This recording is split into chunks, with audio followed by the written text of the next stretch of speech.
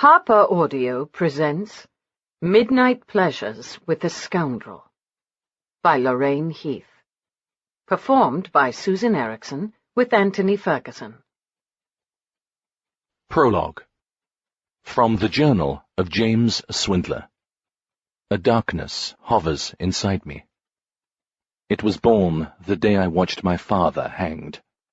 A public hanging, with a festive air in the streets, as though I alone understood the loss, as though the object stolen was worth destroying both his life and mine. I had been born a mere 8 years earlier, and with my arrival had come my mother's parting from this world. So it was that with my father's death, I became an orphan, with nowhere to go and no one to take me in. Within the jubilant crowd of curious onlookers were 2 lads who recognized my plight. The tears streaming down my dirty face, while others jeered and laughed, no doubt telling my story. My father had taught me to be strong. He'd even winked at me before they placed the black hood over his head, as though his standing on the gallows were a prank, a bit of good fun, something we would laugh about later. But it wasn't a prank.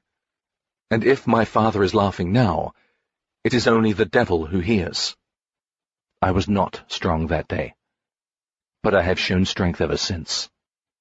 The lads comforted me as boys are wont to do, with a slug on the arm, and stiff upper lip, mate. They invited me to tag along with them. Jack was the older, his swagger one of confidence.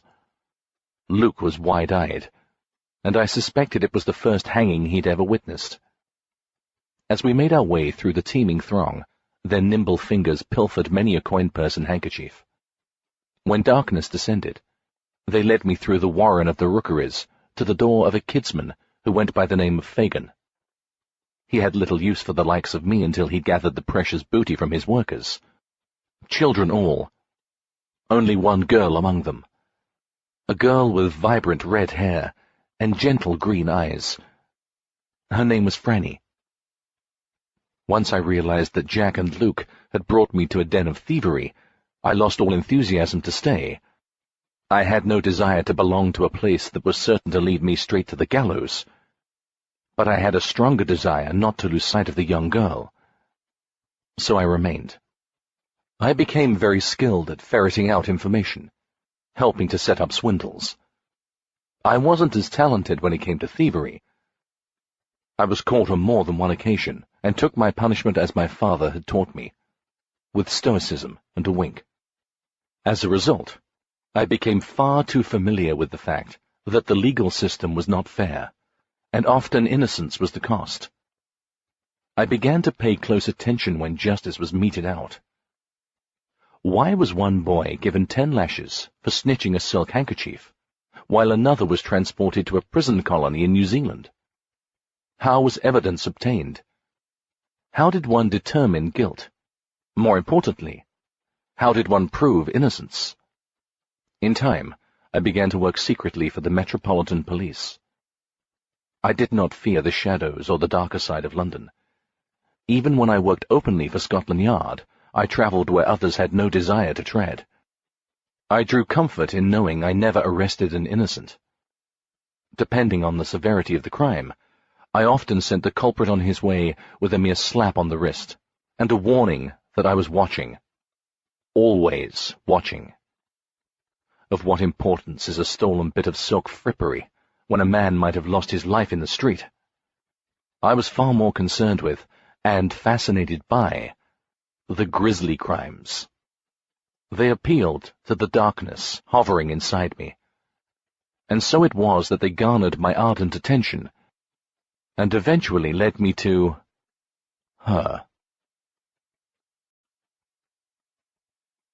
Chapter 1. London, 1852. Revenge was not for the faint of heart. It might have bothered Eleanor Watkins that she was fairly consumed with the need to achieve it, if she took a moment to give it any further consideration. But ever since she'd discovered, and read through her sister's journal, learned what horrors had truly befallen her sister when she'd travelled to London last season, She had little time for anything other than plotting how best to avenge Elizabeth. Eleanor was determined that the man who had escorted her sister from sweet innocence into brutal carnality would pay as dearly for his sins as her sister had for her naivety. Her quest for vengeance controlled her every action, her every thought, from the moment she awoke to the song of the lark, until she laid her head on the pillow to endure another night of fretful sleep and horrendous nightmares, fueled by each stroke of her sister's pen, as she described the shame she'd endured at the hands of the Marquis of Rockbury. Eleanor's obsessive need for retribution was the reason that she now strolled through Cremorne Gardens, long past the hour when any respectable woman would be about. Even decent men had retired for the evening. But then the man she followed could hardly be declared reputable, although he gave a rather good imitation.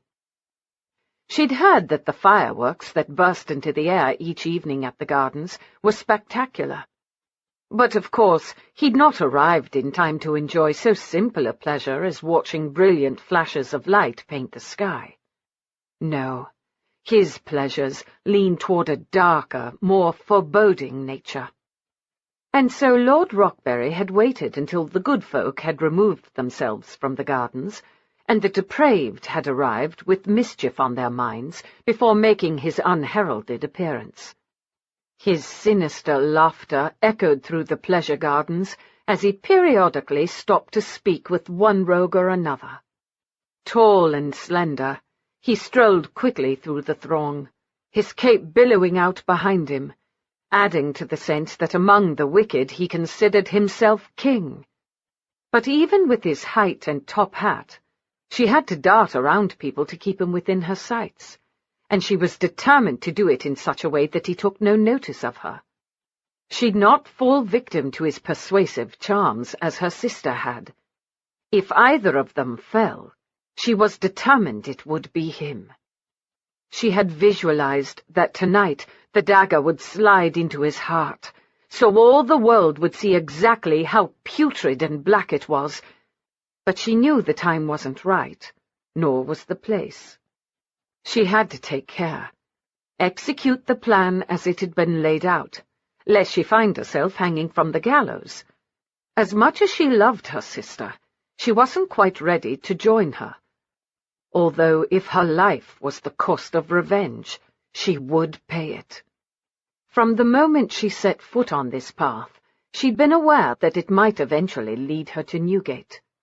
She'd not regret it, as long as it also led Rockbury into hell. "Would you care for some company?" The fair young man who stepped in front of her gave her a charming smile. His clothes were well tailored, and she suspected that if she had someone to properly introduce her into society, she might dance with him at a ball on another night. "No, thank you. I'm meeting someone." "Fortunate fellow. If he doesn't show—" "He will," she lied, cutting him off, and skirting around him, hurrying past the splashing fountain, wishing she had a moment to enjoy the beauty of the gardens. Blast it! Now where had Rockbury gone? She quickened her pace, and breathed a sigh of relief when she spied him talking with a buxom woman whose gown was indecently low, giving all in attendance a glimpse of what she had to offer. Apparently she wasn't what Rockbury sought, because he continued on without looking back. No, he preferred ladies of a more innocent bent. For the life of her, she couldn't understand why he'd come here, where naughty behavior was tolerated, expected even. Rockbury had a penchant for the intolerable, forcing her sister to endure depraved acts of sin and debauchery. For 6 days now she'd been cataloguing his habits and rituals, striving to map out the pattern of his life, working to determine how best to bring that life to an end without sacrificing her own.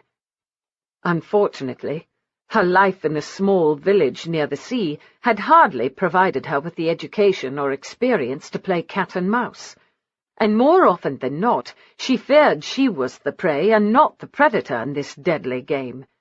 especially as she had the increasing sense that while she followed Lord Rockberry, someone followed her.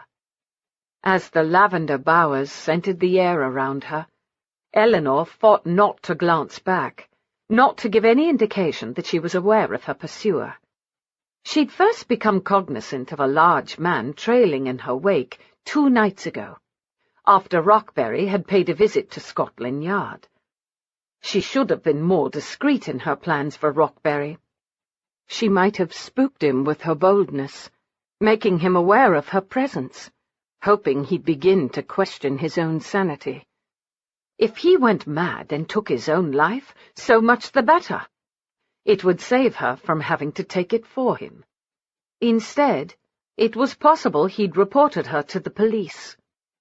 She'd yet to catch sight of her pursuer tonight, but she was certain he was there, because the hairs on the nape of her neck prickled, sending icy tingles coursing through her. It didn't help, so near the Thames, that the thick fog was silently rolling in, washing out the colour of all that surrounded her. The gaslights became muted hazes, eerily striving to illuminate what many preferred to hide. Behind the elms and poplars, in shadowy recesses, came the murmurs of gentlemen and the seductive laughter of women. She was no longer certain what she hoped to accomplish by following Rockberry to such a questionable place, but she needed to know what he did, who he met, so she could determine the best moment to strike. Caution over expediency. He prowled the night as though he was some ravenous beast, but she knew it wasn't food he sought, but rather decadent pleasures. Her sister's journal had revealed in intimate and heart-rending detail how he had seduced her, not only for his gratification, but for the amusement of others. As though her wants had no merit, her dreams were meant to be shattered. Rockberry had destroyed Elizabeth long before she'd flung herself over the cliff into the turbulent sea below. Fighting back her tears, now was not the time to succumb to her sorrow. She strengthened her resolve to see that Rockberry paid handsomely for his part in her sister's death at the mere age of 19. The loathsome man disappeared around a curve. Drat it! He was too self-absorbed to realize he was being followed, so he must have some rendezvous in mind. She wondered if he'd already singled out his next victim. If that was the case, then she might very well end the game tonight, because she couldn't stand by and let another woman suffer as Elizabeth had. She swept around the trees and came to a staggering stop, her path blocked by 3 gentlemen with lascivious grins. "Hello, sweeting," the one in the middle said, giving her the impression that he was the one in charge. The lights in this area were exceedingly dim, and the grey mist didn't help the situation. She could tell little about him save that he was fair, and if not for his wretched smile, she might have even considered him handsome. His friends were dark, one distinguishable by his rather unattractive bulbous nose, and the other by his unfortunate lack of a chin, as though it had somehow fallen into his neck. The way their gazes roamed over her made her skin crawl, and it was all she could do not to shrink before them. They wore the finest of clothes, along with expectations for a grand time, intent upon enjoying their youth while it still belonged to them. As for herself, with Elizabeth's death, she'd aged well beyond her 20 years. "Please excuse me." She made a motion to go around them, but they moved as one to bar her path. Her heart sped up, imitating the rhythm of the train that had brought her to London, clacking and rattling and threatening to jump the tracks at any moment. She took a step back, and No Chin stepped over to hinder her escape. Suddenly she found herself surrounded. It would take very little for the men to drag her into the darkest shadows of the garden, where no hope existed for retaining her dignity. She tried to open her reticule, to find the dagger she kept there as her only source of protection, but No Chin tore it free of her hold, nearly wrenching her arm off in the process. "No!" she cried out. "Come on, be a good girl," the fair-haired man said as he snaked an arm around her, lifting her to the tips of her toes. Terror gripped her as she released an ear-splitting scream, but all she heard was laughter as they began carting her toward the dark abyss. She wouldn't succumb easily to what they planned.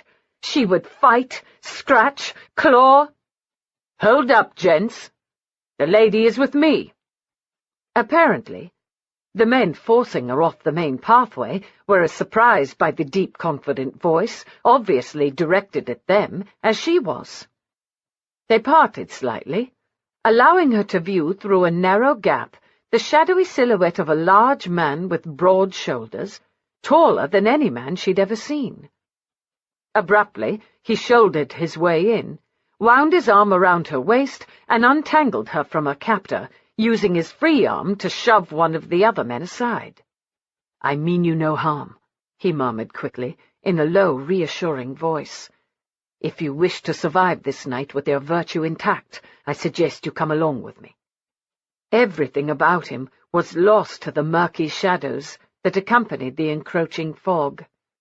His hair was dark, but she couldn't tell its exact shade. She could feel the power in his hold, strength as well as confidence. Instinctively, she knew he was not a man who forced women. He had no need. Something about him radiated a protective air, and she realized, in all likelihood, he was the man who'd been following her, the man from Scotland Yard. She didn't think he was one to fear the devil, and she had an insane thought that perhaps he could help her deal with Rockberry. But even as she thought it, she realized she could no more confide in a stranger than she could a friend. Not about this matter. Not when so much, when everything was at risk. His gaze shifted away from her, and only then did she remember they had an audience. The 3 young men were glaring at them. "Look here, old chap," the leader said. "We claimed her first. As I've already stated, she's with me. We were told she was available. You were told incorrectly." With his arm firmly around her, he began to stride away. She had to move her feet quickly to stay in step. But before they'd neared the main path, the 3 men moved to thwart their leaving. She heard his weary sigh. "Do you gents really want to fight tonight, knowing you can't possibly win? There are 3 of us and only 1 of you. I like our odds. My odds are better. I grew up on the streets, fighting far worse than you. You sound like a gent, but I fight like the very devil." The underlying threat of his words reverberated through his voice. It seemed the men who had accosted her were not only mean-spirited, but stupid. Bulbous swung. She found herself quickly thrust behind her protector. It was how she was quickly beginning to think of him, as he warded off the blow and sent Bulbous to the ground. The other 2 attacked him. While he used his shoulder to cause No Chin to stagger back, her rescuer ploughed his fist into the fair man's stomach. With a gasp, Fair doubled over and dropped to his knees. Then her protector rounded on Bulbous as he regained his footing and stood. The thud of flesh hitting flesh as her protector's knuckles caught the man beneath the chin echoed around them. Bulbous staggered back, arms windmilling.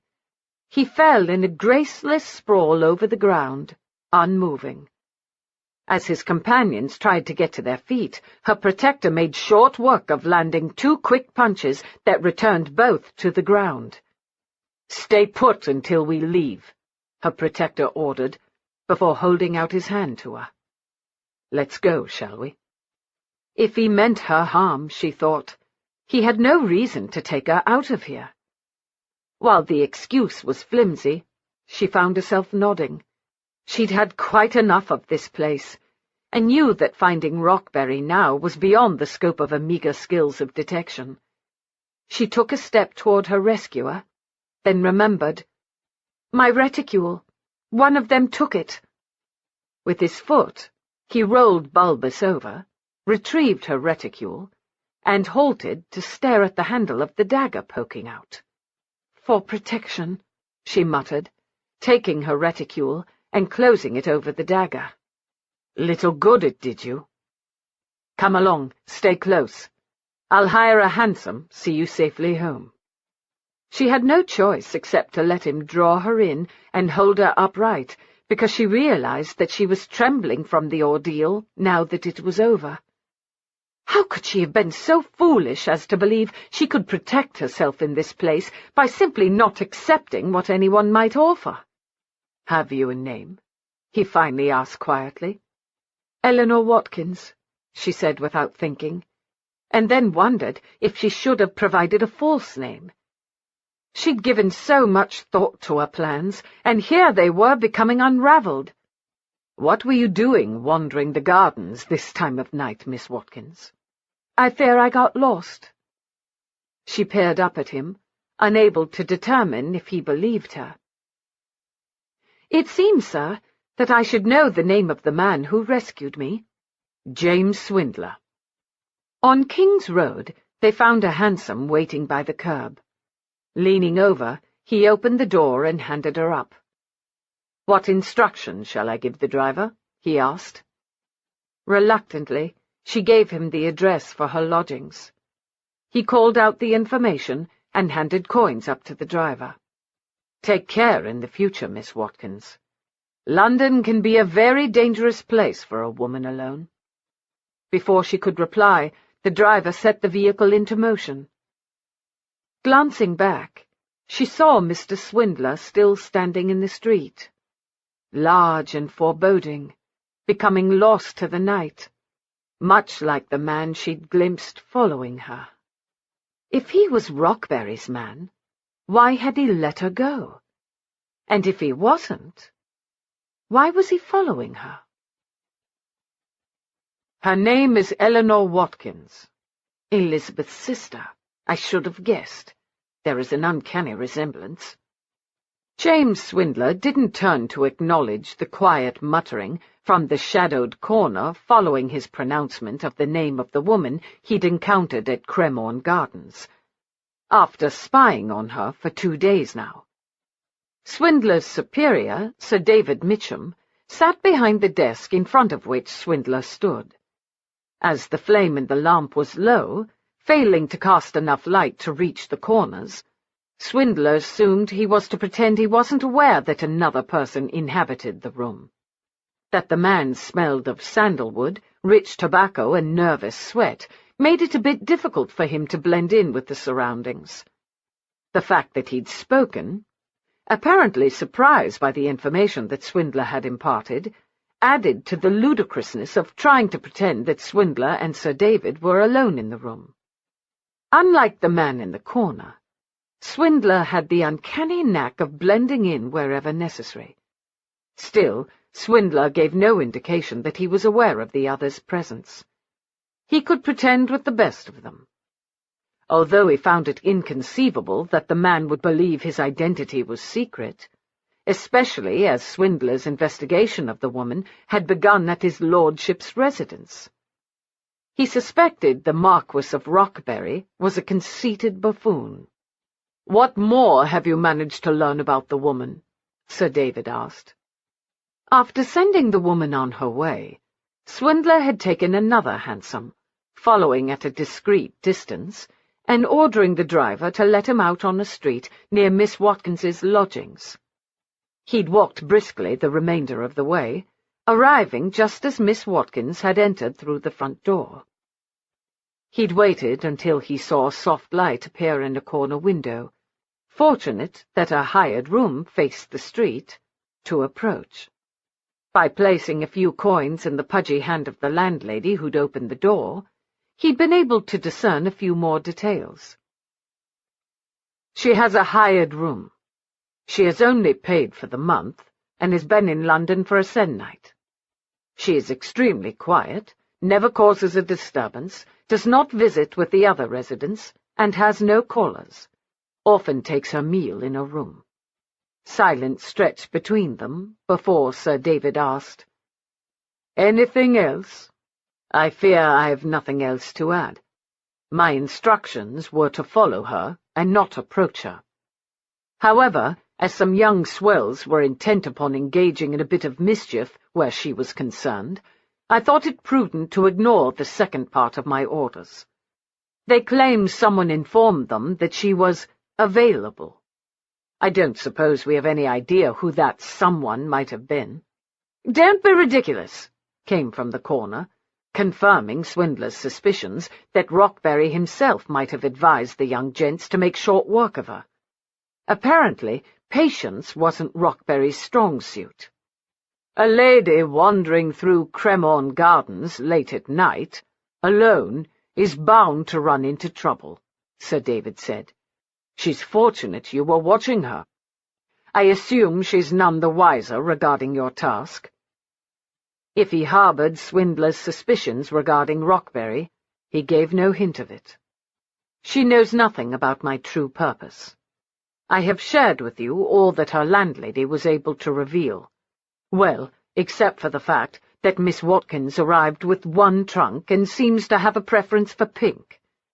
If I might be honest here, from my initial observations, I hardly view Miss Watkins as a threat to anyone. His lordship disagrees." Which was the reason that Swindler had been brought in, to determine what the lady was about. So far she had followed Rockberry through the Zoological Gardens and Hyde Park. Last night she had followed him to his club, Dodger's Drawing Room, one of London's more exclusive venues for gentlemen of leisure to enjoy the vices. Tonight, Cremorne Gardens. If it were a crime to follow someone, Swindler would be rotting in Pentonville Prison by now. "With all due respect, sir, I believe I can serve better elsewhere. I heard someone reported a murder in Whitechapel tonight, and I know you prefer solving crimes after they've been committed, Swindler, but our duty first and foremost is to prevent the commission of crimes." It was the policeman's motto, his creed, prevention. It was the very reason that so many patrolled the streets. But Swindler believed nothing would prevent someone who was intent on committing transgressions. He was more obsessed with securing justice and ensuring that the correct person paid the price for felonious crimes. He had no desire to deal with a pampered lord who was concerned with the slight of a woman whose head barely reached the center of his chest. God help him. He'd felt like a lumbering giant next to her. "It would help, sir," Swindler said, "to know what crime we expect her to commit." "I believe she intends to kill me," came from the corner, the voice a low simmer. Sir David did little more than arch a dark brow at Swindler, who fought not to let his impatience with this situation show. He was very close to wanting to strangle the Lord himself. "Do we know why his lordship believes Miss Watkins would wish him ill?" His superior's gaze darted over to the corner. Swindler heard the impatient sigh before the voice rumbled from it. "Elizabeth Watkins had her coming out last season. We danced on occasion. Nothing more. There was always more. Am I to assume, then, that it is Lady Elizabeth and Lady Eleanor?" Swindler asked. "No, her father is merely a viscount. 'Tis Miss Eleanor Watkins." "Merely?" So the man in the corner with his higher rank possessed a superior attitude. Weary of this dance, Swindler spun around. He could see one outstretched leg and a well-made boot polished to a shine that barely reached into the light. The remainder of the person was lost in the darkness, but still Swindler knew what the man looked like, as the trail had begun at his lordship's residence. He was not terribly old. He was, however, terribly handsome, with the perfect alignment of features that cause poets to apply ink to paper and wax poetically about the wonders of love. Swindler was damn tempted to address him by name, but for some unknown reason games were being played, and Sir David was tolerating them, which meant that the man either had friends even more superior than Sir David, or he'd witnessed Sir David doing something he shouldn't. If it was Elizabeth who caught your fancy last season, why would Eleanor now wish you harm? Silence greeted his question. Your lordship, I cannot be of much assistance if you are anything less than forthright. I am not one to gossip. You could confess to enjoying the most depraved sexual acts. Even with the distance separating them, Swindler felt a ripple of tension emanating from the corner. Known to man, and I wouldn't tell a soul. The silence thickened and lengthened. Was that what this was about, then? Some depravity that now haunted his lordship? Rockberry finally cleared his throat. Miss Elizabeth Watkins met with an untimely end. It's quite possible her sister holds me responsible, which is ludicrous, as I was nowhere near the silly chit when she encountered her demise. Miss Eleanor Watkins has never confronted me. She doesn't speak to me. She merely watches, near a lamp post or from beside a tree in the park. I'll be taking a stroll and I'll have a sense of being spied upon. I glance back and there she is, watching, always watching. When I try to approach her to determine her purpose, she walks away, disappears in the crowd, and I'm left to wonder if I truly saw her at all. Because of her uncanny resemblance to Elizabeth, I was beginning to think Elizabeth had returned to haunt me, but as I said, we only danced, so I can determine no reason for this annoying game. With his repeated, "we only danced," Swindler wondered who his lordship was seeking to convince, Swindler or himself. So you'll continue to follow her, Swindler? See what she's about? Sir David said sharply, in a tone that meant he'd brook no further arguments on this matter. Swindler gave his attention back to his superior. He liked Sir David, admired him, but this matter was beyond the pale. As I was forced to approach her, I assume you have no objection to my approaching her again. Handle this matter however you deem best. Swindler heard the frustration and annoyance in Sir David's voice. Sir David was no happier about this situation than he was. If Swindler had his way, he'd make the matter go away on the morrow. Chapter 2. The following afternoon, Swindler discreetly followed Miss Watkins from her lodgings to Hyde Park. Holding a pink parasol over her left shoulder, she wore a dress of pale pink and a bonnet with matching ribbons. Her attire possessed a touch of innocence. He couldn't fathom that she had it in for Lord Rockberry, regardless of how annoying he found the man. If the young lady was aware of Swindler's presence, she gave no indication. As usual, the park was teeming with ladies and gentlemen parading their wares, their fine clothing, their haughtiness, their steadfast belief that they were better than the common man. Swindler had little tolerance for the upper crust, except when it involved his friends, who were moving into the ranks of the nobility with alarming regularity. Several years back they had discovered that from birth Lucian Langdon had been destined to become the Earl of Claiborne. Last year, Jack Dodger had taken a widowed duchess as his wife, and Franny Darling, the only woman Swindler ever truly loved, had recently married the Duke of Greystone. Swindler was sincerely happy for her. He'd always been unselfish in regard to Franny, but unselfishness came with a steep price.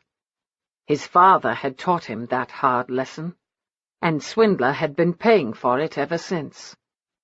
While his friends didn't lord their stations over him, neither did they move around in the same circles any longer.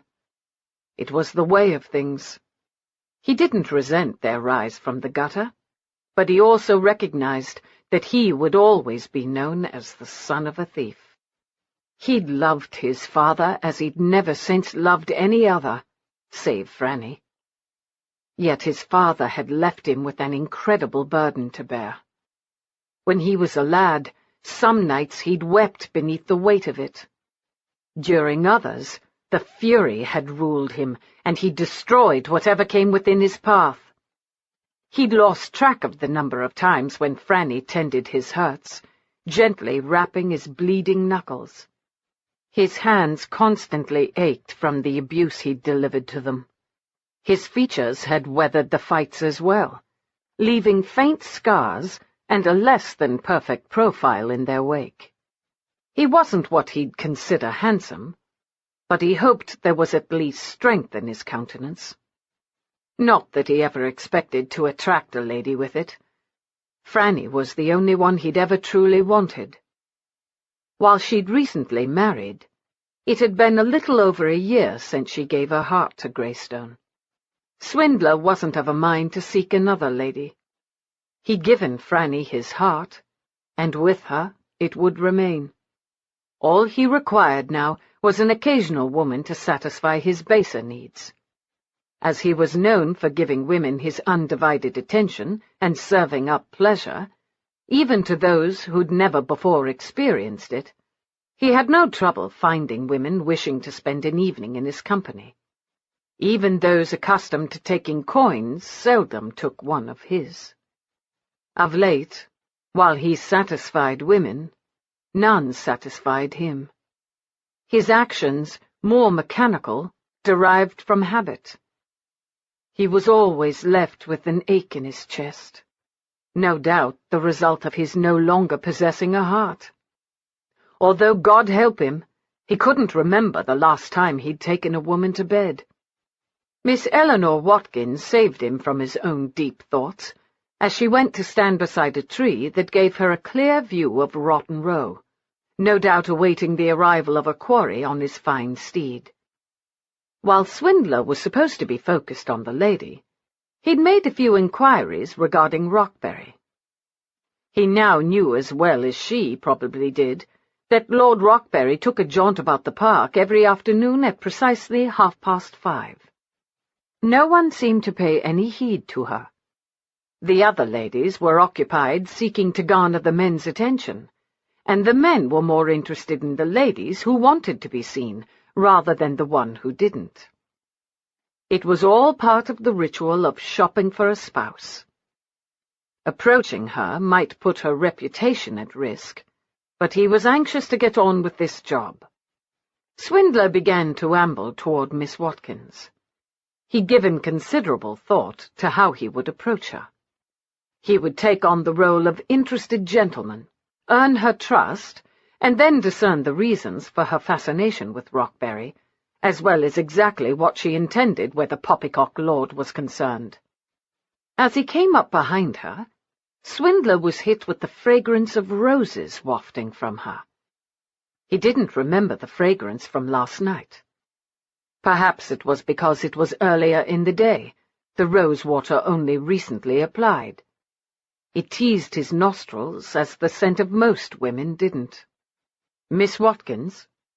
She spun around. Her eyes, the shade of a cloudless sky, widened, and her plump rosy lips parted slightly. She quickly regained control. "Why, Mr. Swindler, isn't it? What a surprise! I'd not expected to see you again." Whatever words he'd planned to deliver to disarm her jumbled in his mind like rattled dice within a cup. By the light of day she was an entirely different creature. So much had been hidden from him in the shadows of the night. Her skin was remarkably flawless, creamy alabaster with a hint of blush curving over her high cheekbones. Her eyes held innocence, softness he'd not noticed before. Her hair, peeking out from beneath her bonnet, was a pale moonlight, almost white. He was staring at the same woman he'd confronted last night, yet she was more lovely than he recalled. Something about her in the daylight managed to give him a sharp blow to the chest, making it difficult to draw in a breath, which he desperately wanted to do, if for no other reason than to enjoy her scent once more. She bestowed upon him a whimsical smile. "You're not following me about, are you?" He gave a brisk shake of his head and cleared his throat, giving himself time to regain his wits. Women didn't have this power over him, ever. Even the most skilled seductress might turn his body to mush, but never his mind. "No," he finally responded, hoping to charm her with one of his warmest smiles. As a child, he'd collected a host of expressions that could be brought forth to help him acquire whatever he needed. Sad eyes when he was hungry and hoping for a scrap of food from a grocer or a cook at the back door of a residence. Tears when he needed to draw a lady nearer in order to pilfer her hidden pockets. Cockiness when it was warranted. Humility when it would best serve to garner the prize.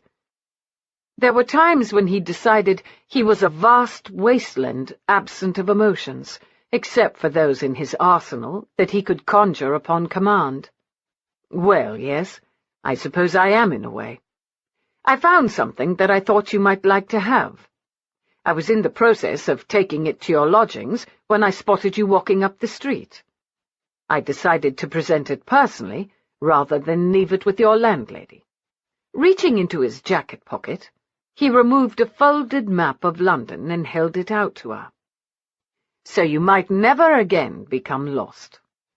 Her face lit with surprise, and she laughed, a light, airy sound that competed with the birds singing in the trees. As she took the map, her gloved fingers grazed his, and his gut tightened with the thought of her grazing something else entirely. He swallowed hard, striving to regain his bearings. She was only a woman, after all, a mark, and his facade had been carefully built just for her. It didn't reflect his true self. That he showed to only a select few. "How very thoughtful!" Her expression was open when she lifted her gaze to his.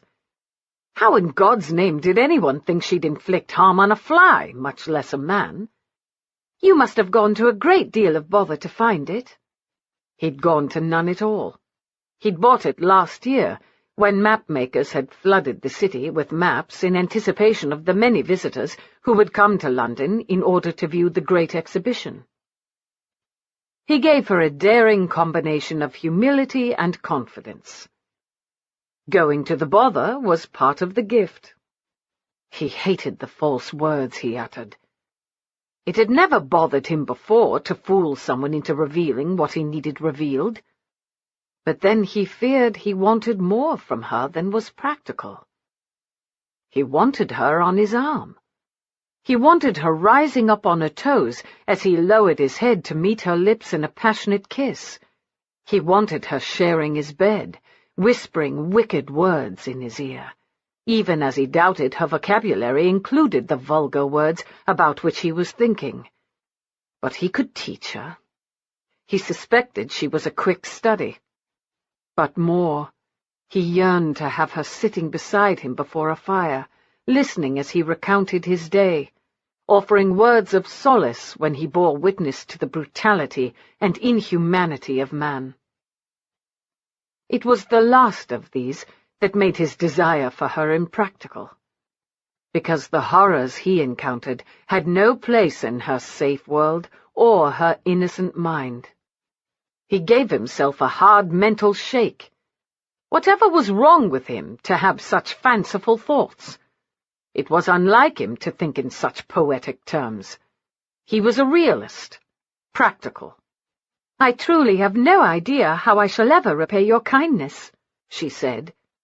"Perhaps you'd be so kind as to take a turn about the park with me." She glanced quickly around, and he wondered if she was searching for Rockberry or striving to ensure that no one she knew would see her with Swindler. "I don't suppose it'll do my reputation any harm. After all, you can't take advantage here." She was innocent. Why ever did she think women required chaperones? A man would always take advantage if the opportunity to do so presented itself, especially when the lady was as enticing as she was. He gallantly offered his arm. When her small gloved hand lighted upon it, he felt the touch clear to the soles of his feet. As part of his attempt to gain her trust, he dressed the part of a gentleman. Gloves, hat, a fine jacket, waistcoat, and cravat. He preferred clothes a bit more plain, but he always dressed better when his mark was a woman. Women seemed to appreciate a man who was well turned out, and he needed every advantage he could muster. Next to her, he felt like a clumsy clod, rather than Scotland Yard's most brilliant and accomplished detective. "You seem to have recovered very well from the ordeal you faced last night," Swindler said, striving to keep his mind on the task at hand rather than his fanciful musings. "Yes, quite. Thanks entirely to your efforts." "No lingering ill effects?" "No, not even a bruise. It was frightfully silly of me to go out so late. I'm not quite sure what I was thinking. I shall certainly take more care in the future." "I'm relieved to hear that." "Have you been in London long?" Swindler asked. "What gives you the impression I didn't grow up within the city?" Tilting his head, he gave her a wry smile. "You became lost." She blushed, her cheeks turning the most becoming shade of rose. "Oh, yes, quite. I've been in town for only a week." "Was there something in particular that brought you to London?" She shook her head. "I wanted to see it." She looked up at the sky as though searching for answers. "My sister visited last year. She was quite enamored with the sights, so I thought I'd come this summer." "A shame she didn't come with you. Perhaps you'd have not gotten lost." She brought her gaze back around to him. "She passed recently." Setting his face to give no clue that the information was not new to him, he pressed his hand over hers where it rested on his arm. When he squeezed her hand, he meant to impart comfort, possibly the first honest gesture toward her. "My condolences on your loss." He noted her hesitation before she revealed, "Our home is near the sea. She wandered too near the cliffs and fell to her death." "An untimely end, indeed." Recalling Rockberry's words, he wondered what role the man had played in the girl's demise. He was tempted to confess everything to Miss Watkins and simply ask her what her true business was and why she was following Rockberry. Instead, he continued on with the ruse, concerned that she might shy away from him if she suspected he was here because of duty. "Again, my condolences on your loss." She lifted a delicate shoulder. "My father took ill shortly afterward and passed as well. It's been a very trying few months." "So you came to London?" She smiled softly. "My sister spoke of all the wonders. She kept a journal. I read it after she died, and became quite envious of all she'd seen, and so here I am." "A woman travelling alone? You're quite bold." "You flatter me, sir. But on this matter I have little choice. I have no aunts to accompany me, and no coins with which to hire a companion, and my mother is long gone. Elizabeth came first, and I came last. Unfortunately, I believe I was too much for my mother." "Were you and your sister close in age, then?" She gave him a warm smile. "Only minutes separated us." They were twins. No wonder Rockberry had been unsettled by the woman following him and suspected she was a ghost. "I hope you won't consider me too inquisitive, but I wonder why you didn't come to London with your sister last year." "My father could afford to send only one of us. Elizabeth was the older, if only by a few minutes. She had her coming out. A distant cousin provided her with an introduction to society. It was Father's hope that she'd secure a fine match and then I'd have my turn. So you're here for your season? No, No. I can't afford a season. I simply came to London in order to see it. This cousin won't help you? My family troubled her once. She shook her head. Things didn't go well for my sister. I'll not take advantage of my cousin again. May we speak of something else? The sudden impatience in her voice alerted him that he was dangerously close to interrogating her. Usually he was more subtle. But suddenly, with her, he wanted to know everything and know it quickly, and not only because of duty. She was courageous, and perhaps a bit reckless to travel alone. Yet he admired her determination not to require companionship in order to do as she wished. My apologies for bringing up a sore subject. The tenseness in her face eased. You had no way of knowing. And just as quickly the tension returned, her body stiffening, her steps faltering. He followed the direction of her gaze and watched as Rockberry loped along on his black mount. When Swindler looked back at her, she'd grown pale, and all the sparkle had left her eyes, leaving behind deep pain and sorrow. "Miss Watkins, are you all right?" "Yes, I'm sorry. I'm sorry." He glanced back in the direction Rockberry had gone. "Are you familiar with Lord Rockberry?" Suspicion quickly lurked in Miss Watkins's eyes. "How do you know him? Do you consider him a friend?" she asked. He knew he needed to play the next bit very carefully. "I know him because I have friends who move about in his circles. And on occasion I'm unfortunate enough to be invited to their gatherings. As for his being a friend, no. Quite honestly, between you and me, I don't much like the fellow." "I don't fancy him either." "Then perhaps we should walk on, before he notices us and prances over. You're a lovely woman, and from what I understand, he can't resist lovely women." And while he knew Rockberry had danced with her sister, knew Miss Watkins was spending her time observing Rockberry, Swindler couldn't let on that he knew any of those specifics. He had to keep his focus on his plan, to entice her into revealing all to him, without letting on that he knew even the slightest bit regarding what she was about. Another tantalizing blush crept up her cheeks before she nodded. Swindler wasn't certain he knew any woman who blushed as easily or as becomingly, but then most of the women of his acquaintance were hardened by life, and had learned long ago not to give away the slightest hint of their feelings. He thought Miss Watkins might be the first genuine person to cross his path. Completely guileless. Whatever mischief possessed her to follow Rockberry could lead to no harm other than annoyance. It wasn't in her nature to be ruthless or calculating. She was following a lord around, irritating him.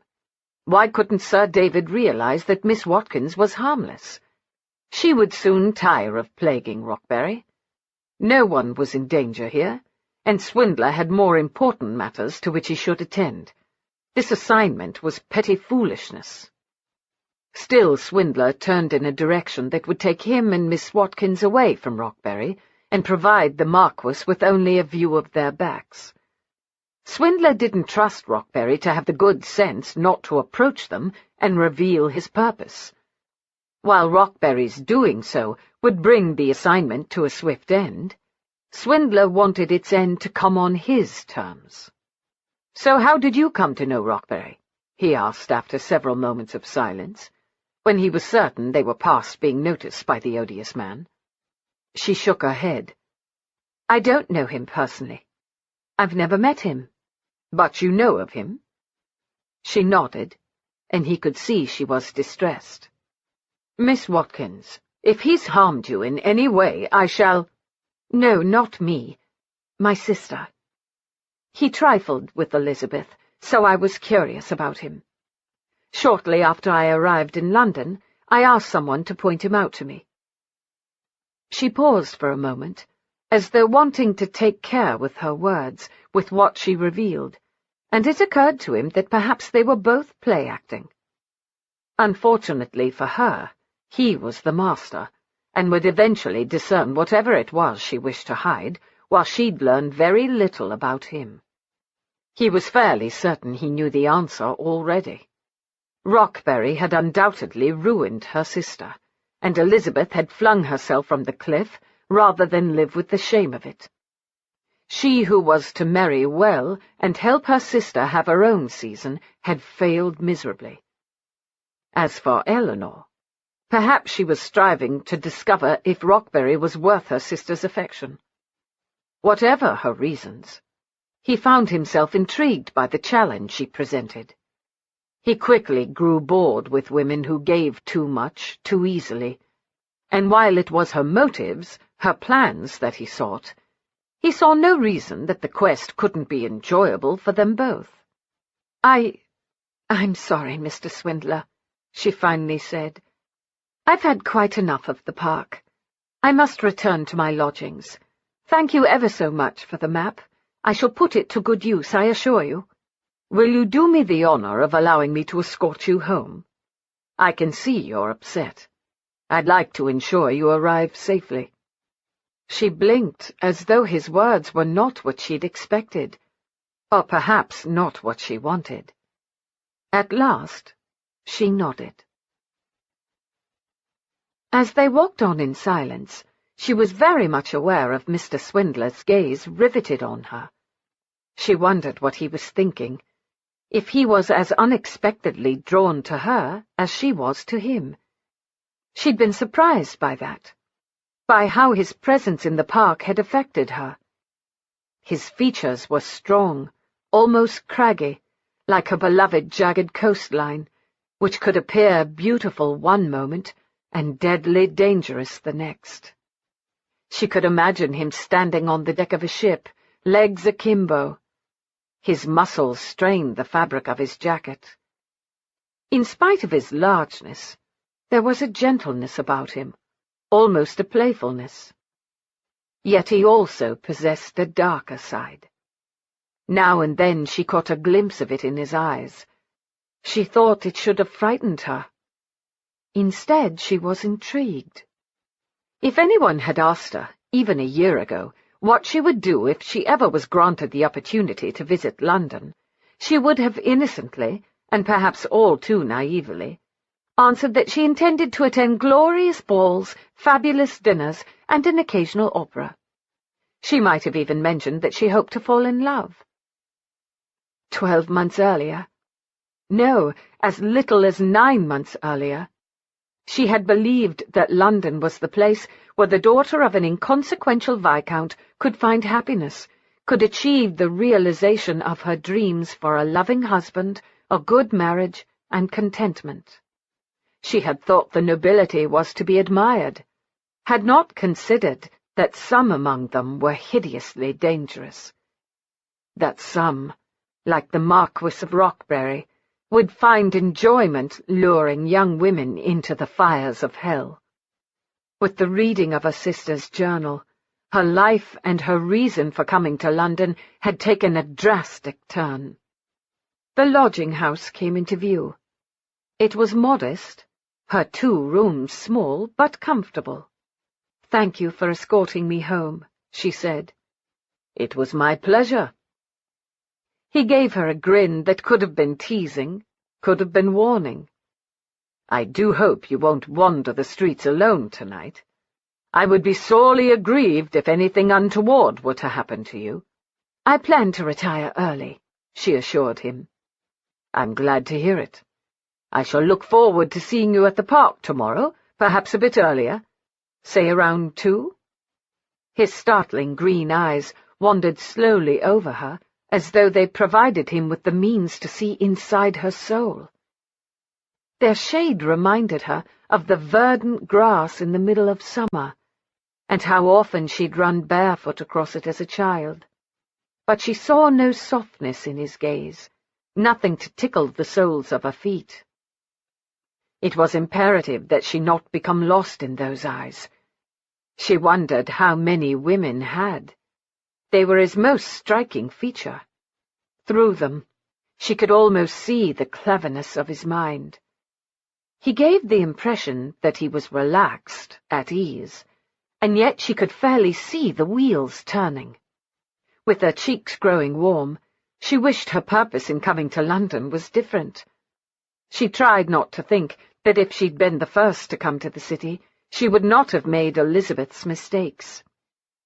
She'd even tossed Elizabeth's failings in her face before discovering the journal and coming to understand all that her sister had endured. She shouldn't enjoy a man's attentions now, but she seemed unable to help herself. An earlier outing would be most welcome. I shall probably be there, yes. Until tomorrow, then. He tipped his hat and began to walk away. She hurried up the steps and opened the door, using the key that Mrs. Potter, her landlady, had given her. She walked into the entryway and was immediately greeted by the fragrance of furniture wax and fresh flowers. Mrs. Potter bustled out of the parlour, wiping her hands on the hem of her apron. Her black hair had begun to turn into silver. Her face had lost the firmness of youth. She had a penchant for gazing out windows, an even greater one for inciting gossip. "That's him, Miss Watkins, the man I told you about, the one who's been making inquiries about you." "Is he?" She'd suspected as much when Mrs. Potter described him. "He gave me a crown, not to tell you, but my loyalty is to my tenants, especially as you're alone." "Is he a suitor?" "If I'm fortunate, yes." "You will let me know if you see him about any more, won't you?" "Oh, most assuredly." "Thank you." She went up the stairs. Inside her corner room, she walked to the window and peered between the draperies. She didn't see Mr. Swindler. She wondered if he'd walked on or circled back to watch her room from some vantage point. She was fairly convinced now that he was Rockberry's man, sent to keep an eye on her. If he meant more harm than that, surely he'd have already seen to it. She removed from her reticule the map Mr. Swindler had given her. Clever man, to devise so sweet an excuse for approaching her. But still, she had no plans to underestimate him. In the light of day, she'd been surprised by his height and the breadth of his shoulders. But it was more than his size that was so dangerous. It was what she'd seen in his face. He looked to be a man who could kill someone simply by wishing him dead. He was not one to be deceived, and yet she planned to do exactly that, deceive him into befriending her, into wanting her, until he would do anything to protect her, even fall on his own sword. Chapter 3. "I hate to be a bother. Good Lord, Jim," Lucian Langdon, the Earl of Claiborne, said as he poured whiskey into 2 tumblers. "I've bothered you often enough. You're a lord. It's your right." Claiborne scowled at him. They'd grown up in the streets together, working for Fagin, until it was discovered that Luke was the lost heir to a title. Swindler had never felt quite comfortable around the aristocracy, but then he felt comfortable around few. He was a skeptic at best when it came to someone else's good intentions. No doubt a result of his father's good intentions leaving him with a wounded soul that still, after all these years, refused to heal. Claiborne handed a goblet of wine to his wife, Catherine. She was a lovely woman. Her blonde hair almost reminded Swindler of Eleanor Watkins's, although Miss Watkins's made him think of moonbeams woven together. He imagined her hair would be soft, but catch on his rough fingers. He imagined those same fingers abrading her delicate skin as he brought her pleasure. To spare her any discomfort on her most sensitive flesh, he would use his mouth, his tongue. "Jim?" He snapped himself free of the dreams that had begun to haunt him ever since his encounter with Miss Watkins in the park, and took the tumbler Claiborne offered. "Thank you." Claiborne sat on the sofa beside his wife, stretching his arm across her shoulders, so his fingers could casually stroke her bare arm. Swindler doubted he'd have been as informal were his guest a lord. Or perhaps he would have, if their friendship had been woven in the squalor that was the Rookeries. "You had some questions to ask of Catherine," Claiborne prodded. Swindler took a sip of the whiskey, relishing the taste and the burn. He felt his muscles begin to relax. They'd been tense ever since he'd escorted Miss Watkins to her lodgings. Last night he'd been surprised to discover that she was not staying in one of the better parts of London. As his own lodgings were not that far from hers, he was well aware of what the accommodations offered. They were adequate, but nothing fancy. "Yes. I'm curious about a Miss Elizabeth Watkins. She was the daughter of a viscount." "Watkins?" Catherine's delicate brow pleated. "I believe I've heard mention of a Viscount Watkins, but I fear I know very little about him. Sterling might, although I suspect it unlikely. Of course, he's not due to return to London for another few days." Swindler appreciated what she wasn't saying, that the man was in the south of France making love with his new wife, with Franny. What surprised Swindler was that the thought of her with another man didn't bring with it the usual sense of loss. Since his encounter with Miss Watkins this afternoon, she had been the one to occupy his mind, as though no one else mattered.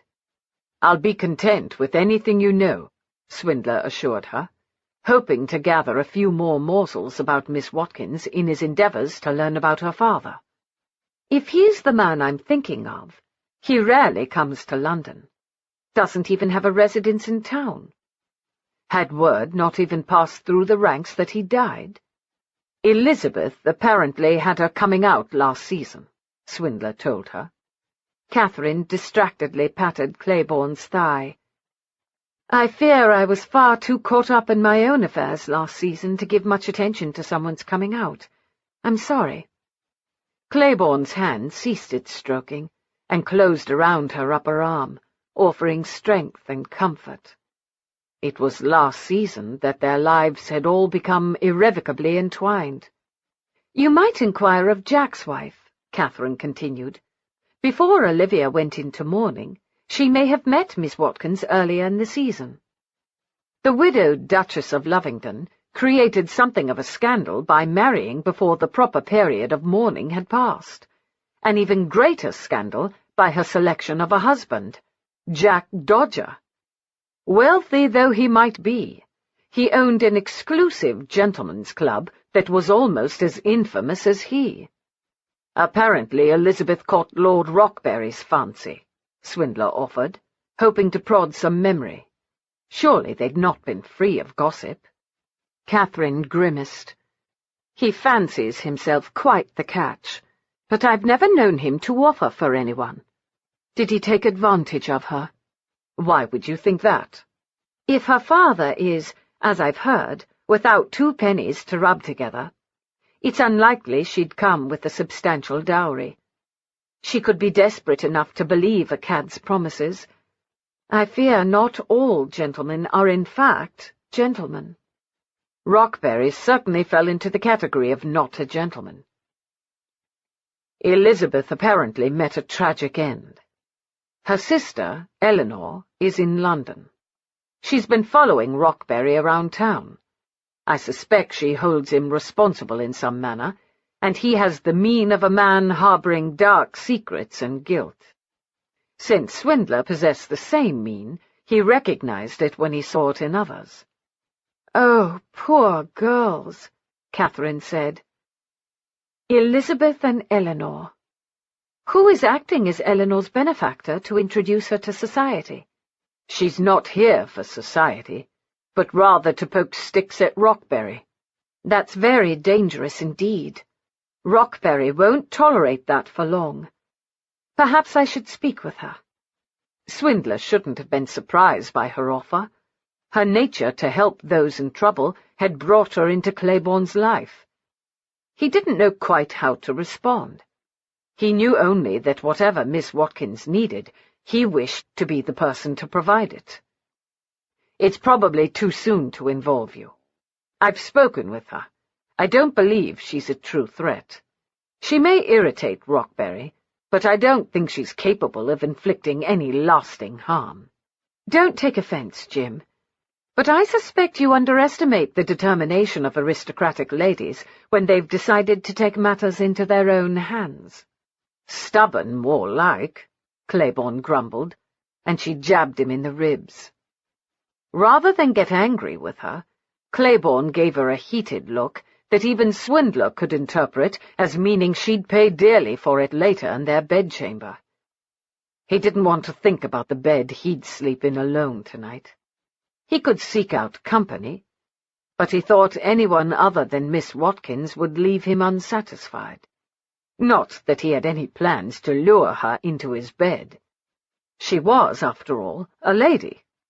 But that didn't mean he hadn't already given a great deal of thought to the pleasure he'd experience in having her there. He could well imagine her hands skimming over his bare chest, her mouth nibbling. "Right then," he said, setting his tumbler aside, and coming to his feet while he could still stand without embarrassing himself. "I'll keep your offer in mind should I have any further dealings with Miss Watkins." Rising, Claiborne assisted Catherine from the sofa. "Please do," she said.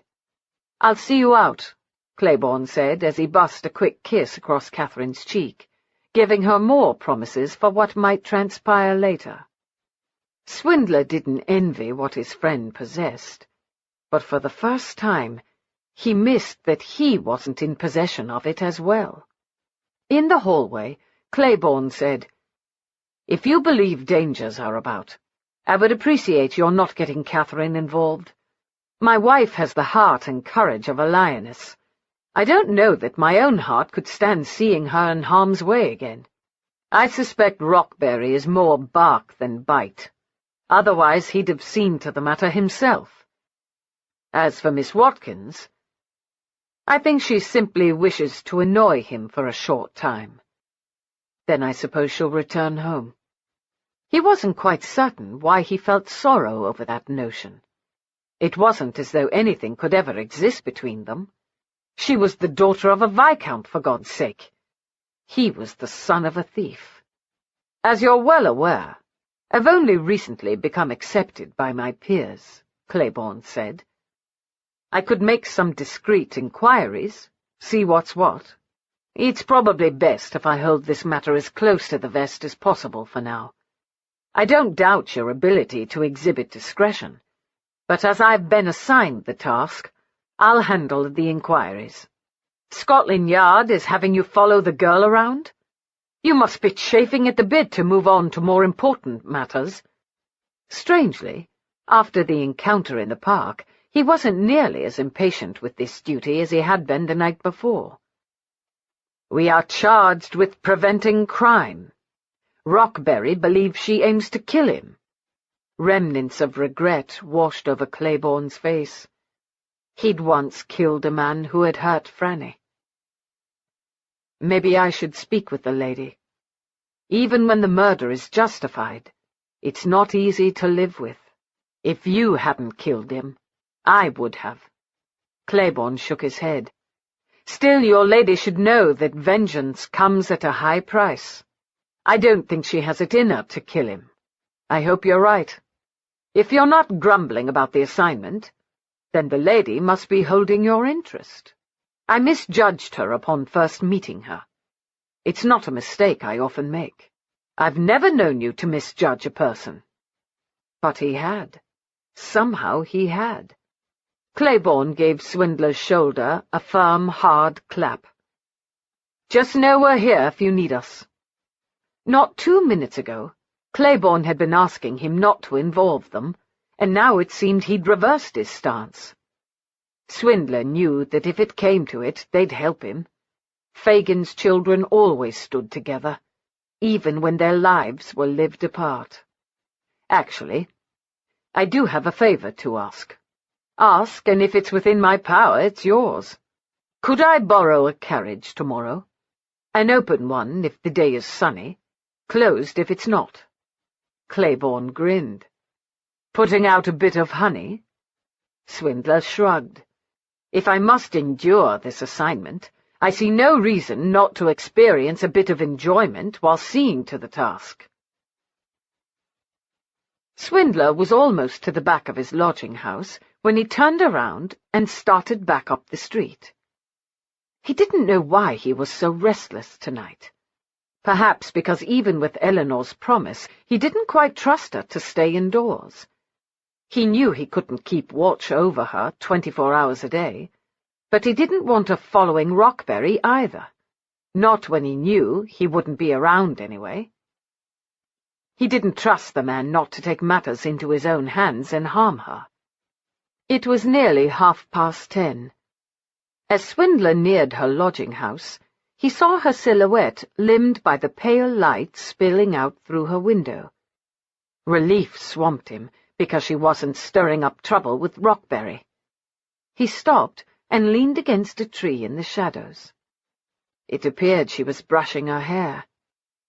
Good Lord, how long was it? Based on her movements, it had to reach past her waist. One hand glided the brush through the strands, while the other followed, smoothing them. He imagined the brush in his hand. The silk of her hair pooled in his lap as he sat behind her, brushing, stroking, gathering it up and burying his face in its abundant softness. There had been little enough softness in his life, and he'd always refrained from admitting how desperately he wanted it. The women in his life never stayed for long, because he couldn't give them what they wanted. He cared for them too much to pretend he loved them, but not enough to truly love them. Miss Watkins wouldn't be in his life long either. He would slowly earn her trust, slowly, because of a sudden he wasn't in any hurry to be rid of her. And when she confided everything, he would convince her to leave Rockberry alone. Or perhaps, depending on the circumstances, he would see to the matter for her. But only after she believed that he cared for her would she open up to him. So convince her that he held a fondness for her, he would. It wouldn't be much of a falsehood. He did feel a stirring of feelings for her, just not the depth of emotion a lady such as she deserved. She bent her head forward and pulled her hair up and over until it fell like a curtain in front of her face. He rubbed the back of his neck, his attention focused on hers, bared. He could almost feel her skin beneath his lips as he skimmed his mouth along her spine, as he pressed a kiss against the soft skin beneath her ear. He would trail his tongue along the shell, nibble on her lobe. Turning her in his arms, he would continue the journey until he had tasted her throat, and then he would settle his mouth over hers for a long, lingering kiss that would have her body softening while his hardened. She flung her head back and began again the process of smoothing what she'd sent into disarray. The night had grown unseasonably warm. He was of a mind to remove his jacket, but even as he thought it, he realized the air held a chill to it. It wasn't the night, then, that was causing his body to sweat or his breathing to become labored. It was the nymph in the window. He could almost believe that she knew he was watching, that she was putting on a private performance for him. He glanced up and down the street. It was late. No one was around. His gaze swept the buildings. If anyone else was awake and watching, he couldn't see them. A good thing, as he suddenly had a savage, possessive urge to pound on doors and threaten anyone who so much as glimpsed her. What the devil was wrong with him? Nothing more than the pest of an idle lord, she would be in and out of Swindler's life in the blink of an eye. How was it that she managed to bring forth these barbaric thoughts of doing whatever necessary to protect her? His nature was to stand for the innocent, but his feelings, where she was concerned, scraped the bottom of his soul, didn't allow him to retain his aloof demeanour, which allowed him to act without emotion. He needed to keep a cool head about him so nothing tainted his objectivity. Swindler turned his attention back to her. Having stopped brushing her hair, she was only partially visible now. He was unable to determine where she looked. What was she thinking about? If he called on her now— He shook his head at the absurd thought. He certainly couldn't knock on the front door. But ever since he was a lad, he'd developed a skill for climbing. It was quite possible that he could work his way to a window. And accomplish what? For God's sake, did he think she was going to pull open the window and allow him entry? Did he think she was going to grant him leave to take the brush from her and glide it through her hair 100 times? Reaching up, she pulled the draperies closed. It should have been less torturous with her no longer visible. Instead, he imagined her crawling beneath the sheets and settling into sleep, imagined himself gliding in beside her and folding himself around her. The light in the window disappeared, and the air seemed to rush out of him. Did she sleep on her stomach, her back, curled in a ball on her side? If he were in the bed with her, would she snuggle against him? Strange to suddenly realize that he'd never slept with a woman in his arms. When business was done— Business? Was that all it had ever been for him? Had he fooled himself into believing that because he'd taken care with the ladies, it was something more than a bit of fun, a way to while away a few hours on a lonely night? Christ, where were these thoughts coming from? He'd wanted some evidence that she wasn't out prowling the streets. He had it. She was lost in slumber. It was past time for him to retire as well. But devil take it, he knew it was going to be long hours before his tense body relaxed enough for sleep to claim him. Seduce him. The words were an endless litany whispering through her mind with the constancy of the sea always rushing onto the shore, only to retreat and return again. Seduce him. Lying in the bed, she stared at the shadows dancing across the ceiling. Seduce him. What did she know of seduction? She'd acknowledged the young gentlemen of the village, but never encouraged their suit, because she'd always hoped to come to London, to have a season, to find a suitable husband. She'd always planned to watch the other ladies in the ballroom and mimic them. She'd always thought that when the time came, her womanly instincts would rise to the fore, and she would know exactly what to do to capture a man's attentions. She'd been restless all evening. She'd read for a while, but couldn't concentrate on the words. She'd spent time on her needlework, but hadn't been pleased with the stitches. Finally, she'd unfolded the map that Mr. Swindler had given her, and spent an hour tracing her finger over all the various streets. It was a souvenir map. It showed where the Crystal Palace had been built in Hyde Park to display the Great Exhibition. She wondered if he'd walked through it and seen all the marvels. She wondered what he was doing tonight. Was he with friends, or alone? Was he in the company of a lady? She didn't like the unease that stirred within her at the thought of him with another woman. It was silly of her to be so possessive of a man she'd only just met. Eventually she'd prepared herself for bed, and decided to brush her hair by the window in an attempt to relax. At home, she often sat by the window in her bedchamber, brushing her hair and listening as the roaring sea dashed against the cliffs. But tonight she hadn't heard crashing surf. All she'd heard was the echo of Mr. Swindler's promise to meet her tomorrow. If not for her desire for revenge, she wondered if something more could develop between them. He was handsome in a rough sort of way, gentle yet strong. At times she'd thought he was keeping himself tethered, that he wanted to touch her in improper ways. She needed to exploit whatever passion she might stir within him. The thought excited and terrified her. She wondered if Elizabeth had felt that way about Rockberry. Elizabeth had written about how he'd stirred her passions, and then he'd used those very passions to betray her in the worst way imaginable. She rolled over in the bed, brought her knees up, and slipped her hand beneath her cheek. While brushing her hair, she'd had the sense that she was being watched, and she imagined it was James Swindler, yearning to be with her. Closing her eyes, she knew sleep wouldn't arrive for a while, but she was in no hurry to drift off. If James Swindler occupied her thoughts long enough, perhaps he would inhabit her dreams and ward off the nightmares that frequented her on a regular basis. Perhaps in her dreams he would even kiss her.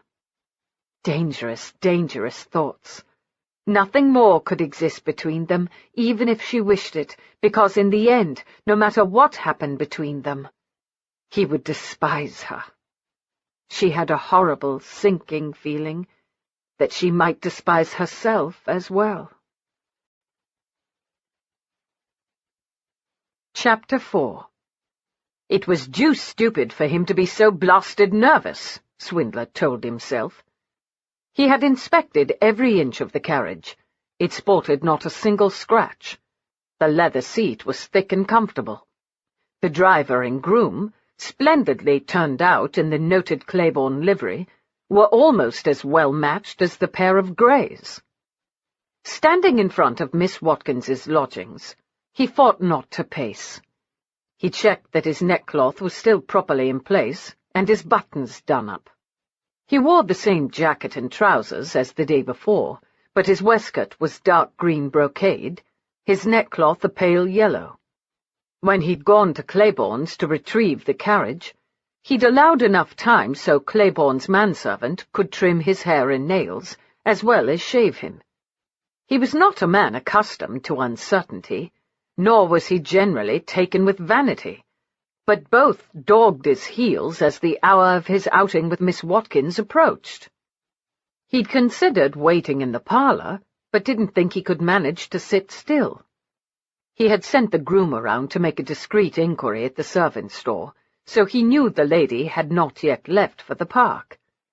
He asked the driver for the time for what must have been the 10th time in as many minutes.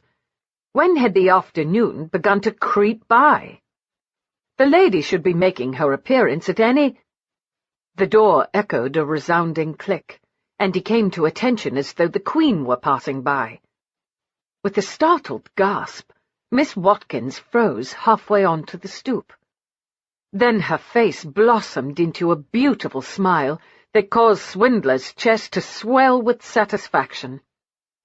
He'd never in his life courted a woman, not even Franny, because he'd known she would never return his feelings, that she favoured Claiborne and Jack above him. Still, while he was not engaged in courtship at that moment, he thought he could definitely see the appeal in pleasing one woman above all others. He'd always extended small courtesies to Franny, and she'd always been appreciative, but he had always known that in spite of his best efforts, he'd never possess her heart. Miss Watkins, on the other hand, he didn't want her heart, but he couldn't explain this unheralded contentment that swept through him with her obvious pleasure. She was once again dressed in pale pink, her parasol in one hand, her reticule dangling from her wrist, her bonnet secured beneath her chin with a perfect pink bow. She was elegance and grace. Her father might have been merely a viscount, but she had undoubtedly been brought up to expect to walk among the aristocracy. He told himself that he needed to focus on his assignment, that she was so far above him as to be unreachable. But it was his own selfish desires that were causing him to want to make his discoveries about her pleasant for them both. Her blue eyes took in the carriage, driver, groom, and horses, before returning to linger on Swindler, as though she were taking in his full measure and discovering that he was not lacking in any regard. Finally closing the door behind her, she descended the steps and came to stand before him, her head tilted back so she could hold his gaze. "What a fine carriage you have, Mr. Swindler. I must confess that I've merely borrowed it from a friend, the Earl of Claiborne. You'd mentioned that you wished to see London." He opened the carriage door. "Shall we?" She glanced in the direction of the park. "It'll be there tomorrow," he said quietly. Disappointed that she hesitated, knowing her thoughts were focused on Rockberry. He couldn't deny the spark of jealousy that threatened to ignite into a full blaze. What if he'd misconstrued her interest in Rockberry? What if she wished to replace her sister's role in his life, whatever that role, however misguided, had been? She smiled at him, and the warmth and sincerity of it were enough to tamp down his own misguided feelings. For this small moment in time, he'd won out over a lord. "Of course it will," she said. "How silly of me to give the park even a second's thought, when I have a lovely carriage at my disposal." She placed her hand in his offered one, and he assisted her up. Once he settled in beside her, he urged the driver on. "I suppose if I knew anyone in London, my reputation would be thoroughly ruined with this little outing," she said demurely. "I've never quite understood this practice of chaperones. In the rookeries where I grew up, girls came and went as they pleased." "And what of their reputations?" He gave her a wry grin. "They came and went as well." In spite of 1,000 little voices in his head urging him against it, he wrapped his gloved hand around hers. "If you were moving about in society, and were known, I would have brought a chaperone. I can still procure one if you wish." He had little doubt that Catherine would accommodate his request. The familiar blush that he was coming to adore crept over Miss Watkins's cheeks. Not really. Besides, it would make things terribly crowded, wouldn't it?"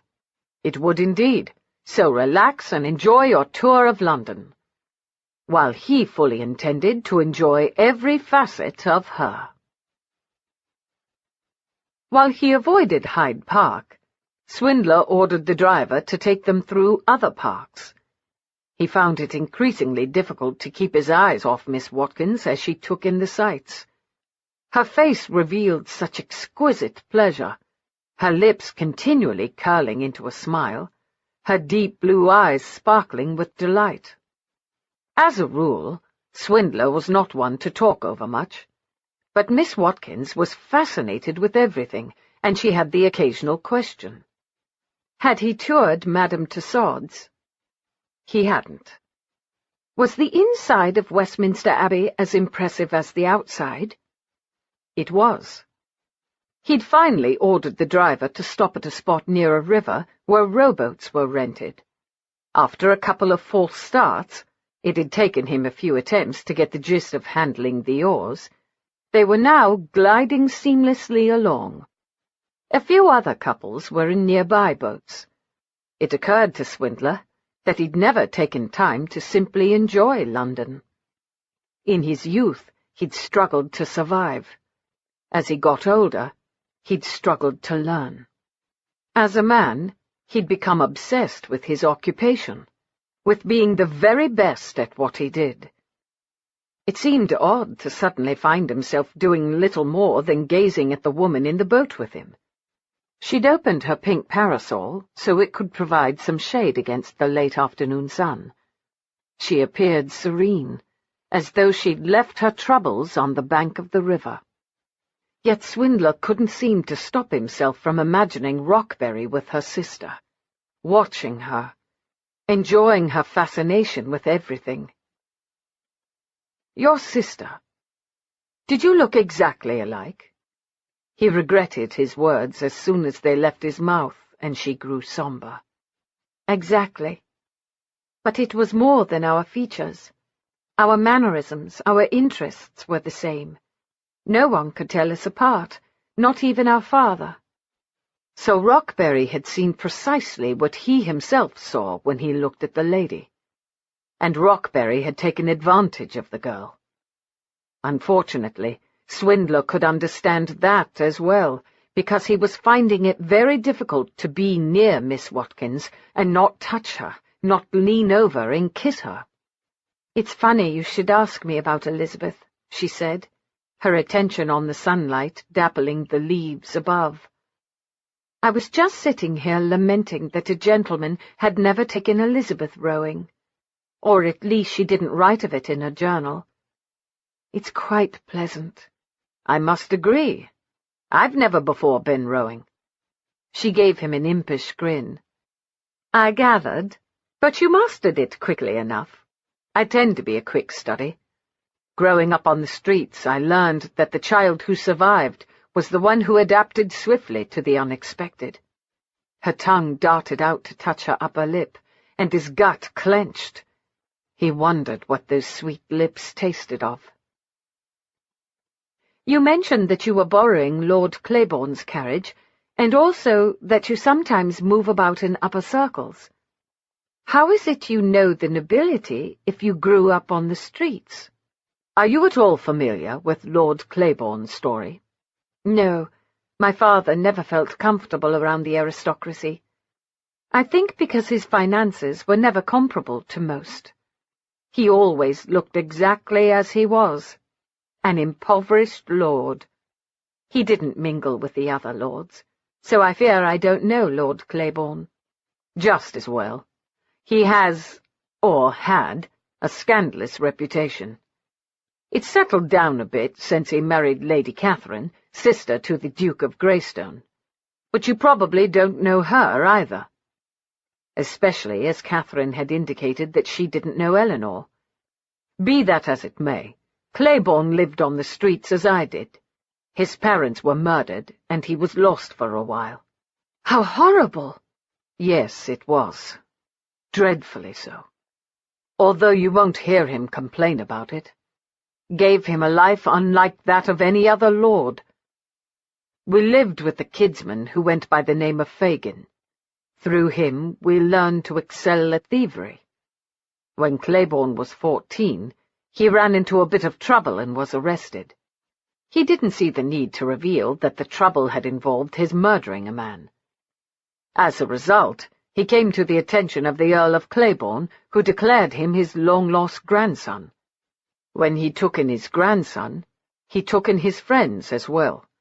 So for a time I lived in St. James and was taught how to give the appearance of being a gentleman." "You chose your words so carefully, Mr. Swindler. Appearance of being one. Do you not consider yourself a gentleman?" He grinned. "Only when it suits my purpose. Often I'm more a scoundrel than gentleman, Miss Watkins." The heat in his eyes caused her heart to gallop.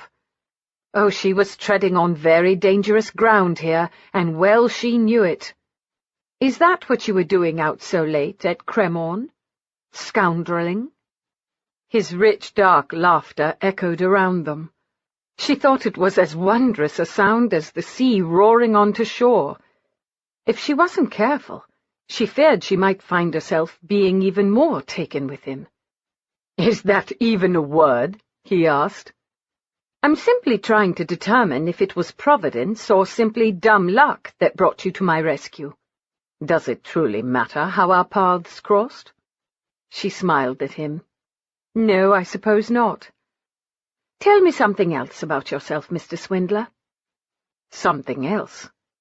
He was suddenly at a loss for words. He couldn't tell her about the Whitechapel murder.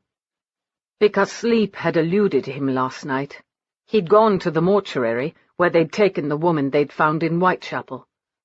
In spite of Sir David's orders, he'd been unable to let the dead lie without at least trying to determine the story.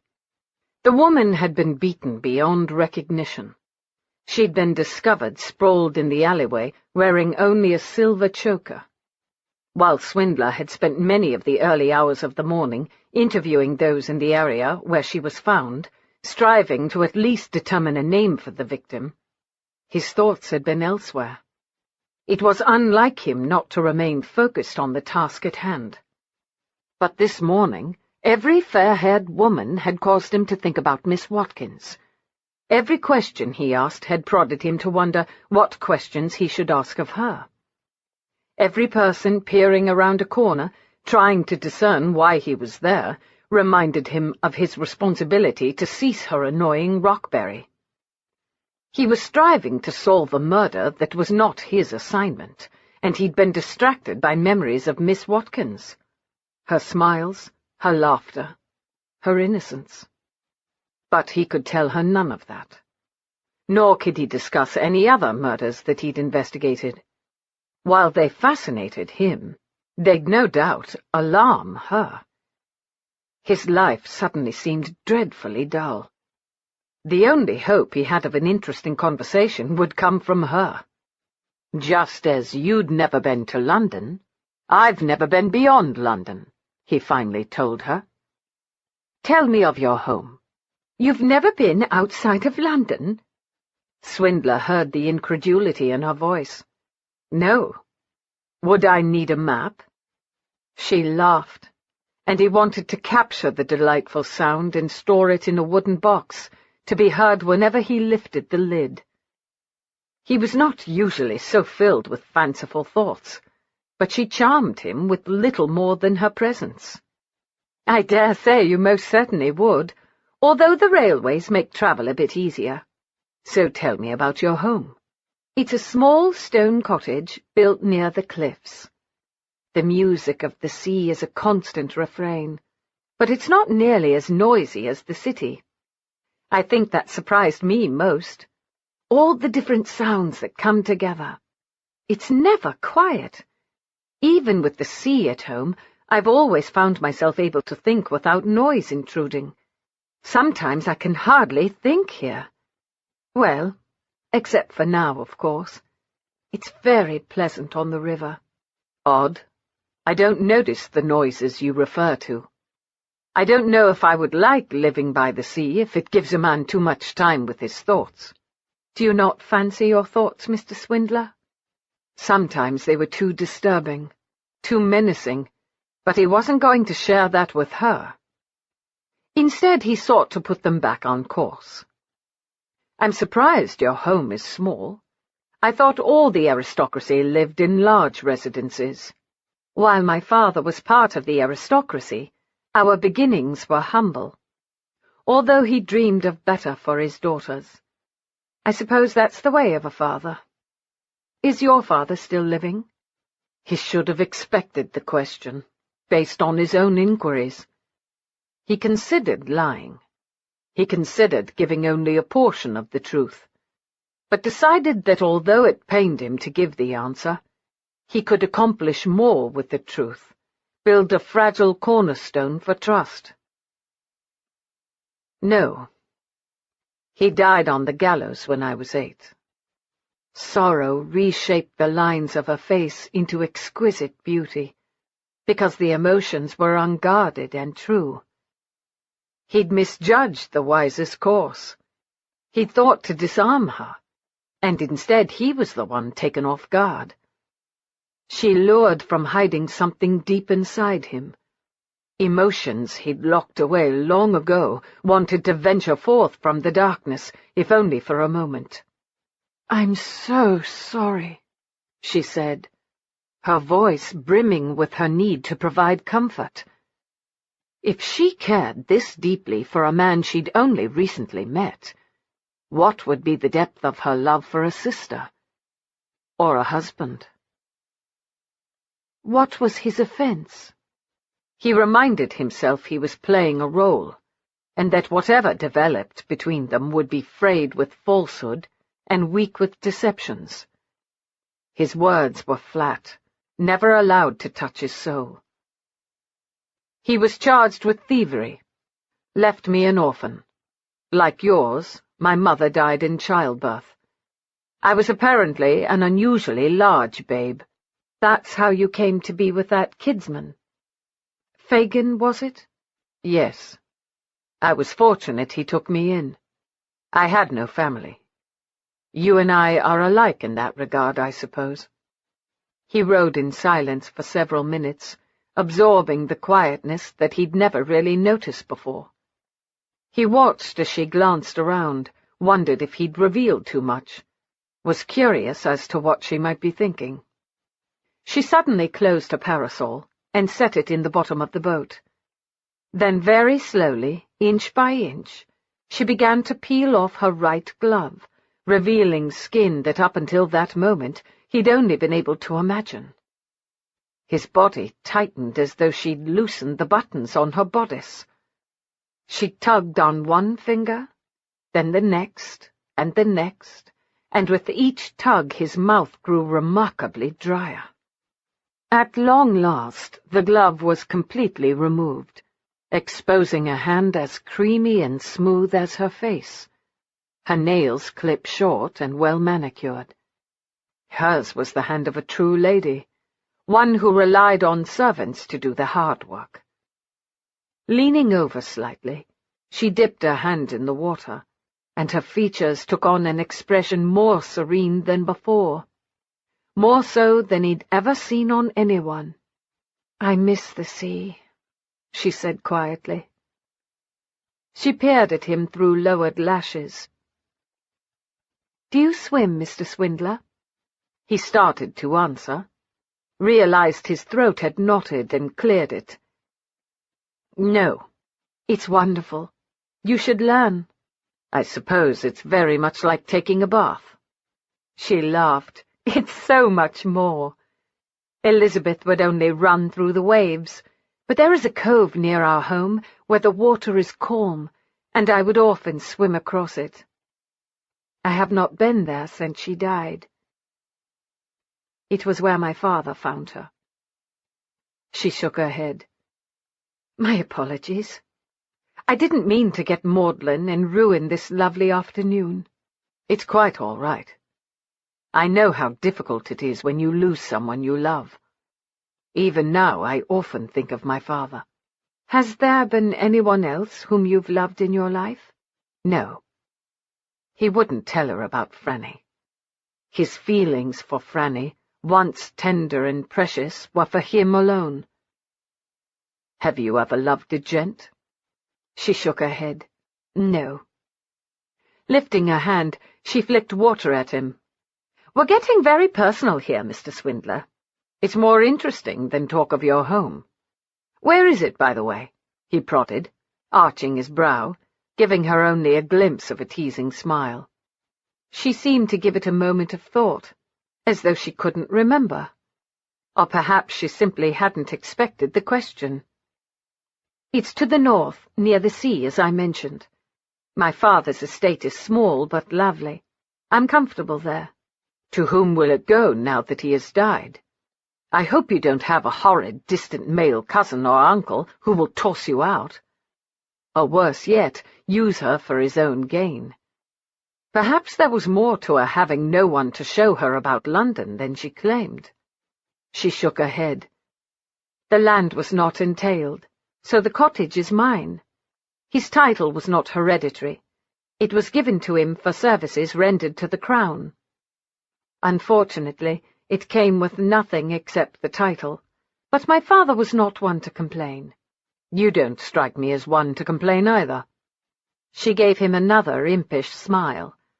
"I can be stubborn when I set my mind to it." He couldn't see her as stubborn either, although he had to admit that her present course contained a bit of recklessness. What did she truly mean to accomplish by following Rockberry around? A cottage by the sea seems like a worthy dowry. Have you an interest in marrying a lord? I suspect they'd have no interest in me." He stopped rowing. He dared to skim his gloved fingers along her cheek, cursing the cloth that prevented his skin from touching hers. Her eyes widened slightly, and then darkened, and he wondered if she was imagining what he was, his hands trailing over more than just her cheek. He quickly grabbed the oar before he lost all sense of propriety. "I believe they'd show a great deal of interest if they were to make your acquaintance. But that shall never happen. I could make it happen." She seemed as stunned by his words as he was. Whatever had possessed him to make that declaration? He had no desire to see her within the arms of another man, but neither did he wish for her to waste her time in London seeking some sort of petty revenge against Rockberry. Truly, what could she accomplish other than irritating the man? He wasn't worth her time or attention, and it annoyed Swindler that she was giving Rockberry both. Seeing her again, he was more convinced that his original assessment of her held true. She was no danger to Rockberry. The man was no doubt reacting to his own guilt over his abhorrent behavior toward her sister. He should be flogged. Swindler was of a mind to flog him. It wouldn't be the first time he'd meted out justice to those who the law considered beyond reach. Was that the reason Sir David had set him this task? Not so much to see to the lady, but to the gentleman? "I didn't come here for a season," she finally stammered. "Why did you come here, then?" "To put a face to a name, to see London, to—" "What time is it?" "Judging by the sun, nearly 5. She seemed stunned by his words. "Do you not possess a watch?" "No." His answer was succinct, to the point, as though he wanted to let the matter drop, and she wondered at the story there. She began to put her glove back on. "Did you bring me on this outing to ensure that I wasn't at the park at 5:30? What is to be gained by torturing yourself with the presence of Rockberry in the park?" "I'm not sure. Every time I see him, it is like a dagger to the heart. I fear I've effectively ruined your afternoon." Her smile was soft, but reassuring. "Not at all. Rather, I think you've managed to convince me that I should enjoy London while I'm here. But it is getting late. I should probably return to my lodgings." He winked at her. "If I can determine how to get us back to shore—" She laughed lightly. "Thank you for the pleasant afternoon, Mr. Swindler. It seems I am once again in your debt. May I call upon you again tomorrow?" She gave him a demure smile. "I'd like that very much." Chapter 5. After another day in her company, Swindler still didn't quite trust her not to slip out and follow Rockberry. So after escorting her to a door, he'd ridden the carriage around the corner, hopped out, and ordered the driver to return to Claiborne's. He then took up his post outside Miss Watkins's lodgings. He didn't know what had possessed him to reveal so much of his past to her. After all these years, the anger over the injustice of his father's punishment still ripped through him. He didn't need the fury now. He needed a clear, cool head to deal with Miss Watkins. But that was asking almost too much. What was it about her that intrigued him so? She was innocence, but she also possessed determination. Like him, she sought justice. How could he ignore her need to avenge her sister when everything he did was in the name of his father? If this were a private matter, if he had been personally hired by Rockberry to spy on Miss Watkins, he could handle things very differently. But as he'd been ordered to follow her, his position required a bit more discretion. He couldn't simply go to Rockberry's residence and give him a good flogging. Swindler waited until darkness descended. He saw the faint light easing between the draperies in a window. He watched a silhouette pass in front of the window and stop. Then it continued on. He wondered if she would comb her hair tonight. If he should stay. He glanced around. No one was about. He shouldn't be either. He began walking up the street. He would see her again tomorrow. For the first time in a long time, he was anticipating the next day. Swindler awoke to the pounding on his door. Rolling out of bed, he pulled on his trousers and buttoned them as he crossed to the living area and went to the door. Opening it, he stepped back as Sir David strode by him. "She followed him to Dodger's. You were supposed to keep an eye on her," Sir David said without preamble. Swindler fought to suppress his yawn. "I watched her lodgings until after dark. She was there when I left. She must have gone out later. What time did you leave?" Swindler shrugged. "Perhaps an hour after the gaslights were lit. You don't know what time, do you, because you won't carry a damned watch? Blast it, man. If you weren't so good at what you do, I wouldn't tolerate your idiosyncrasies. If I'm so good, then why give me this assignment that requires none of my skills? Rockberry asked for you by name. Apparently he saw your name in the Times for one crime solved or another. But why cater to his whims? Because he is powerful and influential. Now about the girl. I must sleep sometime." Sir David ploughed his hands through his black hair. He wasn't much older than Swindler, but already his hair was greying at the temples. "Quite right. Sir David, Rockberry did more than dance with Elizabeth. He trifled with her. It's unconscionable, but not a crime. He's certain Miss Eleanor Watkins means him harm. She's not a danger to him." Sir David stilled, then scrutinized Swindler. "Are you 100% sure?" Was he? If he said yes, the assignment might very likely come to an end. And if Rockberry learned that no one was watching her, he might decide to take matters into his own hands. Besides, Swindler suddenly wanted to spend time with her, very much. "Right then," Sir David said, as though he'd read all the thoughts crossing Swindler's mind. "Keep an eye on her, and for God's sake, keep her away from Rockberry." "Yes, sir." Late in the afternoon, Swindler again borrowed Claiborne's carriage, and the lady was again dressed in pink. He wondered if years from now he would remember her as the lady in pink, for he had no doubt that in his dotage, when he reminisced about his most fascinating cases, she would come to mind. Not that he found much to recommend the case itself for further reflection, but the lady was another matter. She was a bit of freshness in his life, a life that had become stale by all he'd witnessed.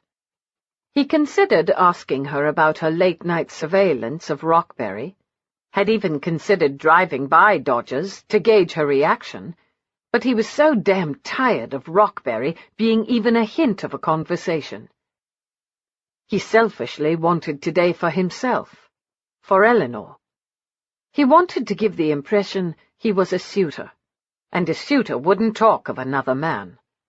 Even though he knew he could never be a true suitor to her, he could have this little bit of time with her. He loved watching the way she enjoyed the gardens as the carriage rolled through one after another. She laughed when he didn't know the names of the flowers. She pointed out her favourites, but even if she hadn't, he would have known. Pinks and lavenders, pale colours, softness, nothing bright, nothing harsh. Then she surprised him by asking, "Will you take me through the part of London where you grew up?" She might as well have thrown a bucket of cold water on him. He'd been considering seducing her, but the filth that had been his life as a boy would make any woman squirm with distaste at the thought of his hands touching her. "It's not nearly as beautiful as the gardens," he said, hoping to dissuade her from pursuing that path. "But it would tell me a bit more about your life." He knew he should have been flattered that she had an interest in his past, might have an interest in him. While he knew he could never leave it behind completely, that it was woven into the fabric of his character, he had no desire for her to actually see the specifics. Allow me to paint a picture. It was dirty, smelly, and crowded. I've noticed that much of London is dirty, smelly, and crowded. Not like the Rookeries. It is absent of hope. It is not a place that allows in dreams. It's drearily dismal. She looked at him as though he'd opened up his chest and shown her his heart. You're ashamed of your past. I'm disgusted by it, yes. Angry at her, and at his words, he averted his gaze. How had she managed to take control of the conversation and direct it away from where it belonged, with him learning about her? He was aware of her small hand covering the tight fist balled on his thigh. She squeezed gently. You rose above your origins, Mr. Swindler. That's to be admired. While I've heard tales of the Rookeries, without actually seeing them, I can't fully appreciate them. He twisted his head around to look at her, knowing his eyes and voice held a hard, implacable determination. That's my point, Miss Watkins. There is nothing about them to appreciate. He wondered what she was thinking as she studied his face, wondered exactly what it revealed. The harshness of the life he'd led, how, as he'd grown older, as he became more knowledgeable in the way of things, he came to abhor the life he'd lived. How the first time he'd felt any pride was when he led a constable to a boy who'd pilfered a money purse in order that the innocent boy who'd been arrested for the offence would be set free.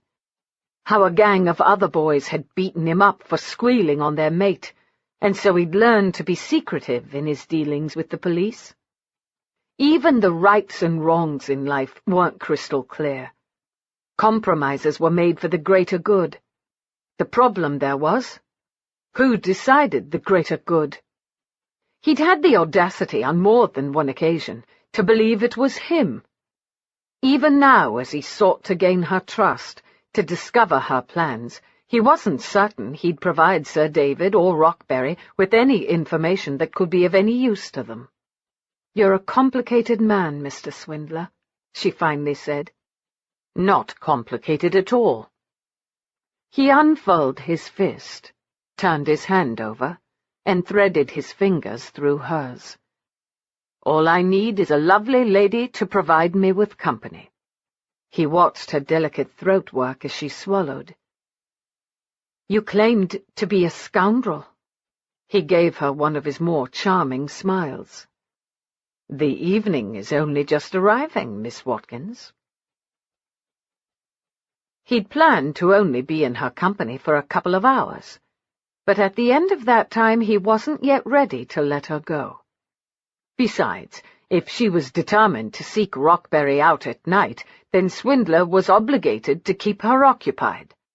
He'd learned nothing, while, if she was a perceptive woman, which he had little doubt she was, she'd learned a great deal. It bothered him that he could so easily reveal part of his soul to her. But it was only parts, bits and pieces that she'd never be able to fit together properly in order to create the whole. He wasn't even certain he knew the whole fabric of his being any longer.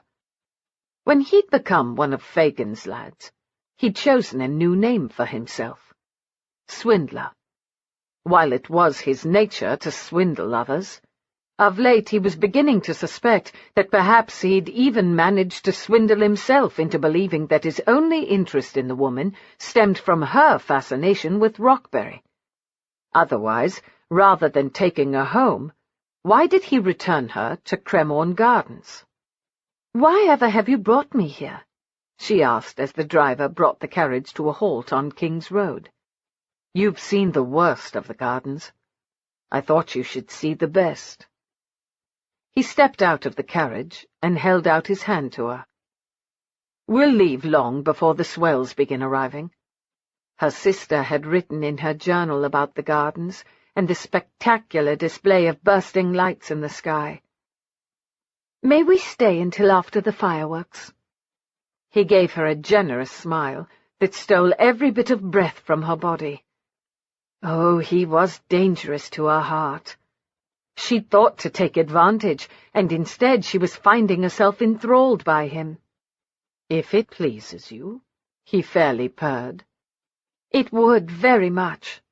"Then stay we shall." After he handed her down from the carriage, he gave orders to the driver to return at 9. At the entrance he paid a shilling for each of them, tucked her arm around his, and led her through the metal gates into the gardens. The crowd was dense. Ladies and gents strolled along arm in arm. She suspected most were married, and those who weren't had chaperones nearby.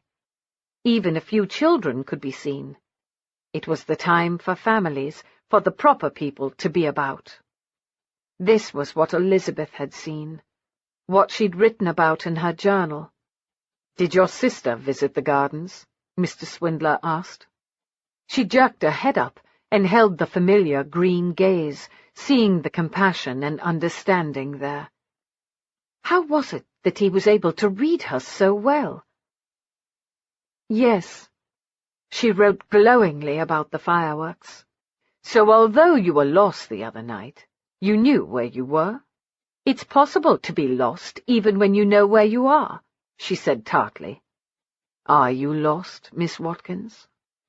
His question contained an undercurrent, as though he recognized that of late she barely knew herself, had moments when she felt adrift at sea. Sometimes she thought coming to London was a mistake. She wasn't comfortable here. It hemmed her in. Or maybe it was merely her quest for retribution that made her uncomfortable with her surroundings. Since my sister's death, and then my father's, yes, I very often feel lost, untethered. Those words were so true that it frightened her to think she could speak them to him so easily. She wanted to trust him with everything, completely, implicitly, but she knew she couldn't. Too much was at stake. "Do you suppose we could make a pact, at least for tonight, to talk of nothing except the future?"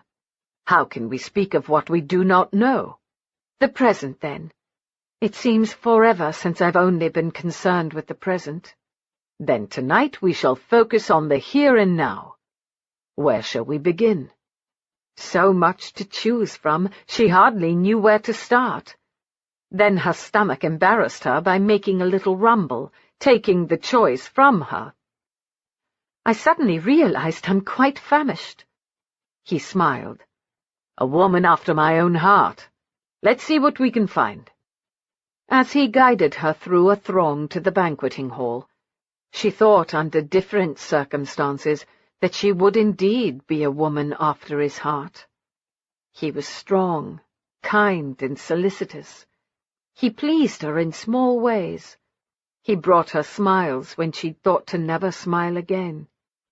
She hadn't come to London to find happiness, and yet it hovered, like a butterfly testing the petal of a wildflower. But no matter how much she wished otherwise, it would not stay for long. "Hold me, Mr. Swindler! Dear God, please hold me!" The words were whispered out of fear, mingled with embarrassment. She seemed to be the only one in a panic as the hot air balloon ascended. The other passengers uttered a few hushed exclamations of awe and wonder. As Mr. Swindler's arm came around her, she clutched the lapel of his jacket and buried her face in the nook of his shoulder. He was as sturdy as the cliffs, as comforting, as he murmured, "You're perfectly safe, Miss Watkins. We're not going anywhere." "We're going up." She could hardly believe that she was standing in a basket, floating toward the heavens. She feared that she was going to bring up the warm meat pie he'd purchased her earlier. She'd not considered that watching the earth move away from her would make her head spin. Hot air balloon rides were a weekly occurrence at the gardens. The balloon was moored, so its ascent was controlled. Once the passengers had a good look around, it would be brought down for another group. From the ground it had looked to be so much fun. She didn't know why the thought of going up bothered her. She'd looked out over the cliffs her entire life, but they didn't wobble, they didn't move. Steadfast and strong, they could support her. Could the basket hold the weight of everyone inside it, or would they find themselves falling through its center to the earth below? "Listen, Miss Watkins. Is that the quiet you long for?" he asked softly. She heard it then.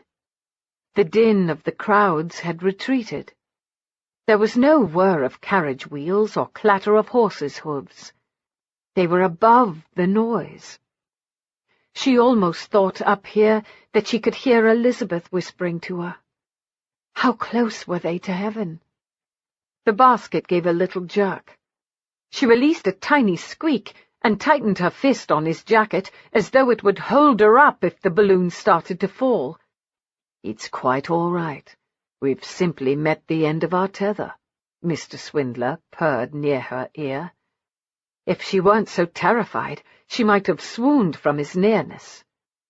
"Open your eyes." "I don't think I can," she whispered, hoping none of the other 4 passengers were listening to her. "Don't look down. Simply look across. Trust me, Miss Watkins." Swallowing hard, she barely opened one eye.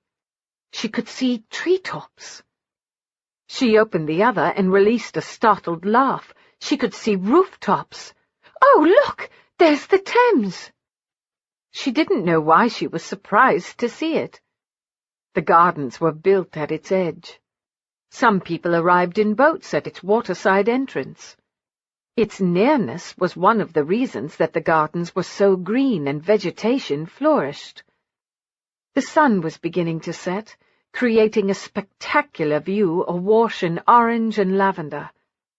What more was to be seen beyond this small area? How would her home appear from on high? She found herself envying the birds.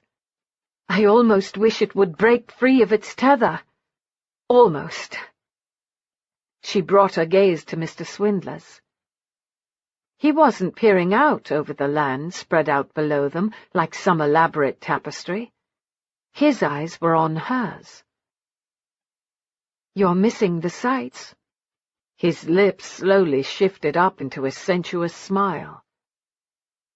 "I don't believe I'm missing anything." She wondered at the taste and feel of his mouth. What a strange thought! To realize how desperately she wanted to experience his kiss, how she yearned to have him desire her. Even knowing that his interest in her might be influenced by an association with Rockberry that he'd not claimed, she still found herself drawn to him.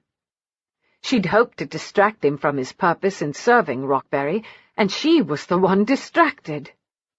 With her tongue, she touched her lips, imagining his causing them to tingle and swell. His gaze dipped to her mouth, and she wondered if his thoughts were traveling the same path as hers.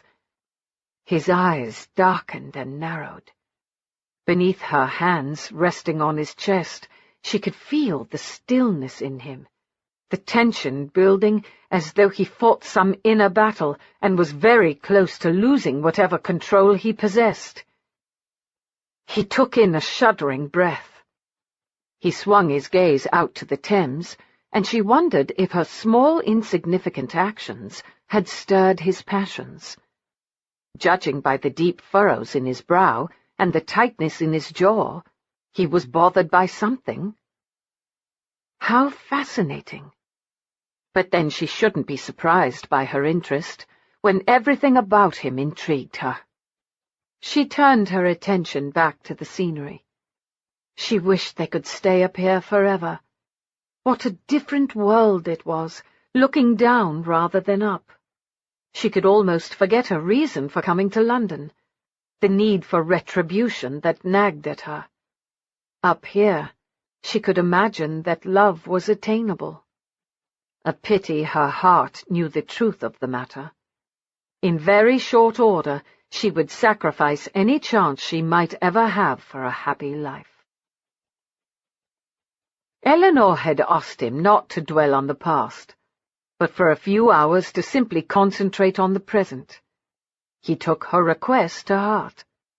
He forgot that he was the son of a convicted thief, an orphan raised by a master thief. He forgot that he'd spent his youth arranging swindles designed to line Fagin's pockets with riches. He forgot that she was his mark, his duty. He thought only about the woman who strolled along beside him, taking such delight in the smallest pleasures offered by the gardens. She was as entertained by the acrobats as she was by the puppets. Her smile seldom abandoned her face, and her eyes glittered more brightly than the gaslights that were being lit as darkness blanketed the gardens. An orchestra played lively music. From time to time, as he and Eleanor strolled along, she would sway slightly, as though caught up in the rhythm of sound that floated through the gardens. He considered escorting her to the dance platform, but taking her in his arms and gliding her over the wooden flooring was likely to lead to disaster, because he was having a devil of a time keeping his hands from wandering over her now. The balloon ascent had been pure torture with her nestled against him. He'd felt the small tremors cascading through her. If he'd thought he could have successfully carried her down one of the ropes that kept the balloon tethered, he'd have swung her over his shoulder and delivered her safely to the ground.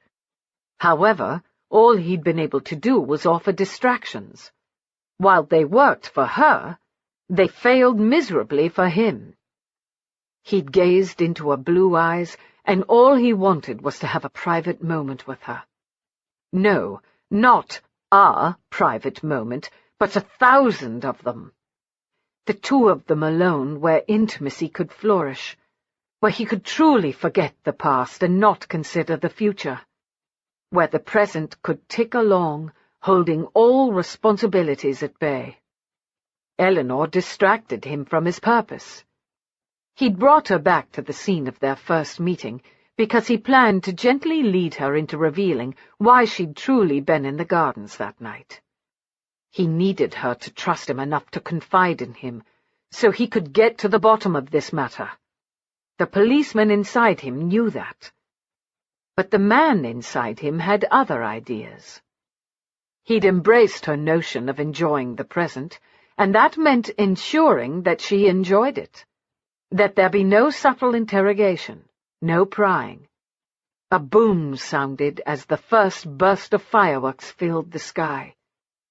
With her arm intertwined with his, she used her free hand to squeeze his arm as she exclaimed, "Oh, my word!" The fireworks could be seen for miles, and many a night while walking through Chelsea he'd spied them, until he became impervious to their magnificence. But watching Eleanor, he remembered the first time he'd seen them scattered across the velvet blackness, and how they'd taken his breath away. He'd felt then the way he felt watching her, as though nothing would ever compare. Her head was tilted back slightly, her eyes wide, her lips parted in wonder. Her hair wasn't nearly as tidy as it had been when they'd begun their afternoon outing, only a few short hours ago. Wisps had worked their way free of the pins, and now framed her face. Even as he wanted to touch them, to tuck them into place, he yearned to remove her hat, release all the pins, and watch her hair tumble down her back. He wanted to pull her father back into the shadows. He wanted to live up to his reputation as a scoundrel. He wanted to seduce her into revealing her secrets. He wanted to seduce her into revealing her body. The sky was again lit with the flash of white stars that shot in all directions before fading into the night. Eventually she would fade away as well from his life. But at that particular moment she was still in it, vibrant and lovely, a touch of innocence, a touch of daring. "My God, but they're so beautiful," she whispered reverently. "Not nearly as beautiful as you." Her attention turned from the sky to him. He'd promised her they'd not leave until after the fireworks, but he was of a mind to create his own sparks.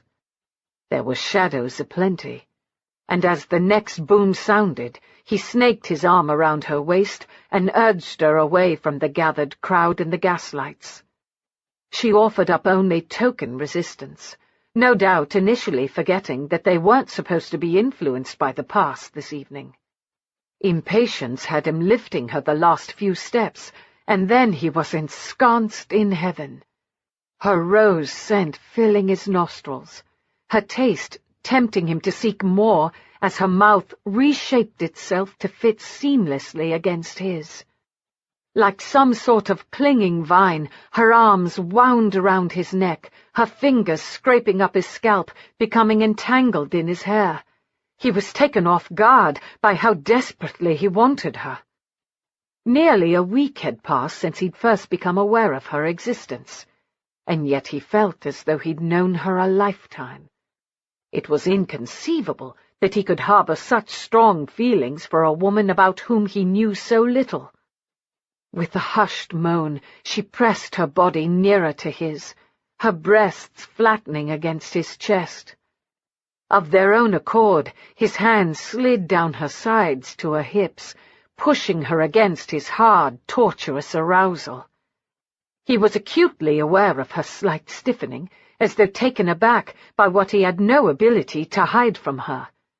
Of course she'd be disarmed by it. She was a lady in the truest sense of the word. With a crude curse to emphasize the differences in their stations, he tore his mouth from hers and backed even farther into the shadows. "Mr. Swind—" Christ, Eleanor! I would think after that blistering kiss we could dispense with formalities. You're angry. Not with you. Finish watching the fireworks. I'll join you momentarily. Once this horrendous ache left him in peace. I can see them from here. Eleanor, he ground out, hoping the impatience in his voice would be enough to drive her away. James. His name, whispered so sensuously, and with such longing, was nearly his undoing. She was too innocent to understand the torment she could so effortlessly inflict on him. What in God's name was he doing with her? He felt her tentative touch on his cheek, was aware of the slight trembling in her fingers. Covering her hand with his, he turned his face into her palm and pressed a kiss to its heart. Regret flooded him. Regret over his past. Regret over his true reason for being with her. Regret that he could so easily set his orders aside and seduce her nearer with no thought to how she'd feel afterward when she realized he was there because of duty. Christ! He was no better than Rockberry. Swindler had no doubt that Rockberry had used her sister to his own ends. He was guilty of the same. Even as he had the thought, he prayed some noble cause guided him. Prevention, protection. He'd gone to work for Scotland Yard because he wanted to save people as he'd never been able to save his father. The tension left his body. The ache dissipated. He drew her into the circle of his arms, guiding her so she faced away from him.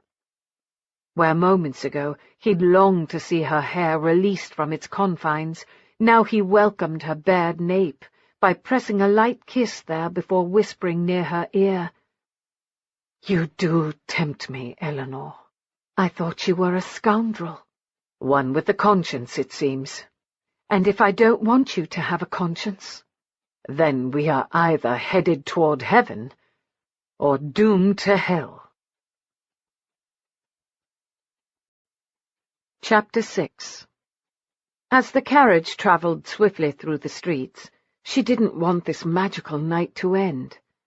Leaning against James, her head on his shoulder, was scandalous, and yet she seemed unable to help herself. She wanted his arm around her, but she knew that was far too much. It was enough that he held her gloved hand in his.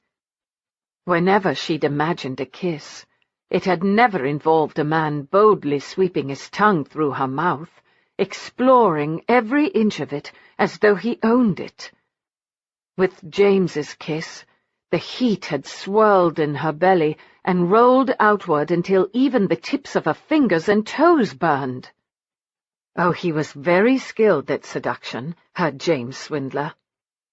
Yet as he caused pleasure to build within her, it was as though he revealed things about himself as well. He was strong, confident, accustomed to having his way, yet he acquired what he wanted not by force, but by persuasion. She thought she could have easily disappeared into the shadows behind the trees with him, never to return, and never to regret it. The kiss had shaken her to the core. Judging by his reaction, it had done the same to him. Had Rockberry done this with Elizabeth? Had he charmed her, kissed her, pushed her away, only to lure her back in? She didn't want Rockberry to intrude on her thoughts tonight, not when they were so filled with James. She wished she'd come to London for another purpose entirely. Wished she'd been the first daughter sent. Wished she and James had crossed paths a year ago, when she wasn't consumed with grief and the need for retribution. It was horrible to hate someone as she did Rockberry. It tainted even the most glorious moments, made her feel as though she didn't deserve them because her sister had never experienced them. "What are you thinking?" he asked quietly. Once again, she was amazed how he always seemed to know when to speak and when to remain silent. How different I was before Elizabeth died. How I wish you'd known me then. I like you very much now. Tragedy changes us.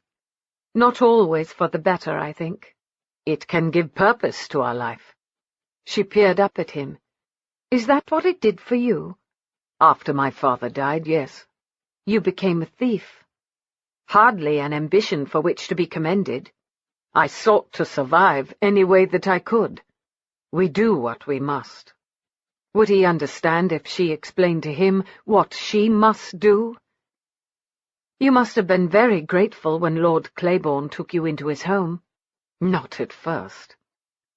James gave a low chuckle, a rasp that settled on the night air and lingered to tease her senses, to make her smile. He insisted we be clean, bathe every week rather than once a year. I thought for certain that we were done for, that we'd all take ill and die. But we didn't. He bought us clothes that fit. He hired tutors. I was terrified of him, so I didn't dare disobey. Did he beat you? No, he said succinctly. Never raised a hand to any of us, except possibly his grandson. I never quite understood why he took in the rest of us. Maybe because of his love for his grandson. We were his friends. Perhaps he didn't want him to be alone in his new surroundings. How old were you? 10. The youngest of the lot. Then, earlier, when I said I wanted to see where you grew up, I suppose I misspoke. It wasn't the Rookeries. It was Lord Claiborne's. No, I grew up far more in the Rookeries than I did at Claiborne's. It's a myth that age is determined by years. I didn't stay at Claiborne's all that long, a few years. When Jack Dodger and Franny left, so did I. Who are they? She enjoyed listening to him talk, wanted to know every detail of his life, even when she wasn't willing to share hers. Jack Dodger, a scoundrel of the highest order. A very wealthy one at that. He owns Dodger's Drawing Room, a very exclusive gentlemen's club, where Rockberry was a member. He'd gone there twice now since she'd arrived in London. James paused to study her, and she wondered what he was searching for. If he knew she was well acquainted with Dodger's and what it represented. And Franny. She recently became the Duchess of Greystone, James finally continued. She heard deep, abiding affection in his voice when he spoke of Franny. A spark of jealousy flared, and she fought valiantly to tamp it down. What right did she have to experience such a reaction to a name, to a woman who could be more to him than she ever could? "She's special to you." She wished she could have taken the words back. What was it about this night that made it perfect for slipping beneath the surface of whatever was developing between them? Why was she even asking all these questions when she knew he would never have a permanent place in her life? She is, special to all of us. She's always been like a little mother. When we were no longer children, she sought out other orphans, built a children's home for them. Oversees it, plans to build another, and is a duchess. It's almost like a fairy tale, isn't it? A daughter of the streets becoming a duchess. I suppose your father had hoped that for you and your sister. A titled gentleman. She imagined she heard more in his words, in his inflection, a reminder that he himself was not titled. And while she knew her father had wanted her to marry a man with a title, she only said, "I think he wanted us to marry well, and for my father, I believe that meant marrying a man who would make us happy." What would make you happy, Eleanor? Happiness was fleeting, she was discovering. A few hours ago she had been overflowing with it, and now it was seeping out of her just like the air that had escaped from the balloon so they could return to earth. The nearer they travelled to her lodgings, the more reality began to shove aside dreams and possibilities. "This evening made me very happy, James." She was aware of him scrutinizing her as they passed beneath the street lamps, and she knew that he intuitively understood what she hadn't said. They settled back into silence, as though they both knew they were destined to make choices that would leave them each alone. When the driver pulled the carriage to a stop in front of her lodgings, the groom climbed out and opened the door, handing her down. James joined her and walked her to the front door. "How long will you be in London?" he asked. "I'm not certain." "If I were to bring the carriage back round 2 tomorrow, would you grant me the pleasure of going on a picnic with me?" She smiled warmly. "I would." Lifting her hand, he pressed a kiss to her knuckles, and in spite of the gloves, she felt the heat of his mouth through the cloth. "Tomorrow, then." Taking her key, he unlocked the door and stood on the stoop until she closed the door. As she walked up the stairs, she thought her step should have been light. Instead, it was weighted down with guilt and deception, and she wondered when the time came, how she would ever walk away from him.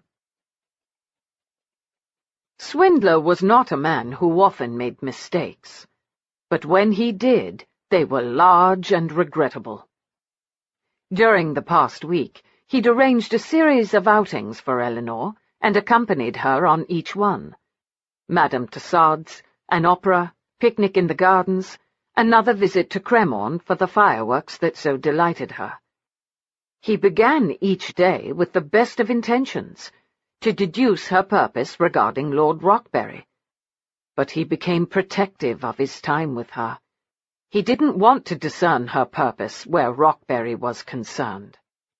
Swindler was more interested in learning all he could about the lady herself, and his mind was further occupied in striving to determine how to have private moments alone with her in order to secure another kiss. He'd thought to seduce her, and he was the one being seduced. But the time had come when he needed to face his responsibilities. Before he did, however, he wanted to give Eleanor one lasting gift, a night she'd long remember, even if she came to despise him afterward. It was the very reason that he'd come to the home of the Duke and Duchess of Greystone, who he knew had returned from their wedding trip several days prior to his arrival. "Jim!" Standing in the elaborate entry hallway, Swindler turned at the calling of his name and looked up the grand sweeping staircase that Franny was descending. He'd expected this moment of seeing her for the first time after her marriage to Greystone to be awkward, for his heart to give the little pull it always did when his gaze lit upon her, knowing she would never be his. But his heart didn't begin to ache for wanting. His chest didn't tighten. He had none of the usual reactions that often accompanied him when he was in her presence. He felt gladness at seeing her, but nothing more. No longing, no yearning, no desire for anything beyond friendship. She looked as she always did, beautifully elegant, with her vibrant red hair pinned up and her face aglow with joy. Her dress, however, was finer than anything she'd worn when she worked as a bookkeeper at Dodger's Gentlemen's Club. Her green dress was silk and lace, befitting a duchess. Her husband followed closely behind her. He was fair, well turned out. His mantle was his title. He could have been wearing nothing at all, and he still would have commanded respect, still would have drawn attention when he strode into a room. Coming to a stop before Swindler, Franny took his large hands in her delicate ones and squeezed tightly. Having been brutalized as a child, she'd always been extremely reserved with her hugs, so he hadn't expected one in welcome. What surprised him was that neither did he desire one. It seemed when he thought of a woman holding him, the only image that came to mind was that of Eleanor. "Your Grace," he said to her, then nodded at Greystone. "Oh, Jim, please. I'm still Franny. Don't be formal with me. I'll take it as an insult." "You're a duchess now." "I'm your friend, aren't I?" He could see in the green depths of her eyes how important his answer was. "Yes, of course you are." She smiled happily at him. "It's so good to see you." "You're looking well." He'd have thought it impossible, but her smile grew. "The south of France was wonderful. Sterling and I had a marvelous time." Even knowing that marvelous time would have included love-making, Swindler felt no jealousy. He felt nothing except gladness that Franny was so obviously happy. "We've been home for a couple of days now," Franny said. "I was afraid—" "I'm glad you came by to visit. Shall we go into the parlour?" She didn't wait for an answer, but stole her arm around his and led the way. "What can I offer you to drink, Swindler?"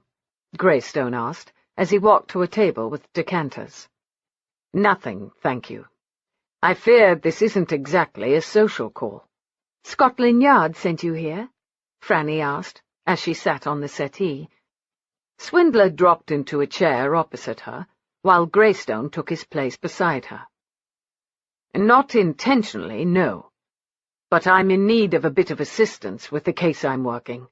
"What sort of assistance?" Franny asked. "I understand you're having a ball tomorrow night." "Yes.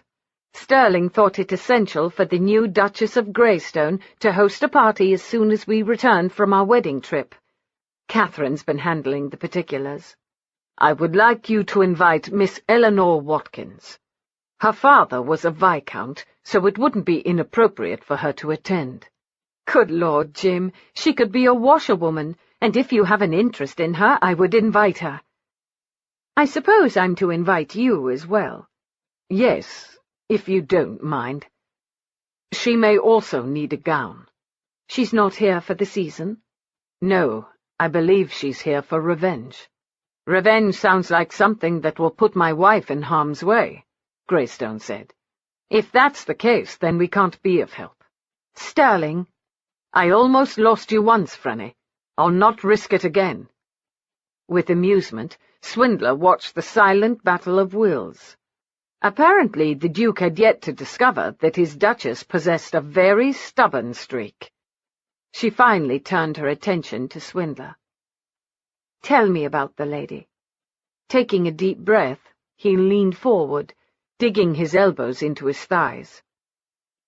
He explained how she'd come to his attention. "She quite simply fascinates me, but I've never told her my true purpose. What it is I intend to gain from her. Sometimes I feel as though I'm back under Fagin's employ, working so bloody hard to fleece someone without him knowing. You're doing your job. That's just it, Franny. I'm not really. I'm simply enjoying her company. I'd hoped in time that she'd come to trust me, confide in me, tell me of her plans regarding Rockberry. But she avoids discussing him at every turn. The time has come for me to bring this matter to a close. I must confront her, and when I do, whatever tender regard she might have toward me is certain to sour. I would like to give her this night at your ball, a gift, as it were, before she discovers that I've been deceiving her. Franny placed her hand over his. Have you been deceiving her, Jim? I'm no longer sure.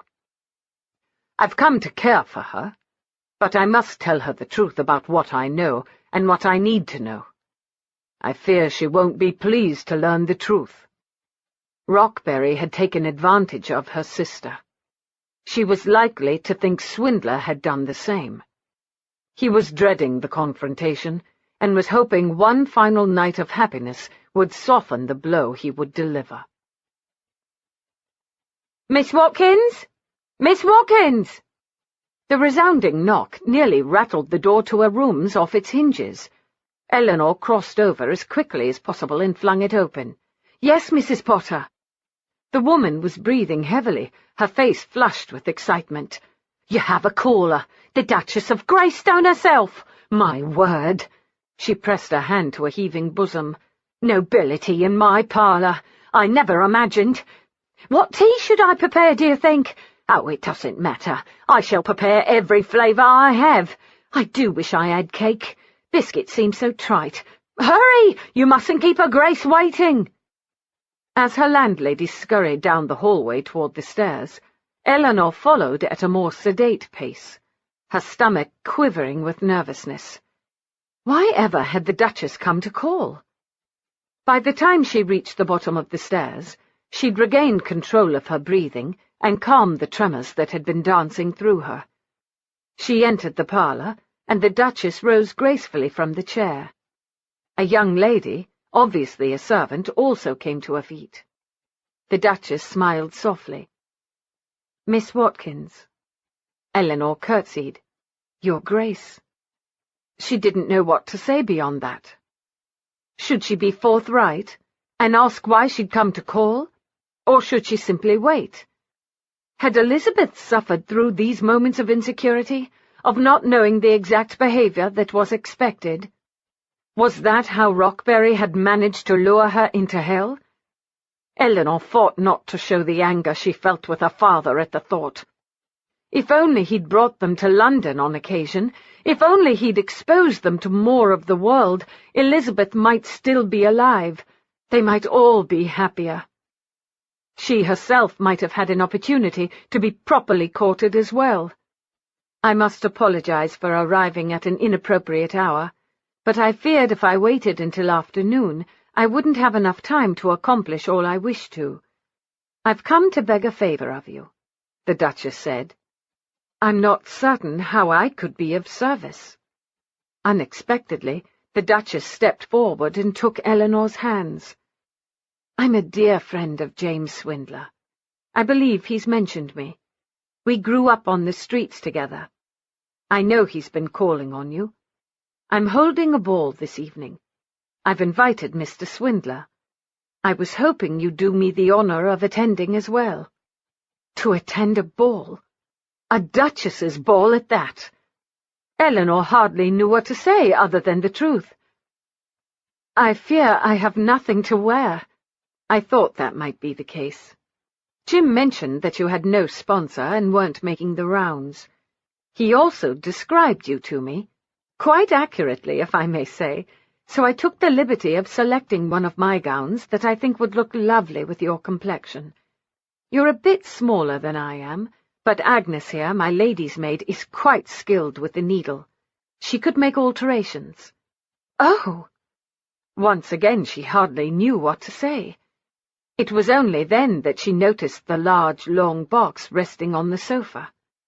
The Duchess squeezed Eleanor's hands, which she'd yet to relinquish. "I hope you'll forgive me.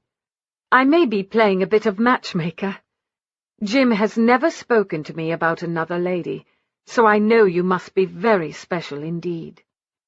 Eleanor's stomach tightened into a painful knot. This was what she'd wanted, but now that the moment was here, the Duchess seemed to sense her hesitation. "Why don't we have a look at this gown, shall we? If it doesn't please you, we can select another." How could it not please her? Eleanor thought, as Agnes pulled it out of the box and held up the white gown, edged in pink satin, with tiny satin flowers adorning the skirt. "It takes my breath, it's so lovely." "I thought you might like it," the Duchess said. "I hardly know what to say." "Say you'll attend." Eleanor couldn't stop her triumphant smile. "I'll attend." Mrs. Potter joined them several minutes later with tea and cakes. While it was not her usual habit to impose when her tenants had guests, she seemed unable to get beyond the notion that she had a duchess sitting in her parlour, sipping tea, nibbling on a cake, and chatting as though they were all familiar friends. The Duchess had such an unassuming manner that Eleanor had little doubt she charmed anyone she encountered. For someone not born into the aristocracy, the Duchess had adapted very well to her elevated position in society. Eleanor was left to wonder if she might have adapted as well if she, instead of Elizabeth, had been the one her father had chosen to send to London first. Or would she have been as naive as Elizabeth and followed her footsteps toward disaster? "I've enjoyed the visit so much," the Duchess finally said, "but I fear I must be off. I'll leave Agnes with you, so she can alter the gown as needed." She rose, and everyone came to their feet as well. "I'm leaving a carriage for Agnes, and shall send one round for you at 8:30, if that pleases you." "It pleases me very much," Eleanor said. Once again the Duchess took her hands. "I think it shall please Jim as well." After the Duchess left, Eleanor and Agnes retired to Eleanor's rooms. The gown required very few alterations, but the Duchess had been correct. Agnes was deft with the needle. A couple of hours later, when the work was finished, Eleanor stood in front of the cheval glass, admiring her reflection. The sleeveless gown's low cut revealed an enticing bit of cleavage.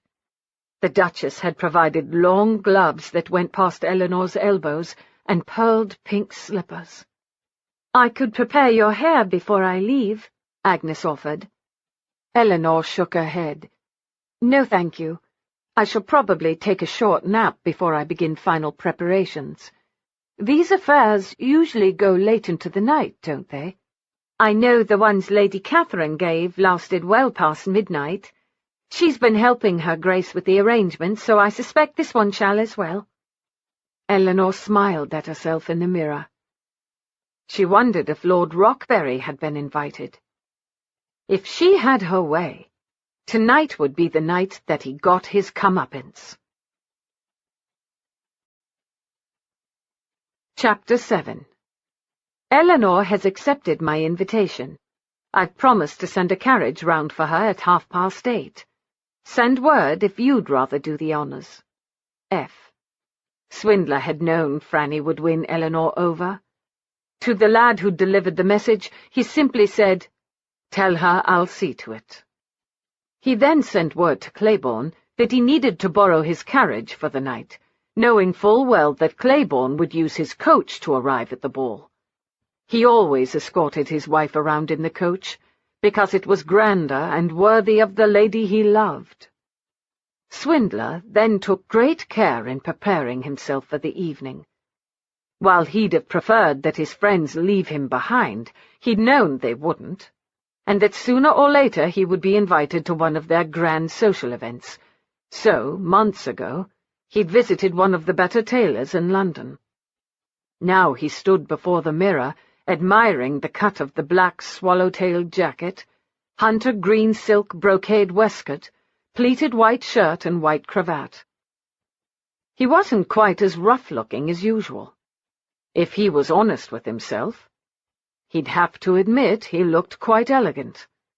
He'd fit in nicely with the lords who'd be strutting about. He didn't want to admit that he cared how Eleanor viewed him, that he didn't want to be seen as lacking in her eyes. He had little doubt that her dance card would fill up within minutes of her walking into the ballroom. Franny was providing her with an opportunity to be seen, to be informally introduced into society. If she caught some young man's fancy, it might be enough to turn her attention away from Rockberry. It was only as Swindler's hands began to ache that he looked down and realized that he'd balled them up into tight, punishing fists. He didn't want to think about her in the arms of another man, waltzing with him, smiling up at him, bestowing her smiles upon him, charming him with her laughter. While her father's title hadn't been hereditary, she was still part of the aristocracy. She had every right to expect some lord's son to favour her. A second son, a third son, even a 10th son of a second son would be more worthy of her than Swindler. But the reality regarding his lack of a position didn't stop him from wanting her. He'd sought to gain her trust in order to learn why she was obsessed with Rockberry and what she hoped to accomplish by shadowing him. And all he had managed to do was come to desire Eleanor as he'd never desired any woman, not even Franny. He wanted Eleanor in his bed, his body pounding into hers, her cries echoing around him. He wanted the woman who smelled of roses and wasn't afraid to shower him with seductive smiles. He jerked on his white gloves, understanding the wisdom in wearing them. If his bare skin were to touch hers, he wasn't certain he'd be able to control himself. He was growing damn tired of his duty, of this assignment. He'd learned nothing of any value to Scotland Yard. He knew only that each moment spent in Eleanor's presence was both heaven and hell. Perhaps tonight he'd put duty aside, put his own needs, wants, and desires first. In so doing, perhaps he'd discover if the young lady was as aware of him as a man as he was of her as a woman, and finally gain what he'd been searching for all along, the reason behind her interest in Rockberry. Once he had that, perhaps he could give her another reason to stay in London. It was the most exquisite gown to ever touch her skin. Even the 2 gowns her father had paid handsomely to have made for Elizabeth paled in comparison. As she stared at her reflection in the cheval glass, with her hair pinned up and adorned with the diamond-tipped hairpin her father had given her, she thought she'd never looked more beautiful. Vanity was a tool of the devil, she knew that well enough, but she seemed unable to help herself. If it wasn't for the fact that tears would ruin the entire effect, she would have wept. She'd wanted desperately to have a season, to attend a ball. She wasn't deserving of this night, and yet she couldn't turn away from it. She picked up the small matching purse that she'd found in the box. It seemed the Duchess had thought of everything. Little wonder James thought so highly of her, referred to her as a little mother. James. She never should have begun to think of him as anything other than Mr. Swindler. James created a sense of intimacy that should have been forbidden between them, and yet it seemed so right. She couldn't explain what she was feeling where he was concerned. Intrigued? Charmed? Infatuated? She longed for his kisses and his touch. Elizabeth had written about wantonness that had led to her downfall, and now she feared she was travelling the same path. Before she could convince herself that she should stay in tonight, she hurried out of her rooms. At the top of the stairs, she heard a deep masculine voice floating up. She would have recognized it anywhere, from 1,000 miles away. Her body went languid because she knew he'd come for her. When she reached the bottom of the stairs, His gaze shot past Mrs. Potter to settle on her. His eyes darkened and his nostrils flared.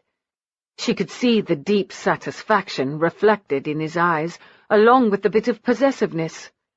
Any other woman might have taken offense, might have resented the implication that she belonged to him. But how could she resent what she knew was true, at least for tonight? He was so remarkably handsome in his black swallow-tailed jacket. Looking at him dressed as he was, no one would question his origins.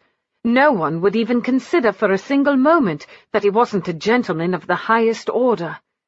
He possessed such confidence. He might have been disgusted by his origins, but tonight they were nowhere to be seen. Standing before her was a man who'd risen from the gutter, and nothing on earth would ever send him back to the filth. And judging by the heat smouldering in his beautiful green eyes, he wanted her desperately. She couldn't deny that she wanted him in equal measure. "Oh, I say, you look lovely," Mrs. Potter said, breaking the spell. She felt the heat creep along her cheeks, but her eyes never left him. "Thank you." "I have something for you," he rasped, his voice husky, the way she imagined a man who'd only just awakened from a night of passionate love-making might sound. He extended a velvet box toward her. Without even opening it, she said, "Oh, I can't accept something like that." "You don't even know what it is yet." "It looks to be jewelry. It would be improper." "It's not for you to keep, only for you to borrow." "Is it from the Duchess of Greystone?" His mouth curled up into a teasing smile. "It can be if it'll make it easier for you to open." Laughter almost erupted from her, because she could tell that he thought she was being silly. What did it matter who it came from? Only it did, especially if it came from him, if it was his thoughtfulness. Her hand was trembling as she took the box, opened the lid, and stared at the beautiful string of pearls. "I thought it possible that you might not have jewelry to wear tonight," he said quietly. "I can't accept this," she repeated. "As I said, it's only a loan. A lady shouldn't attend a ball without her pearls, should she, Mrs. Potter?" "I dare say she should not." Her landlady stepped forward and smiled kindly. "It's a special night, Miss Watkins. I can see no harm in it." Before she'd even agreed, James was taking the necklace from the box. His hands were bare, no doubt so his fingers could better control the clasp. His warm flesh brushed along her sensitive neck, causing heated desire to pool throughout her. She thought if she were a candle, she'd most assuredly melt into a molten pool of wax. He withdrew his hands and said, "Just as I thought. They're as perfect as you are." Sidestepping around him, she went to the mirror in the entryway. They were perfect, resting just above the hollow at her throat. She had this absurd need to weep. "I feel like a princess." "Perhaps you are." "I never pictured you as the fanciful sort, Mr. Swindler. I hardly know what to say for so precious a gift, even if it will only be mine for a few hours." Suddenly, without making a sound, he was standing behind her, locking his gaze with hers in the mirror. "Reserve a dance for me." "You may have them all." "That, sweetheart, would create a scandal." An emotion flickered over his face too quickly for her to accurately read it. But if she had to guess, it seemed something about his words bothered him, and she wondered if it was the endearment, if it had slipped out without his giving it no thought, and he wasn't entirely comfortable with it. "We should be off," he said, as though he decided he needed to put distance between them. "Enjoy yourself, Miss Watkins," Mrs. Potter said. "And Mr. Swindler, tell your sister that next time she simply must come in as well." As he ushered her through the door, he said, "Thank you, Mrs. Potter, I will. As I said, she's a bit shy." Once they were outside, she said, "I didn't realize you had a sister." "I don't. But neither did I want Mrs. Potter to think you were travelling in the carriage without a chaperone. What will you tell people at the ball? I don't think anyone will ask. Franny is taking you under her wing, and she's married to one of the most powerful lords in Great Britain. You could walk in not wearing a stitch of clothing, and they'd all compliment you on your gown." The laughter bubbling up from her throat served to calm her nerves. She was scared to death of making a fool of herself tonight. But it occurred to her that with James by her side, she could get through anything. As the carriage rattled to a stop, a footman standing in the drive opened the door and assisted her out. James quickly followed, put his hand beneath her elbow, and escorted her toward the grand residence. Carriages were dropping off other couples, and they were strolling more quickly toward the open doors. But she wanted to take her time, to absorb every facet of the night. "It's almost like a palace, isn't it?" she whispered. "A little too large for my tastes," James said. She peered up at him. "I quite agree, but still I don't mind visiting." He led her through the double open doors into the entry hallway, where the massive chandelier glittered. A footman took her pelisse and James's hat, and then directed them toward the parlour. "But everyone else is going up the stairs," she said quietly to James. "It's all right. We're special." In the parlour, a dark-haired gentleman and a lovely blonde-haired lady stepped forward. "Ah, you must be Eleanor," the lady said. "I'm Lady Catherine, and this is my husband, Lord Claiborne." The gentleman pressed a kiss to the back of her gloved hand. "A pleasure." "James has told me about you," she said to Lord Claiborne. "Not too much, I hope." She couldn't imagine that this man had grown up on the streets.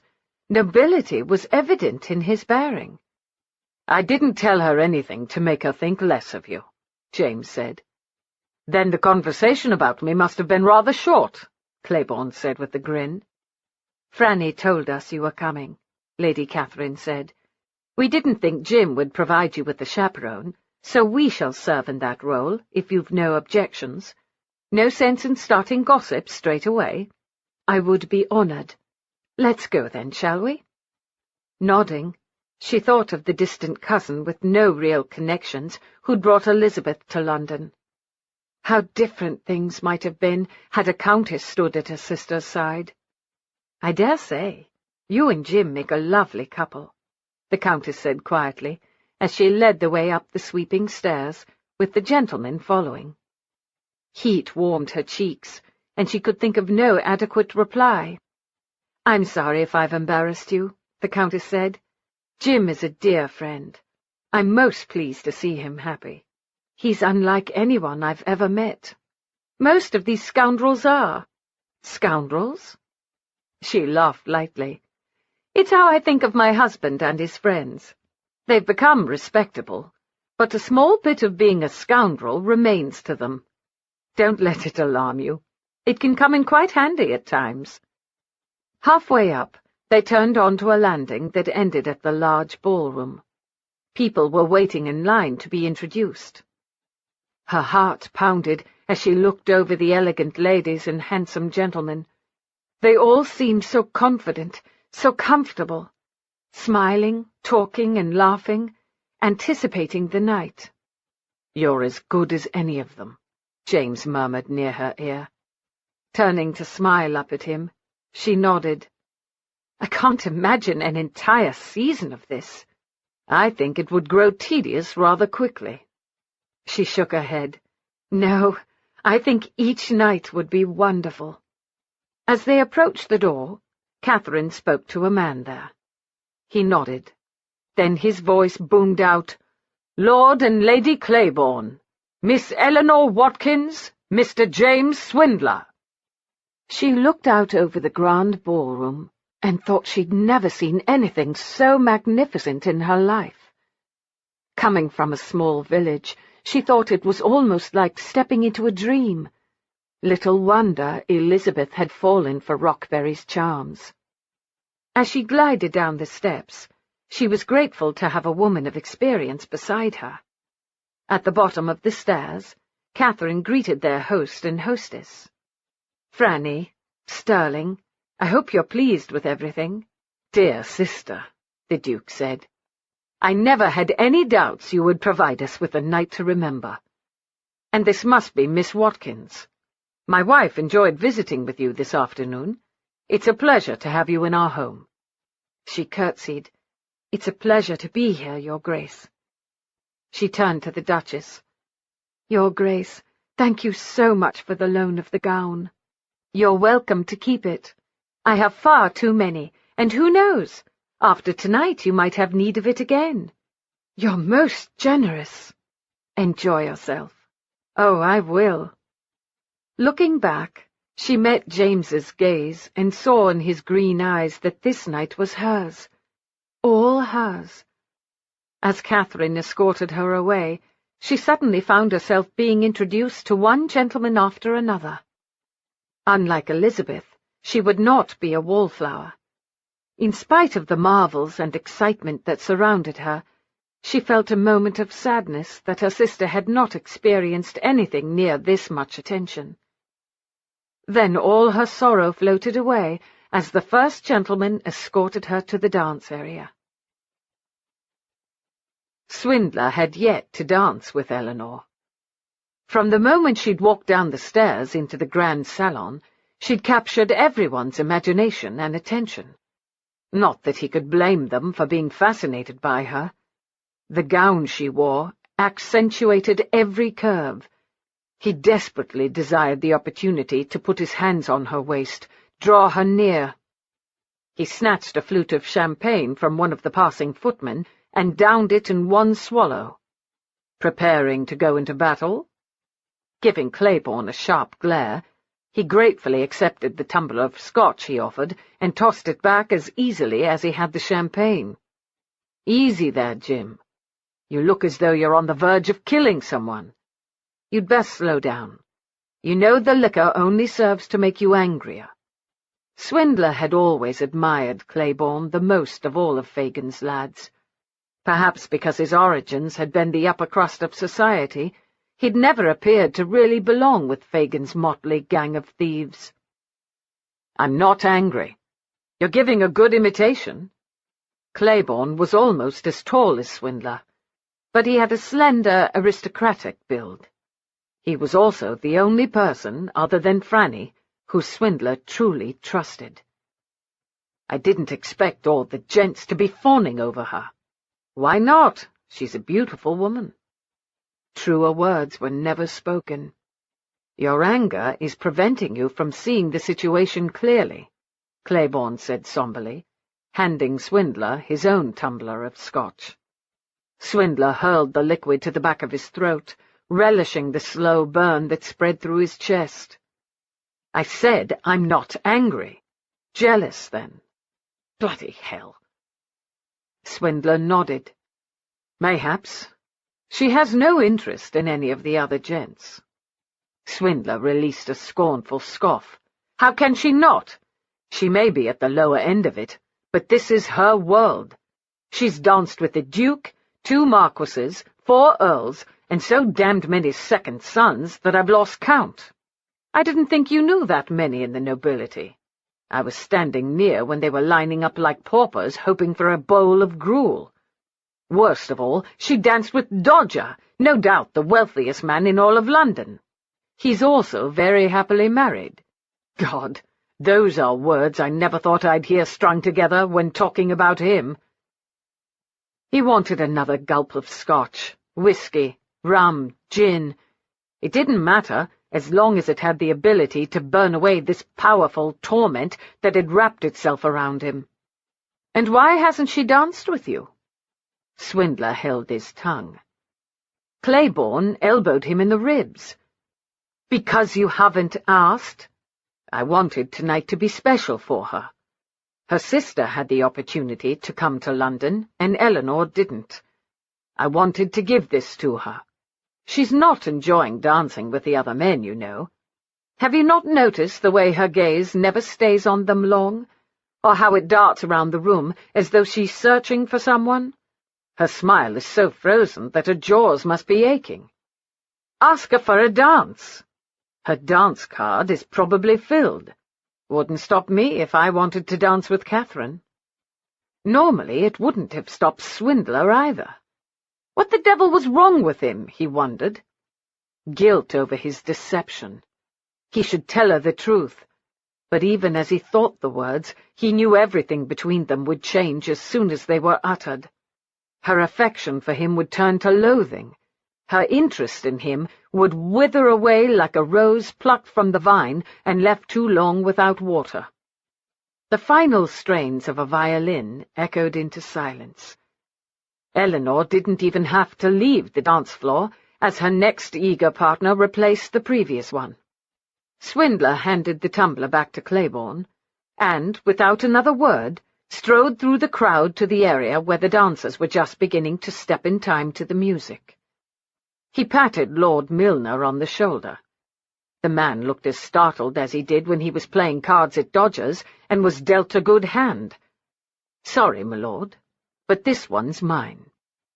If he'd been a larger man, Lord Milner might have challenged Swindler.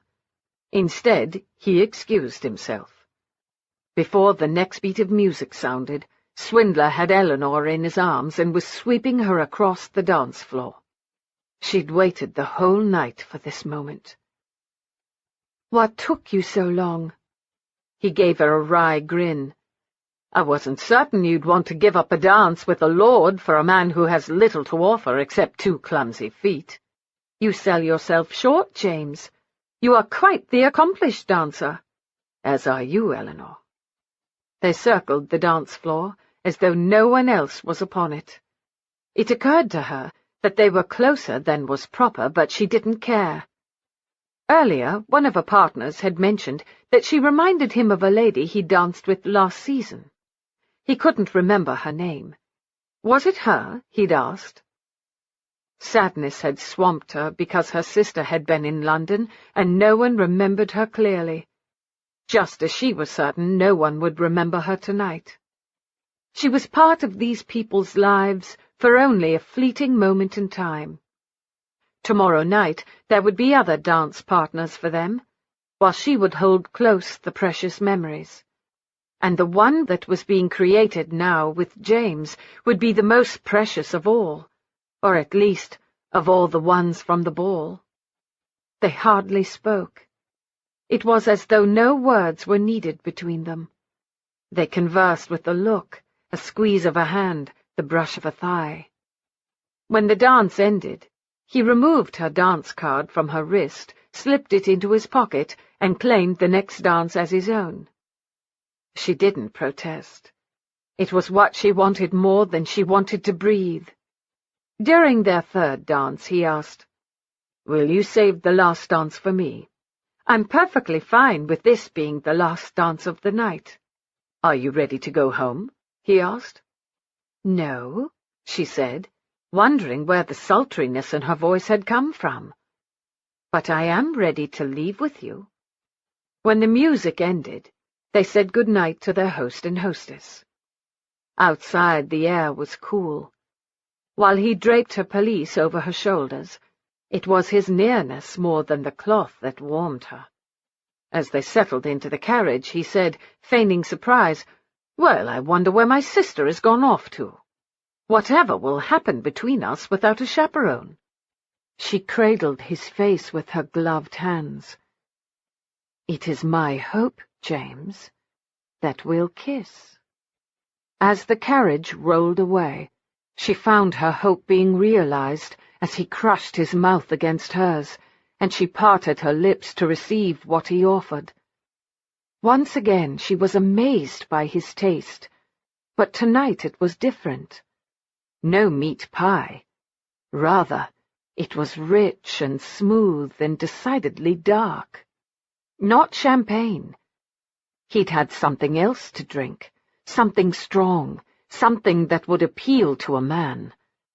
Whatever it was, she liked it. enjoyed the flavor on his tongue as it stroked hers. His arms stole around her back and hips, and she found herself being pulled onto his lap. Almost immediately, the angle of the kiss shifted and deepened, as though he was intent on touching her heart.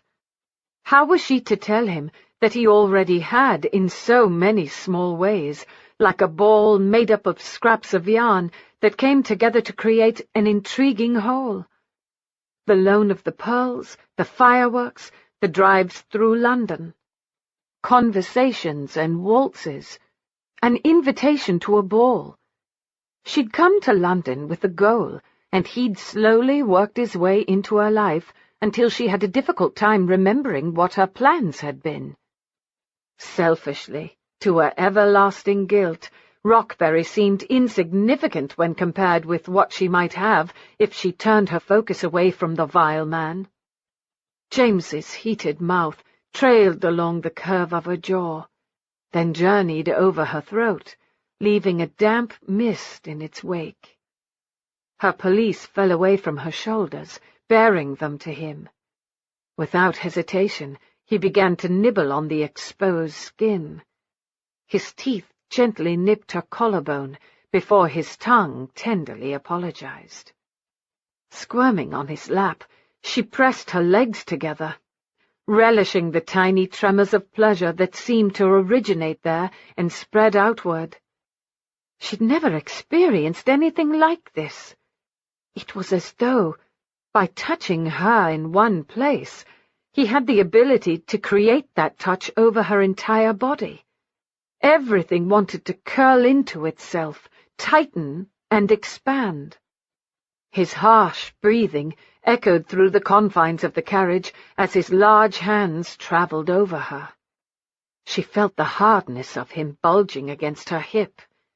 His raspy groans filled her ears before he returned his mouth to hers with a hunger that exceeded her own. She had no doubt that he desired her, that he was hers to command, that she was his to treasure. The carriage came to a halt, and he released a low groan as he tore his mouth from hers and pressed his forehead against hers. She knew she should have moved off him, was certain he knew he should have pushed her away. But instead they clung to each other, as though they were both drowning in a tumultuous sea. Even when the footman opened the door, James didn't loosen his hold. "Give us a moment," he ground out hoarsely. The door immediately closed, blocking out the world that required chaperones and propriety, enclosing them in their own world where behavior was dictated by them. "It's been the most magical night of my life," she whispered, her heart pounding so hard that she was certain he could hear it. "I don't want it to end. Not here, not like this." He drew back, and in the shadowy confines of the carriage, she felt more than saw his gaze wandering over her face, as though he was searching for an explanation of her words. "What are you saying, Eleanor?" "I want to stay the night with you." Chapter 8.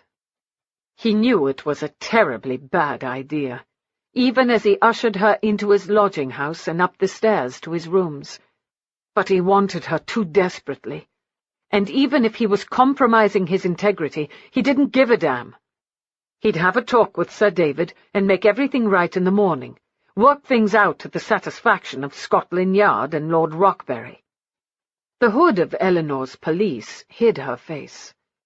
Swindler was not in the habit of bringing young misses to his lodgings, although his landlady was accustomed to him keeping late hours. She seldom stirred from her bed when he arrived home. Tonight, thank God, was no exception. With his key, he quickly unlocked the door to his apartment and ushered Eleanor into the room. Barely taking the time to close and lock the door behind him, he pulled her into his arms. God help him. He'd never wanted a woman so desperately, had never wanted to feel her body pressed against his, had never wanted to drink so passionately from her mouth. She'd only just entered the room, and already her rose scent was taking up residence, mingling with the more earthy-scented cologne he used so sparingly. Her mouth eagerly opening to his, she intertwined her arms around him like a rose seeking out its place on a trellis. No coyness, no doubts, simply need and desire spurring her on. He banished his own doubts that he was ruining her. If she was so willing to give him tonight, she could quite possibly give him more. Where they would take this was a discussion for another time. For now, all that mattered was that everything that had been building inside him since he first kissed her in Cremorne Gardens was about to be brought to fruition. If he could just hold on, just hold his own needs in check, he wouldn't allow her first time to be tainted by his inability. His mind came to a staggering stop, as did the kiss. He always gave ladies his attention, but tonight he wanted to give her more than he'd ever given to anyone, because she meant more to him than anyone else ever had. With nimble fingers that had never served him well as a pickpocket, he quickly loosened the fastenings on her pelisse. In the darkness, he heard the whisper of it pooling at her feet. Tearing off his gloves, he tossed them toward a nearby chair, but based on the thud, they'd landed on the parquet. The faintest light from the street eased shyly into the room, silhouetting them, providing no details.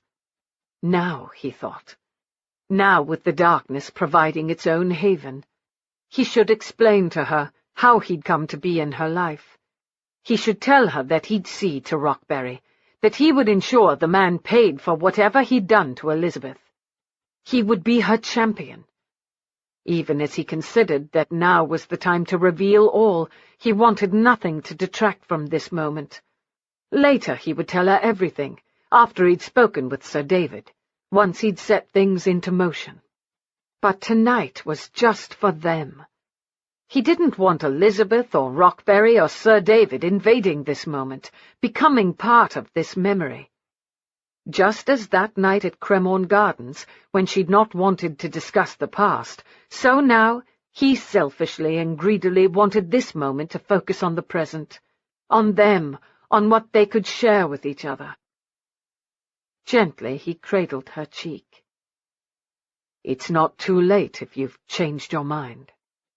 He'd very likely expire on the spot, but he had never forced a woman, and he wasn't about to start now, especially with her.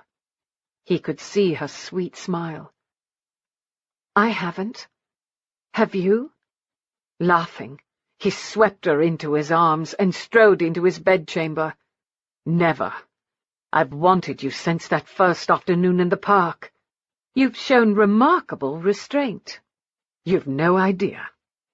He set her down beside the bed, before turning to the bedside table and striking a match.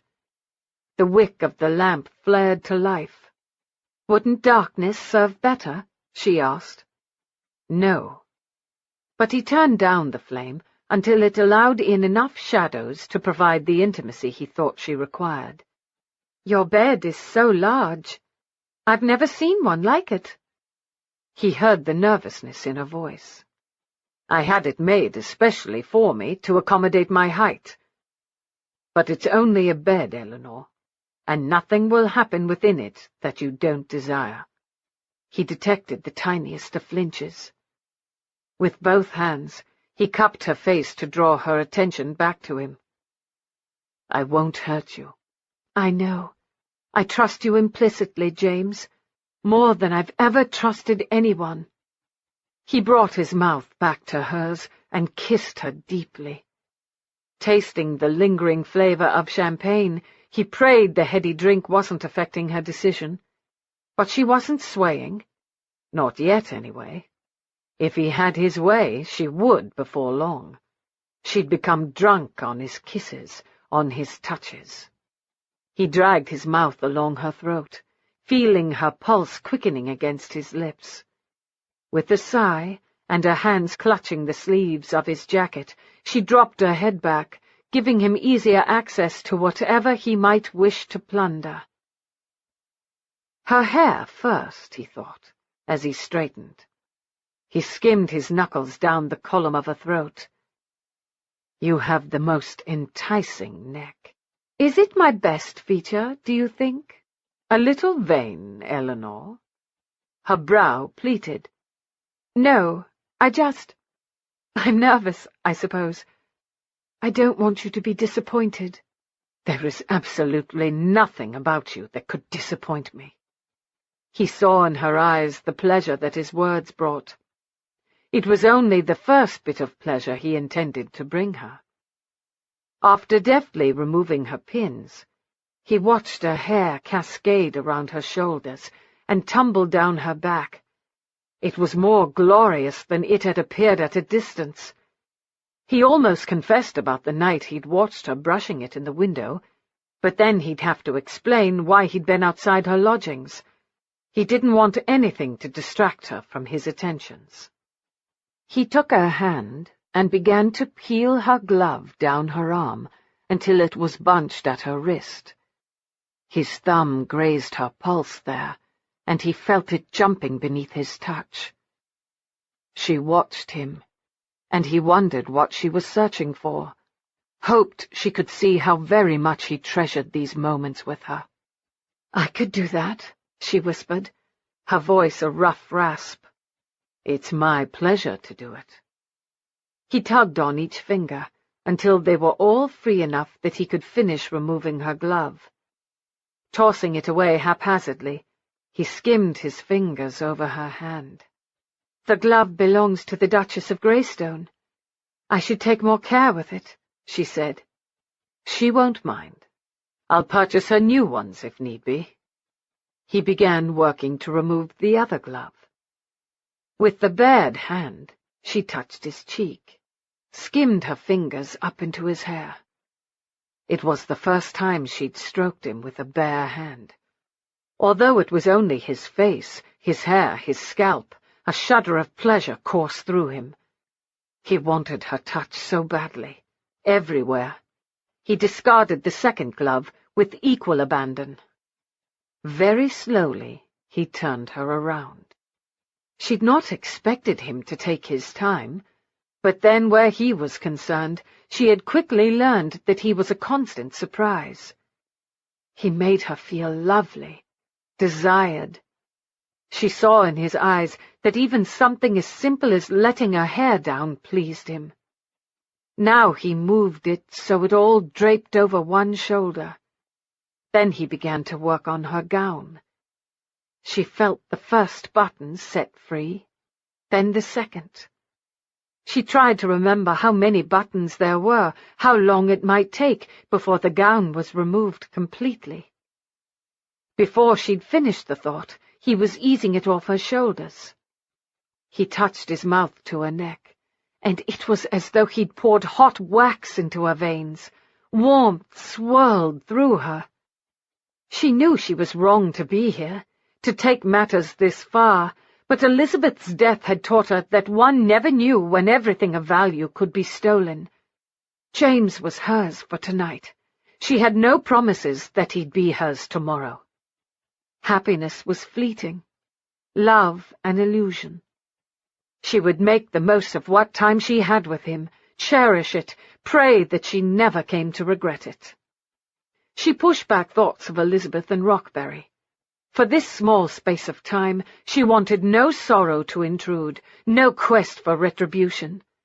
Selfishly, she was going to take all that James offered her and hoard it away for the lonely nights that would no doubt await her. Leisurely, so leisurely that her skin grew more sensitive, he removed cotton, silk, lace. He untied ribbons, loosened buttons, eased aside cloth. Each piece was discarded without care until nothing remained except for the pearls, while his fingers gave the greatest care and attention to her skin. His mouth followed his fingers, touching and tasting, stirring passions until she thought she'd go mad with wanting more. Pivoting around to face him, She judged his reaction, hoping he wasn't disappointed that she wasn't acting demure. She wanted this night with him, wanted it so badly she would trade her soul for it. No doubt she already had. His breathing became short and shallow as his gaze took a leisurely sojourn from the top of her head to her wiggling toes. "You're so beautiful." His voice was scratchy and rough. His eyes heated, his craggy features now so familiar and yet tonight so different, as though each part of her somehow managed to reshape him. "We should put away the pearls, lest they break," she told him. "No, leave them. They somehow suit this moment." She was surprised that he ceased to touch her.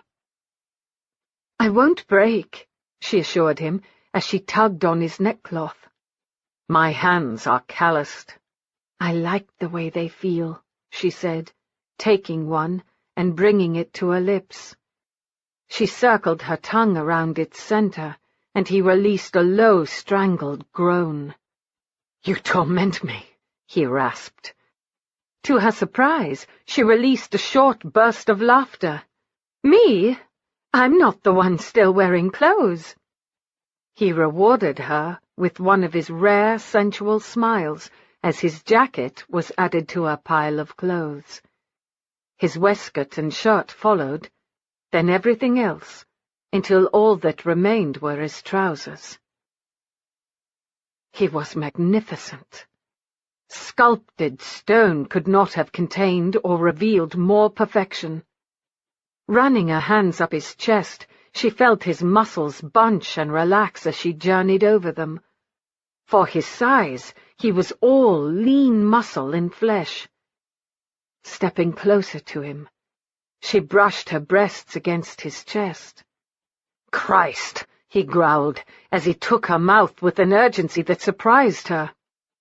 Swindler had waited as long as possible to actually touch her, knowing that once he did so, this slow waltz would end. He would no longer be able to restrain himself. He wanted her too badly. Her arms came around his sides, caressed his back, the touch so light but fleeting. He would feel her touch, and then he wouldn't. It was a strange sensation of touch, then absence. He'd never let any other woman glide her hands over his back. He always distracted them one way or another, often simply holding their hands away from his body. But with her, he wanted to experience everything, was willing to risk losing it all because he didn't want her in half measures. He couldn't explain it, but he wanted to know everything about her, down to her tiniest secret and her smallest imperfection. For some reason, it was important that she know his. Stiffening, she broke away from the kiss, her face set into a frown. "What's happened here?" "It's nothing." He didn't stop her when she peered around him. "Oh, dear God!" Looking at the crisscross of scars on his back, she felt the tears well in her eyes. "Who did this to you?" "The law." Straightening back up, she studied him, truly looked at him, past the handsome exterior to the wounded man. "I wasn't very skilled at thievery," he explained. "Usually I got the whip rather than time in prison." "How old were you?" she whispered, not certain why that particular fact was important. What he'd endured shouldn't have been inflicted on anyone. 8 the first time, 9 the second. Fagin warned me that if I got caught once more, I'd see myself on a ship bound for New Zealand. Transported. She'd never before given any thought to the punishment criminals received. Oh, she'd heard about it, but it was like listening to someone explaining the plot in a story that she had no interest in reading. It was simply words without soul, without heart. "I'm so sorry." "Don't be. They don't hurt. The thickest of them don't feel anything anymore." He touched her cheek. "I've never shared them with anyone else. I've never let any woman touch them. You're different. What I feel for you is different. I don't want any secrets between us." She almost wept from the sincerity in his voice. If he hadn't pulled her into his arms and kissed her, she might have told him everything about Elizabeth, but she knew if she did that the kiss would cease, and she wanted it more than she wanted to draw in breath, more than she wanted revenge. They tumbled onto the bed, a tangle of arms and legs, the action breaking them apart, ending the kiss. "You still have your trousers on," she told him, as though he wasn't aware of the fact that she was completely unclothed and bared to him, while he still retained a modicum of modesty. "I fear, if I remove my trousers, that any control I'm presently exhibiting will go with them." She pressed her hands to either side of his face, her thumbs against his lips. "Remove them, Eleanor." He gave her a sardonic twist of his lips. "I'm not sure you know exactly what it is I'm controlling. You want to make love to me desperately, and without your trousers there's nothing to stop you." "Exactly. I want to make love to you desperately as well. Remove them." Before she'd finished taking her next breath, they were gone, leaving her to worry if she'd ever be able to breathe again. He was large in all things, heard James. His bare body covered hers as he slid between her thighs, and she thought she'd never felt anything as wonderful. His skin was slick and velvety in places, coarse and hairy in others, but she adored every inch, every texture. Once more he joined his mouth to hers. She thought she'd never tire of his kisses.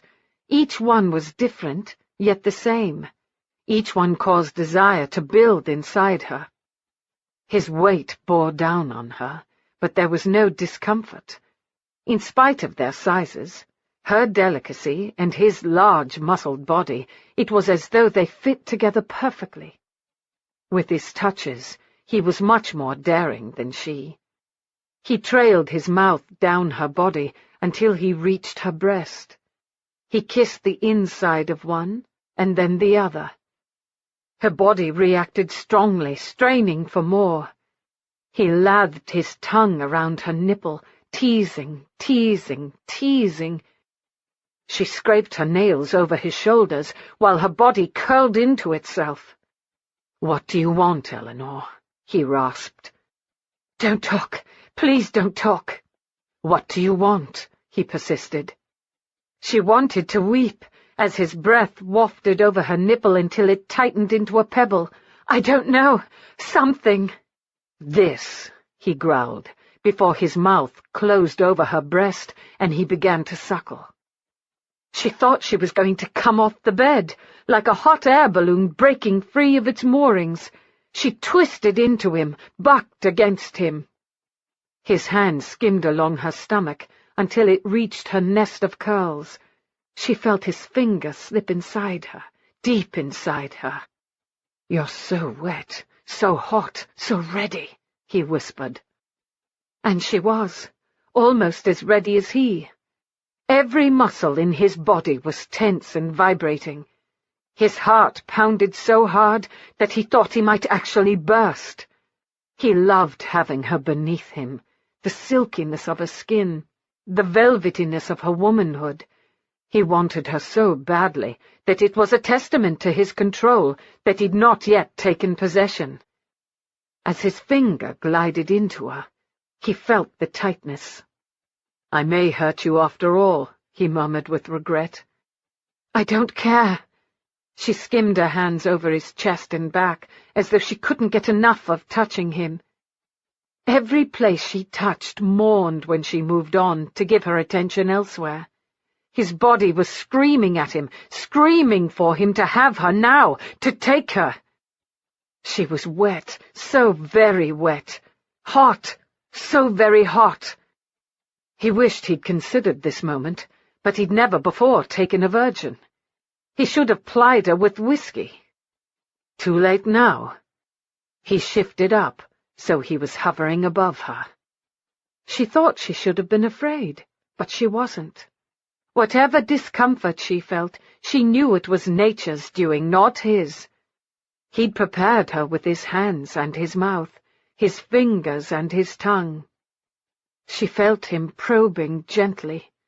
Fighting not to tense, she concentrated on the feel of his shoulders beneath her hands, the dew that had gathered as he denied his satisfaction, the bunching of his muscles as he prepared to join them together. As he entered her, there was pain, she couldn't deny it, and she could tell by the sorrow that touched his eyes that she'd done a poor job of masking it.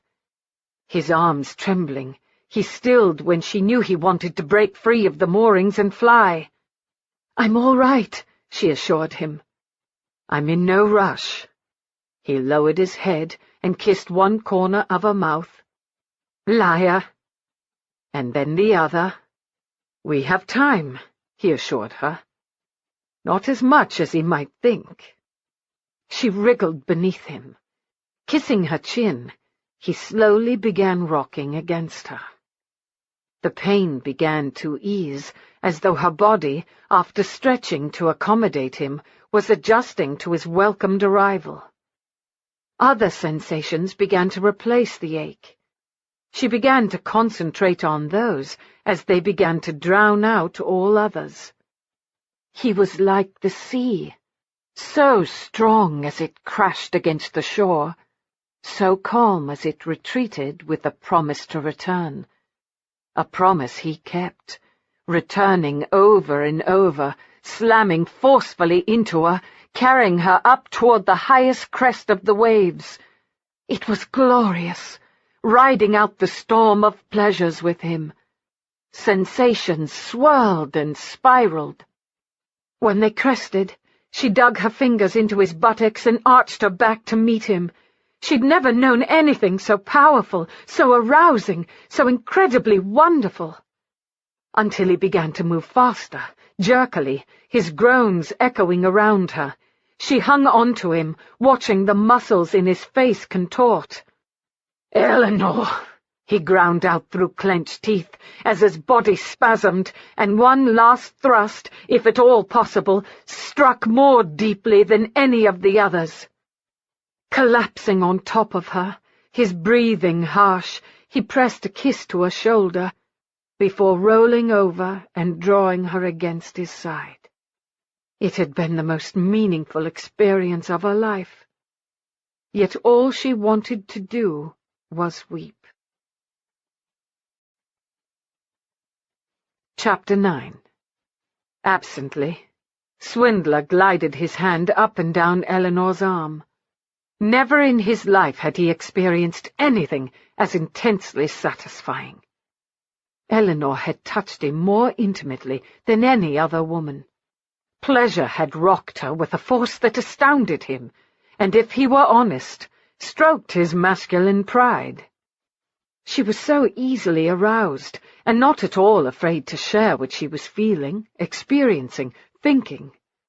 While he'd enjoyed the company of many ladies, with Eleanor he sensed there was no guile between them. Her reactions were all honest, her cries all heartfelt. She was unlike any woman he'd ever known. He didn't want her to leave his bed. She would have to in a few more hours, before the sun rose, before anyone was up to see her leave his lodgings and arrive at her own. They'd had an illicit night, but nothing about it had seemed forbidden. If anything, it felt like the most natural thing in the world. They belonged together, she and he. After what they'd shared, he no longer had any doubts. For several minutes now, she'd been slowly skimming her finger down the center of his chest and back up again.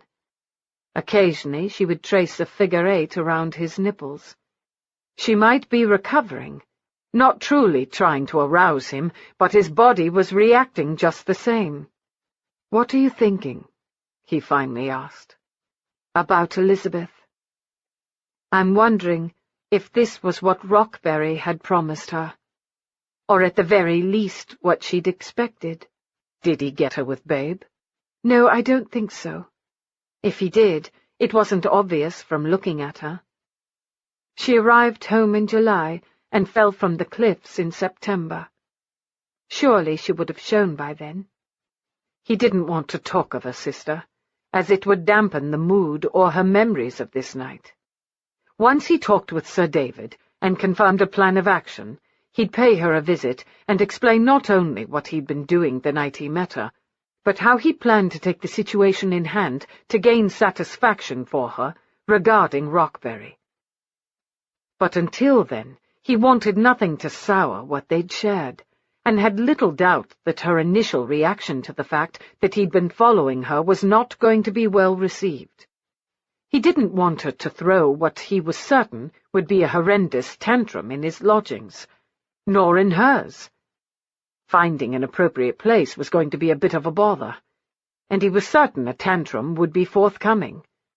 Ladies tended to look unfavourably on gentlemen who'd not been honest in their dealings with them, even when the dishonesty wasn't their choice.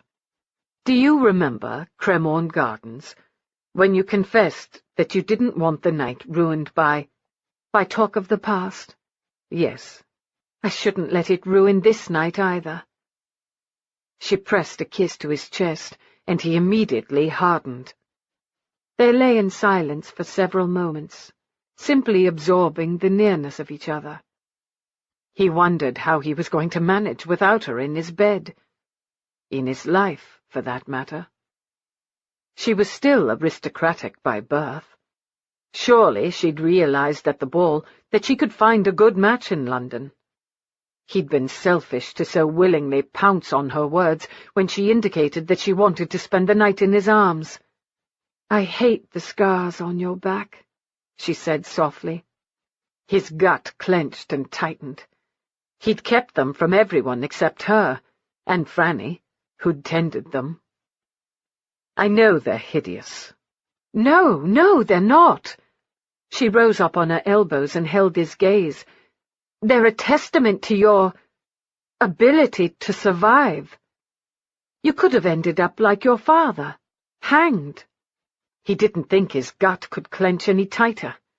He was wrong. "If we're not going to talk about your past, I'd rather not talk about mine." With a nod of acquiescence, she laid her head in the center of his chest. "I can hear your heart beat. I like the sound of it. It always beats faster when you're near." She dug her chin into his breastbone. "Ouch! Don't feed me false flattery, Mr. Swindler." "I never would, Miss Watkins." She reached up and nipped his chin. He liked this playful side of her. Her character possessed so many different facets that he thought he needed a lifetime to study them all. "Your room surprised me," she said, "especially your bedchamber. I was expecting something a bit more decadent from a self-professed scoundrel. What did you have in mind? Perhaps I can accommodate." She wrinkled her nose. "I don't know. Something a bit more red. Brown suits me. It doesn't stand out. I'm not one for wanting to stand out. Besides, I have the one thing in my bedchamber that every disreputable scoundrel must have." Her brow furrowed in concentration. She glanced around the room, at the bureau, at the chair, at the pile of clothes. "I can't imagine what it might be." He gave her a teasing grin. A lovely woman he can't keep his hands off of. She released a tiny screech as he rolled her over until she was beneath him. "Besides, Miss Watkins, what I have in my bedchamber isn't nearly as important as what I do in it." Then he proceeded to take them both to paradise. The sun was only just beginning to chase away the fog when he slipped her out of his lodgings. Thankfully, the carriage was still waiting for them. How wonderful it was that he had friends with the means to demand of their servants inconvenience. As he assisted her inside and she settled on the bench, she fought not to have regrets. When his arm came around her, she buried her face in the nook of his shoulder, inhaling the wondrous fragrance that was him. And then she remembered his gift, Oh, I forgot the necklace. Will you help me remove it? Take it. It's yours. She jerked around to face him. But you said it was on loan. I lied. I didn't think you would accept it otherwise.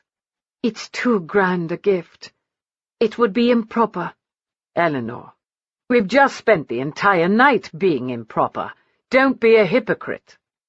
She fought not to show how the harshness in his voice had hurt her, but he must have guessed, because his face gentled, and he tucked his finger beneath her chin, forcing her to look at him. I have no one in my life for whom I can purchase gifts, and money means nothing to me. Please accept them as a token of my esteem. She shouldn't. She knew she shouldn't. But the truth was that she loved them. Touching her fingers to them, she said as graciously as possible, "Thank you." My pleasure. They said not another word, but then the journey was short. A few streets over. It wasn't until he was standing before her at the door, his ungloved hand cradling her cheek, that he spoke again. I want to call on you this evening. She smiled at him and nodded. I know you have concerns, he said quietly, because your sister came to London and fell into disgrace. But that will not be the way of it between us. I promise you that, Eleanor. We have known each other only a short while, but what I feel for you cannot be measured. The hot tears burned her eyes. He leaned down and kissed the corner of each eye. Until tonight. Taking her key, he opened the door and ushered her inside. He didn't follow her in, simply closed the door. She leaned against it, listening to the clatter of hooves and the whirring of wheels taking him farther and farther away from her. Swindler decided to take advantage of having Claiborne's carriage. He'd send it back later. For now he had matters that needed his attention. He returned to his lodgings, where he took care in preparing himself to meet with Sir David. He didn't want to give any evidence of what his night had entailed. However, in the early hours of the morning, while Eleanor had lain in his arms, he decided it was time to put this nonsense to rest. When he walked into Sir David's office, he didn't give the man the opportunity to say anything other than "Swindler" before he began explaining where he thought matters needed to go. I'm quite convinced that Miss Eleanor Watkins is no threat to Rockbury. If anything, the man himself is the culprit. I intend to confront him this morning and ask him exactly why he believes Miss Watkins would want him dead. I intend to interrogate him thoroughly in order to determine precisely what he did to Miss Watkins's sister. There, sir, is where I believe the crime resides, and I intend to get to the bottom of it. Sir David leaned back in his chair, his face an uncompromising mask. That might be a bit difficult, Swindler, since Rockbury was murdered last night. Chapter 10. Staring at his superior, Swindler felt as though Sir David had delivered a blow to his midsection. Swindler had been charged with protecting the Lord, and he'd apparently failed miserably. Murdered? Are you sure? I'm quite familiar with what a dead man looks like. No, sir, I wasn't questioning that he was dead, but perhaps his heart simply gave out. It did, after the dagger sliced into it. Your Miss Watkins has just been brought in.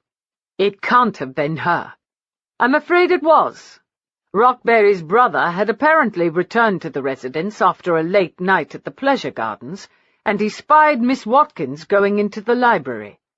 Sometime later, when he was in want of some brandy, he went to the library and found his brother soaking in his own blood. Miss Watkins nowhere to be seen. The anger surged through Swindler. His father had been hanged for a crime he didn't commit. He would be damned before he allowed the same to happen to Eleanor. He's lying. Miss Watkins was with me. Until dawn. Sir David's dark eyebrows shot up. I have little doubt Rockberry's brother killed him in order to inherit, and is trying to place the blame on Miss Watkins, Swindler said. He no doubt knew she'd been following Lord Rockberry, was probably aware that we'd been so informed. He sought to use the knowledge to his advantage. God, I do hope you're wrong about that. Her Majesty is not going to be pleased to learn that her nobles are behaving badly. It's quite possible there is another explanation, but I assure you, Miss Watkins is not involved. From the moment I arrived at her lodgings to escort her to the Duchess of Greystone's ball, she never left my sight. You'll stake your reputation on that? My life, sir. As she sat at a table in the dismal room, she'd never been so terrified in her entire life. 2 men had been waiting in the parlour for her. They'd emerged mere seconds after she heard the carriage depart. They'd had a warrant for her arrest, accusing her of murdering Rockberry. While she'd proclaimed her innocence, they revealed not even a hint of believing her. Of course, she hadn't provided them with an alibi either, had refused to reveal where she'd been all night and why she was arriving with the dawn. She wasn't certain it was her place to do so, and considering the harsh glares they'd given her, she wasn't convinced they would have believed her anyway. They were stern-faced and harsh. They'd not even allowed her an opportunity to change out of her gown before whisking her away. As soon as the opportunity arose, she'd sent word to James. Surely he would speak for her. The door suddenly opened, and a familiar outline filled the doorway.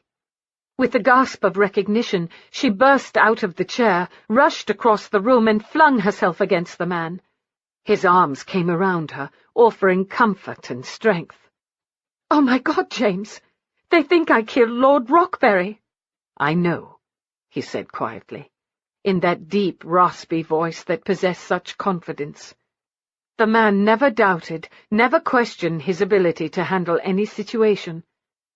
"I've explained to Sir David that you can't have killed him, because you were with me until dawn." With a sense of dread shimmering through her, she jerked her head back and looked up into his eyes. She'd expected to see disgust or shame. Instead, she saw concern, compassion, caring. So much caring, as though he were revealing his heart. "I know your reputation is now in tatters, but I decided better your reputation than your neck." As though to emphasize his point, he trailed his finger along the column of her throat, at the bottom of which rested the pearls he'd given her. In spite of her terror, she shivered in response. She felt the tears well in her eyes. With his large hand, he cradled the back of her head and pressed her face against his sturdy chest, where she could hear the slow, steady pounding of his heart. Hers was fluttering like a bird, fighting not to fall from the sky, and he remained so calm, so confident. "Not to worry, Eleanor. I'll see that your reputation is not ruined for long." The gentleness of his promise caused more tears to surface. She was going to be like an overturned bucket of water before long if he continued on with his understanding and kindness. Tucking her against his side, beneath his arm, he said, "Let's get you home." She reared back to stare at him. "Just like that? They're going to let me go? You have one of the most respected inspectors of Scotland Yard vouching for you, Miss Watkins," she heard coming from the side, and turned to see one of the men who'd interrogated her earlier standing there. Sir David. He'd not been the one to come to her lodgings, but the one who marched into this room with such determination that her mouth had gone dry. "Be quick about getting her settled, Swindler," Sir David said. "If she didn't kill Rockberry, we need to determine who did, and swiftly. After all, he is a lord of the realm. The Queen will not be pleased with his demise." "Yes, sir. I shall meet you at his residence as soon as I've seen Miss Watkins home." The carriage they'd used last evening was waiting for them at the curb. She supposed he'd not had a chance to return it to his friend before he received word about Rockberry. James climbed into the coach after her and held her near. "I've never been so terrified in my life," she said, her voice quaking. Even with him holding her, she seemed unable to stop shaking. "Why do you suppose they suspected me?" "His brother was apparently in residence, and claims he saw you arrive around midnight. Says Rockberry joined you in the library. The brother went to bed, then decided he was in need of a drink. He claims he found Rockberry sprawled on the floor, a dagger to the heart. I suspect the brother is the culprit, lying through his teeth. He's not the first to kill in order to gain a title. He was aware that you were following Rockberry. Knew Scotland Yard knew, so he thought to use the knowledge to his advantage. Now I just need to prove it." "Can you do that, do you think? Prove it was Rockberry's brother?" "I have a reputation for solving murders. Once I've taken a look round Rockberry's, I should have a better sense of exactly what happened. Right now my assumptions are premature. I shouldn't have even revealed them to you. But I wanted you to know that you have no cause for worry." He brushed his lips over her temple. "Everything will be all right, Eleanor." Her heart clenched, and her chest tightened painfully. There was so much she wanted to tell this man, and so much she couldn't. They travelled the remainder of the journey in silence, with her wrapped in the cocoon of his comforting embrace. When they arrived at her lodgings, he handed her down. As they stood on the walk, he slipped his finger beneath her chin and tilted her head up. Then he gave her the gentlest of kisses, which made her want to begin weeping all over again. When he drew back, he held her gaze. "I want you to rest for a bit. Put all this behind you. I must see to Rockberry's murder. When I'm done there, I'll return to you." He gave her a tender smile. "Then we shall see to your reputation." "James—" "Shh, Eleanor." He touched his thumb to her lips. "I shall do right by you, my darling." He ushered her inside, and although Mrs. Potter appeared to see to her needs, she felt instantly bereft when he departed. She slowly made her way to her room. Once there, all she wanted to do was curl up into a ball on the bed and weep. Chapter 11. Swindler couldn't deny that relief swamped him when he stepped into Rockberry's library with Sir David and didn't smell Eleanor's familiar rose scent. While he knew it was impossible for her to have been there, to have committed the crime, something nagged at him. She'd been in his arms from the moment they'd departed Franny's ball. He wished he'd been here before the body was removed. It could have told him so much. But apparently, when Sir David had come searching for him, he was still travelling through London with Eleanor, kissing her in the carriage, before they'd decided to return to his lodgings. Blood marred the carpet. 2 wine-glasses sat upon the side table. That bothered him. "What time did you say you saw the lady enter?" Swindler asked the new Lord Rockberry. Swindler had been surprised to discover that he was the blonde-haired man who'd accosted Eleanor at Cremorne Gardens. "A few minutes after midnight. And you're certain it was Miss Watkins?" "Yes." "The same Miss Watkins that you attacked at Cremorne?" "I didn't attack her," he said impatiently. "My friends and I were going to have a bit of fun with her. I knew she was following my brother. He was none too pleased with the police not taking more effective action. Thought to scare her off. We have a witness who says Miss Watkins was with him last night," Sir David said. "Then your witness is lying," the new Rockberry said with confidence. Swindler and Sir David exchanged glances. He saw no doubt in Sir David's eyes. He'd not considered, when he placed Eleanor's reputation at risk, that he was also placing his own. "I believe you have the right of it," Swindler said. "Someone is lying, but I suspect it's you." "For what purpose?" the young Rockberry asked. "To gain the title." "Don't be daft, man. I didn't want this. It comes with responsibilities, duties. My brother gave me a generous allowance, and I was a true gentleman of leisure. I cared nothing for the title. Why do you suppose Miss Watkins wanted to kill him? Swindler asked. Something to do with her sister. My brother, as much as it pains me to say it, and I don't wish to speak ill of the dead, was not always kind to women. He took advantage of Elizabeth Watkins? In all likelihood, yes. Thank you, my lord, Swindler said. I have no further questions at this time. After the Marquess left, Sir David asked, So what are you thinking, Swindler? His brother had the most to gain, although I suppose it's possible there is another woman who was wronged and sought revenge. The new Lord Rockberry simply misidentified her. You're quite certain it wasn't Miss Watkins?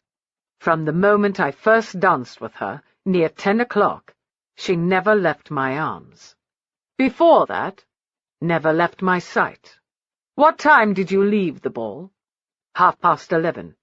I do hope this nasty matter doesn't come down to your word against the new Rockberries. I shall do all in my power to ensure that it doesn't. Nodding, Sir David sighed. Right. So, what is your plan? Make inquiries. See if I can find this mysterious woman. If nothing comes of that, then I suspect we'll find ourselves arresting the new Lord Rockberry. Before we do that, just make bloody sure we've got the right of it. Yes, sir. I always do. I know, but I thought it bears repeating. The situation needs to be handled very delicately, Swindler. Swindler spent 2 more hours at Rockberry's, making sketches of the room, trying to notice anything that appeared out of place. He questioned the servants. No one saw a lady arrive, so the only way she could have entered was if one of the Lords Rockberry had admitted her. His next step would be to see if he could find another lady who'd been taken advantage of. It was always possible that she wasn't of the nobility. He would have to give more scrutiny to Rockberry's papers and documents. Some clue might be hidden within them. He would also talk with Catherine. She'd been of little help when it came to Elizabeth Watkins, but she might know of another lady. But before he moved forward with the investigation, he wanted to see Eleanor again. He wanted to comfort and reassure her. He also intended to ask for her hand in marriage. He couldn't deny that it was a hasty proposal, delivered in part to spare her reputation. But he also had to admit that he'd never been as drawn to a woman as he was to her. The hours she spent in his bed had seemed far too short. He thought it very likely that they could have a good life together. Still in possession of Luke's carriage, he made his way to Eleanor's lodging-house and knocked briskly on the door. When Mrs. Potter opened it, he didn't wait for an invitation, but simply brushed past her. "Will you please inform Miss Watkins that I've come to call?" Mrs. Potter closed the door. "I'm afraid she's gone, sir." He could well imagine Eleanor needing to walk, needing to brush off the scare she'd had that morning when she was arrested. She'd find comfort in the park, no doubt. Or perhaps she'd walked elsewhere. He could go in search of her, or simply wait. He had no doubt she wouldn't be gone long. He faced Mrs. Potter. "If you've no objection, I'll wait in the parlour for her return." "I fear you'll be waiting a dreadfully long time. I don't think she's planning to return, sir. She packed her bags, told me not to worry about the days remaining to her, that I was welcome to hire the room out to someone else, that she'd no longer need it. She left 2 packages. Stunned beyond measure, feeling as though his body had turned to stone, Swindler watched her go into the parlour. He looked at the stairs. That was where he needed to go. He needed— "Here, sir." As though someone else controlled his legs, he walked into the parlour. "The large box there is addressed to the Duchess of Greystone. I suspect it's the lovely gown she brought over for Miss Watkins. Then she left this for you. I suspect I know what it is as well."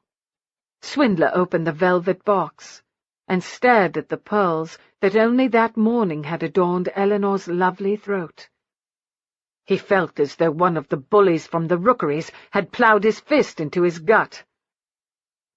"Are you quite certain she's left for good?" "Yes, sir. Bit hard to miss when she hired a couple of lads to carry out her trunk." "She was gone? After everything they'd shared, she was gone?" The words kept echoing through his head, blocking out all other thoughts. She was gone. As the train rumbled over the tracks, Eleanor stared at her reflection in the window. The deed was done. She should have seen satisfaction on her countenance, staring back at her. Instead, in spite of her best efforts, she saw a touch of regret. She shifted her gaze over to another reflection, one remarkably similar to hers. "Why the long face, Emma?" she asked. "I began to fall in love with him, Eleanor." "Well, that was a rather silly thing to do, now wasn't it?" Emma blushed, but then she tended to do so quite easily. It was the one area in which they differed, but no one in London would know that, since neither of them had visited the town before a month ago. They'd known no one in London when they arrived. The advantage to having a reclusive father who'd never felt deserving of his title. "What would have been the harm in me staying?" Emma asked. "A careless word, Emma, a misstep, and we'd both find ourselves hanging from the gallows. Once we realized Mr. Swindler was following us, and you encountered him at the park, the natural course was to use him. You should be grateful for the short time you had." Silently, Emma nodded before dropping her eyes to her gloved hands balled in her lap. He'd seemed like the answer to their prayers. She followed the man who was following Eleanor through Cremorne Gardens. Like Eleanor, she believed he was Rockberry's man. For good or ill, though, she couldn't say. She'd first spotted him the night Rockberry had gone to Scotland Yard. She and Eleanor always kept an eye on each other, taking extreme care in never being seen together, but always trying to keep the other within her sight. As she rounded the curve, she caught a glimpse of Eleanor surrounded by 3 men who suddenly began pulling her into the shadows. Her heart leapt into her throat. She started to rush forward, to scream, when she saw the pursuer quicken his pace. By the time she was in a position to better see what was happening, he had his arm protectively around Eleanor, and was obviously trying to leave the area. Then one of the blokes took a swing. She'd never seen a fight before, had never witnessed anyone coming to blows. The large, powerful man made short work of the bullies, and then his arm was again around Eleanor, leading her away from the men who writhed on the ground. Her heart was pounding for a different reason now, no longer because of fear over Eleanor's safety, but because she'd never seen anyone as magnificent as the man who'd come to her sister's rescue. Following them out of the gardens, always keeping to the shadows, always watchful, she arrived at the entrance just as he was helping Eleanor into a hansom cab. She saw Eleanor leave. Then the man climbed into another hansom. Follow her at a discreet pace. As the driver sent the vehicle into motion, she scurried from her hiding place and gave similar words to the driver of the hansom she entered. Follow him. Just as he had, she disembarked on another street. She carefully made her way to the lodging-house, again keeping to the shadows until she spotted him observing the building. Eventually, he went to the door. After he left, she remained as she was for another hour before she saw the signal in the window. The draperies drawn closed to indicate that Mrs. Potter had retired for the evening. It was safe to come in. Once inside her room, she hugged Eleanor tightly. "You were accosted, I saw." "And I was rescued. Did you see him?" Eleanor asked, working herself free of Emma's clinging embrace. "Yes, of course." His name is James Swindler.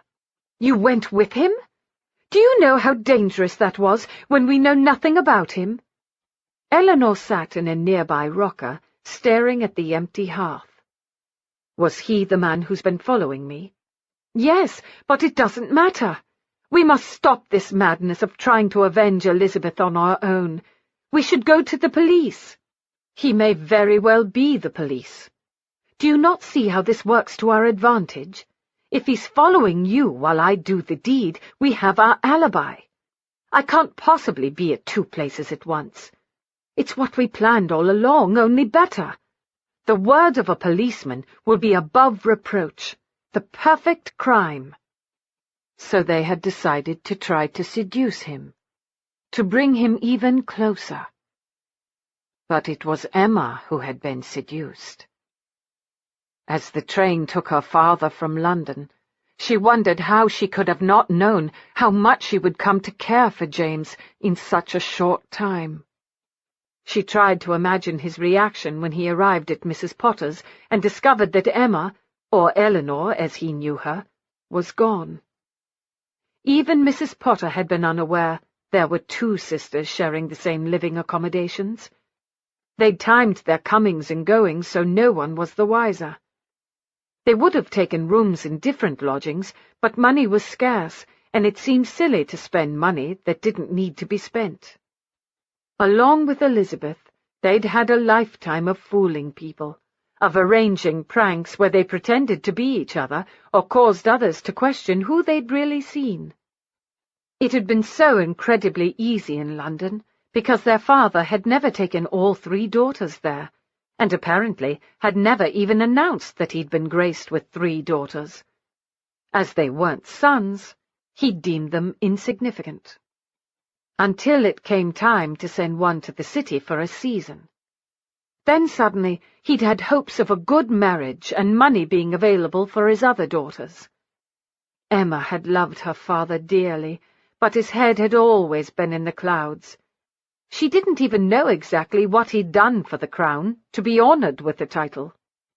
Now, watching the passing rolling hills, she wondered what James would think of them. It had been so difficult to say goodbye to him, knowing it was forever, knowing she would never again taste his kiss or feel his touch, knowing she'd never again hear his voice or look into his eyes. "What if he tries to find us, Eleanor? That man at Scotland Yard said he was the best.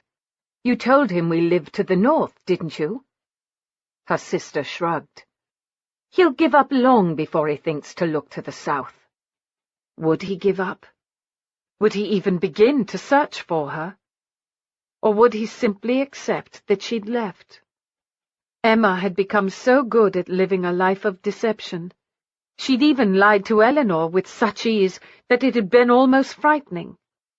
As far as Eleanor knew, she and James had simply ridden around London in the carriage until dawn. Her sister had no idea that she'd sacrificed her virginity or had spent the night in James's bed. She pressed her hand to her stomach, wondering if she might be carrying James's child, surprised to discover that the thought brought her a great deal of joy.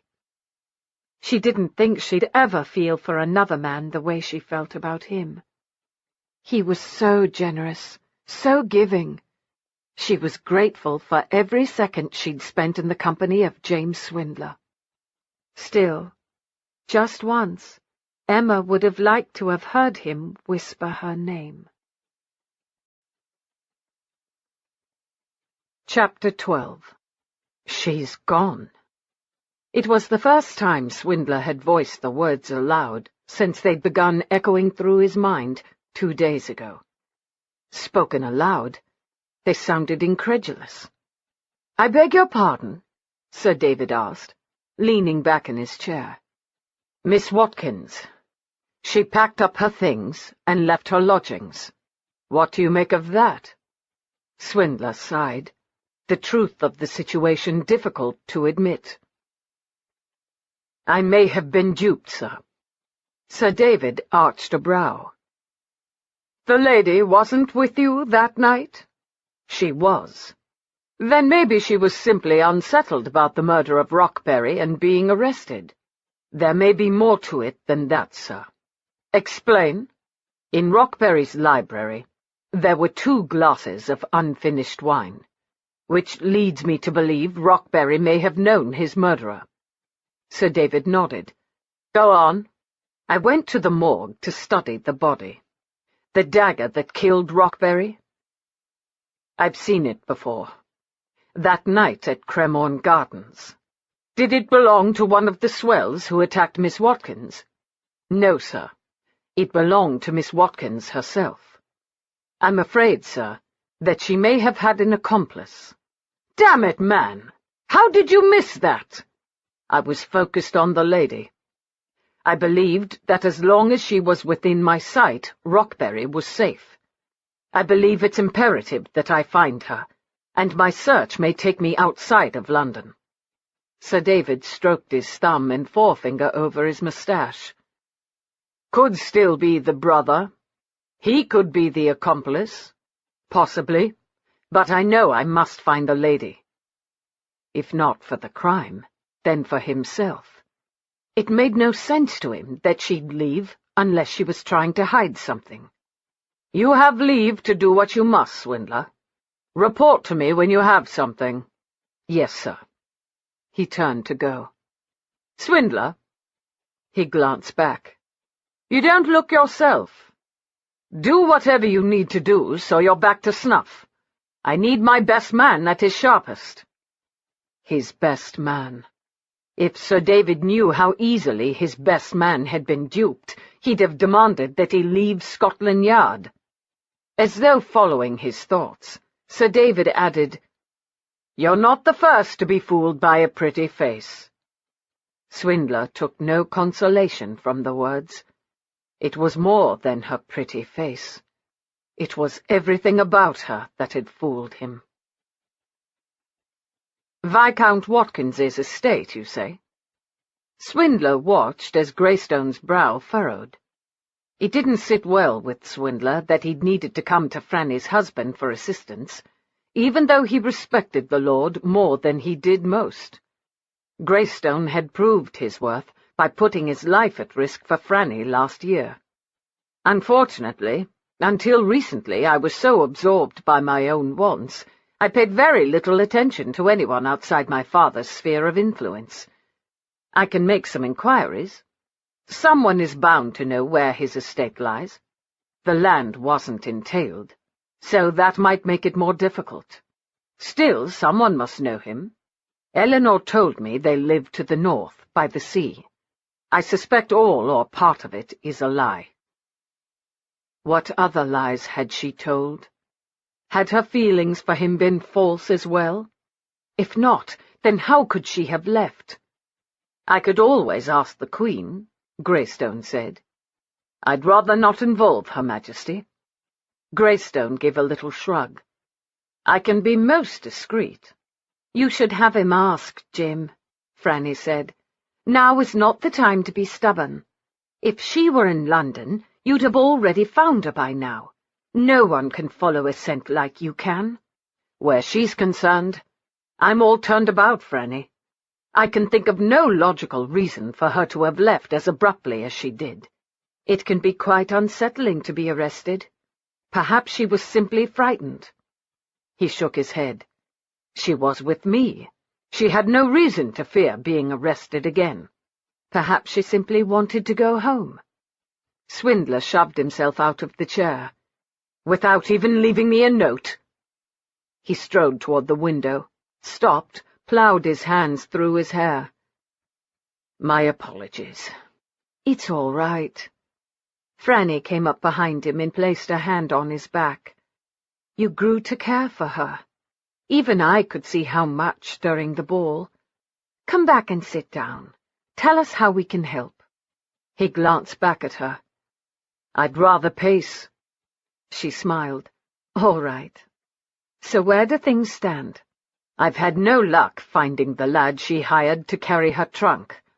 I suspect she took the train. I tried to draw a portrait of her, to ask at the ticket window if anyone had seen her, but I've never been skilled at drawing people. I can sketch a room to the smallest detail to help me solve a crime, but Eleanor, I can't draw her likeness to save my life. Sterling can. He's an artist. Do you remember her well enough, Sterling? Yes, I believe so. Her husband got up and went around to the desk and opened a drawer. After pulling out some paper, he sat down and immediately began to sketch. Swindler thought it might be the first break he'd had in 2 days. He gave his attention to Franny. "Did you notice anything that might be helpful while you were visiting with her?" "I'm afraid not. I only spoke with her in the parlour." Her face suddenly brightened. "Oh!" "What?" "Agnes went to her rooms to alter the gown." 5 minutes later, a very nervous Agnes was standing in front of Swindler and wringing her hands. "Did you notice anything?" Swindler asked. "Like what?" "Anything unusual?" The young lady shook her head, then scrunched up her face. "Well, there was one thing I thought odd. She changed into the gown in her sitting room. The door to her bedchamber was closed. We didn't go in there. But then, when I was finished with my sewing, she opened the door and wanted to look at herself in the mirror." "Did you see anyone else in there?" "No, but I could see a dress draped over a chair in the corner. The thing is, it looked exactly like the dress on the sofa in the sitting room, the dress she'd taken off to put on the gown. I thought maybe it was her favourite dress, so she wanted 2 of them." "You probably have the right of it." "Thank you, Agnes. That's all I need," Swindler said. He walked to the window and gazed out on the night. "What are you thinking?" Franny asked. "I don't know what to think." "Do you have dresses made that look the same? Before I was married, when I spent my night at Dodger's, my dresses were very similar." He remembered.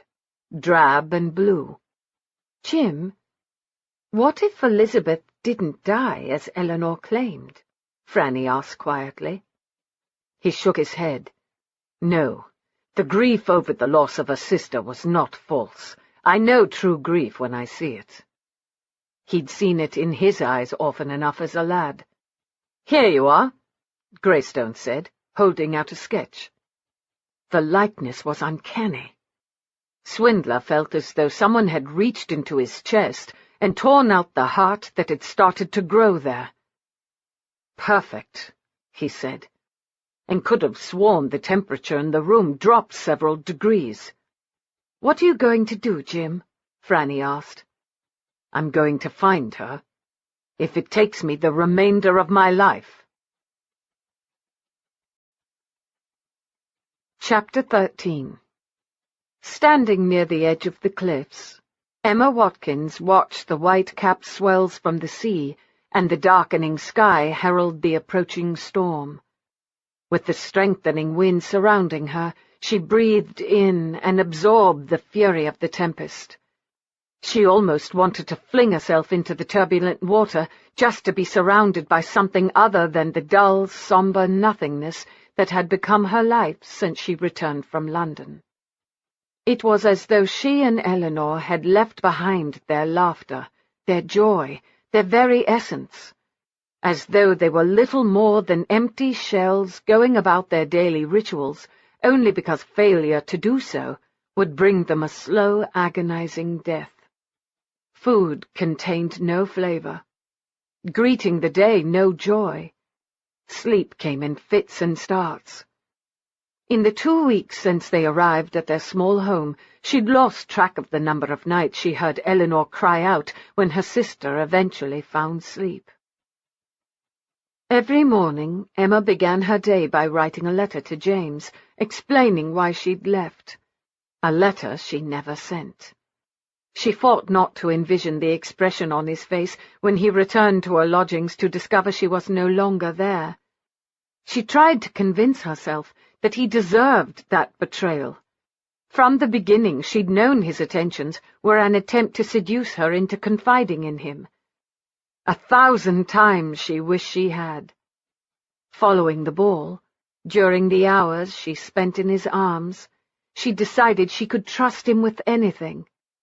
She'd prayed that Eleanor had not possessed the strength to carry through with her part of the plan. She was going to convince her sister that they needed to tell James everything, that he would help them see justice done. But when she'd been arrested, she knew it was too late. The deed was done. Their course was set. James would despise her for her role in Rockberry's demise. How could he not? So she and Eleanor had packed their trunk. Emma had gone to the street and hired 2 boys to carry it out. Then she asked Mrs. Potter to make her a meal for the journey, and while Mrs. Potter was in the kitchen preparing it, Eleanor had sneaked out. Simple. The 3 sisters had always found it simple to switch roles, to pretend to be each other. But never had Emma regretted their skill more. With a sigh snatched by the wind, she turned and began walking back to the cottage. A few sheep, cows, and chickens grazed about. They had long ago sold the horses. The only place they needed to go was to the village, and it was reached with an hour of walking. They'd had a light buggy for travelling when their father and Elizabeth were alive, but now it sat unused, the same as their laughter. Opening the door into the front room, she felt the loneliness of the house even more. Perhaps tonight she would write a letter to James and thank him for the wonderful time he'd shown her in London. Even if his ultimate goal hadn't been to impress and charm her, he'd given her precious memories she'd never forget. Perhaps this time she would send it. Remorse and guilt gnawed at her, and she wondered if James had deduced everything. How long would it take him to realize he'd been duped, and when he did, dear God, she didn't share Eleanor's conviction that they were both safe. She walked through the dining room and into the kitchen.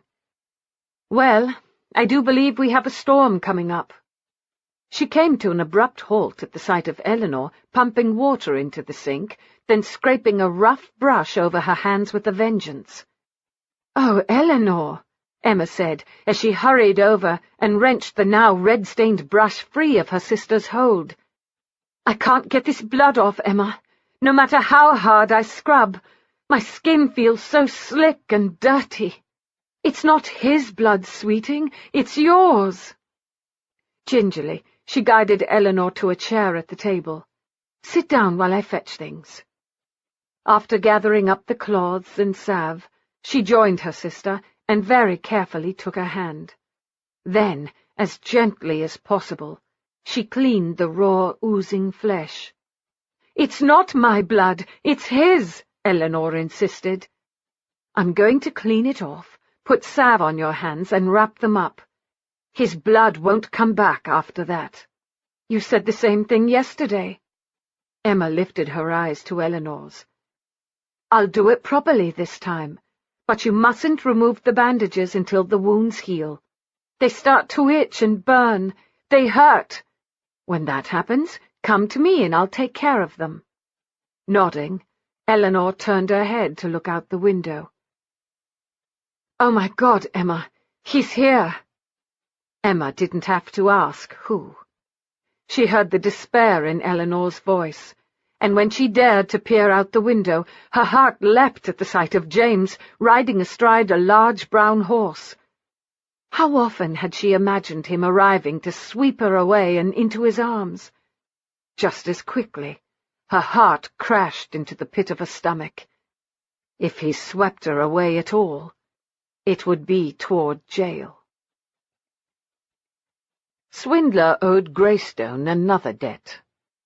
The sketch Greystone provided had allowed Swindler to much more easily follow Eleanor's trail from the train station to this nice stone cottage near the cliffs. It also helped that Greystone had made some inquiries of his peers and managed to discover the location of Viscount Watkins's residence. Swindler had ridden the train as far as it would take him, and then hired a horse for the remainder of the journey. At a nearby village, he'd managed to garner precise directions to his destination. He wanted to remain level-headed until he questioned Eleanor. Presently, he only had suspicions regarding her duplicity. He held out hope that another explanation existed, that she'd not in fact arranged Rockberry's murder and then used Swindler as her alibi. But if she hadn't, why had she left him? Had she been overcome with shame for coming to his bed? Was it her reputation she was striving to protect? His head and his pride were in a continual argument. He was not a man prone to emotions, but he wavered between boiling rage and crushing disappointment. Then he'd remember the wonder of her in his arms, before remembering that she had shattered the fragile trust developing between them. Then there was the matter of the dagger. He'd only caught a glimpse of it in the shadows. Perhaps his memory of it wasn't clear, but he'd taught himself over the years to pay attention to details. It was unlikely now that he'd become careless. He barely brought the horse to a halt when she opened the door. She wore a simple dress of pink, her hair held in place with the pink ribbon. As he dismounted, the emotions roiled through him like some sort of tempest. He was angry, yet still he desired her. He wanted the taste of her, the scent of her, the feel of her. He wanted her naked beneath him. He wanted her asking for his forgiveness, wanted her sharing her secrets. He wanted her arms wound around his shoulders, her fingers in his hair, her legs wrapped around his hips, her eyes holding his. He barely remembered striding to the door, but suddenly she was in his arms, her mouth greedily greeting his. He'd been searching a fortnight, and every minute of every day had been hell, knowing what his duty would require of him when he found her, selfishly fearing he might never again set eyes on her. Desperation clung to him now, to yearn to have this forever, and to know that he couldn't. She still smelled of roses. That much was real. She still moaned softly as he deepened the kiss. No deception there. Her body moulded against his as though it belonged, and damned if he didn't want it to. But she'd betrayed him. Betrayed his trust. Breathing heavily, he tore his mouth from hers and cradled her face between his hands. "Why in God's name did you leave?" She merely shook her head. "You did it, didn't you?" he demanded. "Arranged for his murder. You had an accomplice. You used me to establish your innocence." She shook her head only slightly this time. "Don't lie to me, Eleanor, for God's sake, tell—" Catching movement out of the corner of his eye, he jerked his head up and saw a woman standing just beyond the doorway. The resemblance between the two women was uncanny. Franny had the right of it. "Elizabeth," he whispered. "No," the woman in his arms said quietly. "Eleanor." He studied more intensely the woman he held. Everything about her was familiar. The taste, the fragrance, the feel of her in his arms, the way she moulded against him. He shook his head. "No, you're Eleanor." "No, I'm Emma. I've always been Emma." He remembered that first meeting in Cremorne Gardens, how he'd rescued the woman, yet been anxious to bring the assignment to an end, how during the light of day the following afternoon she'd taken his breath, how he'd been struck that something about her was different. "So you deceived me from the beginning?" "You deceived me," she said tartly. "You claimed to be a scoundrel. You didn't reveal you worked for Scotland Yard. I am a scoundrel, but I never once lied to you, not about anything." 3 sisters. There had been 3 identical sisters. Swindler wasn't certain he'd ever heard of such a thing. The fury had shot through him as the depth of their deception became clearer. He'd hardly been able to stand to look at either woman, so he decided to see to the horse. to give himself some time to calm down. He couldn't recall ever being as furious, to know that the sisters had planned to use him, to wonder how much of Emma's action had been devised to lure him into a carefully devised trap, the deceitful wench. The irony did not escape him. He, who was so very skilled at planning and executing the swindle, he'd been effectively swindled. Removing the saddle from his horse, he draped it over one side of the stall, near where he'd earlier hung the bridle and bit. Having rarely ridden a horse, he wasn't a skilled horseman, nor did he have any experience in actually caring for the creatures. He'd expected to at least find a groom here who could see to the matter for him.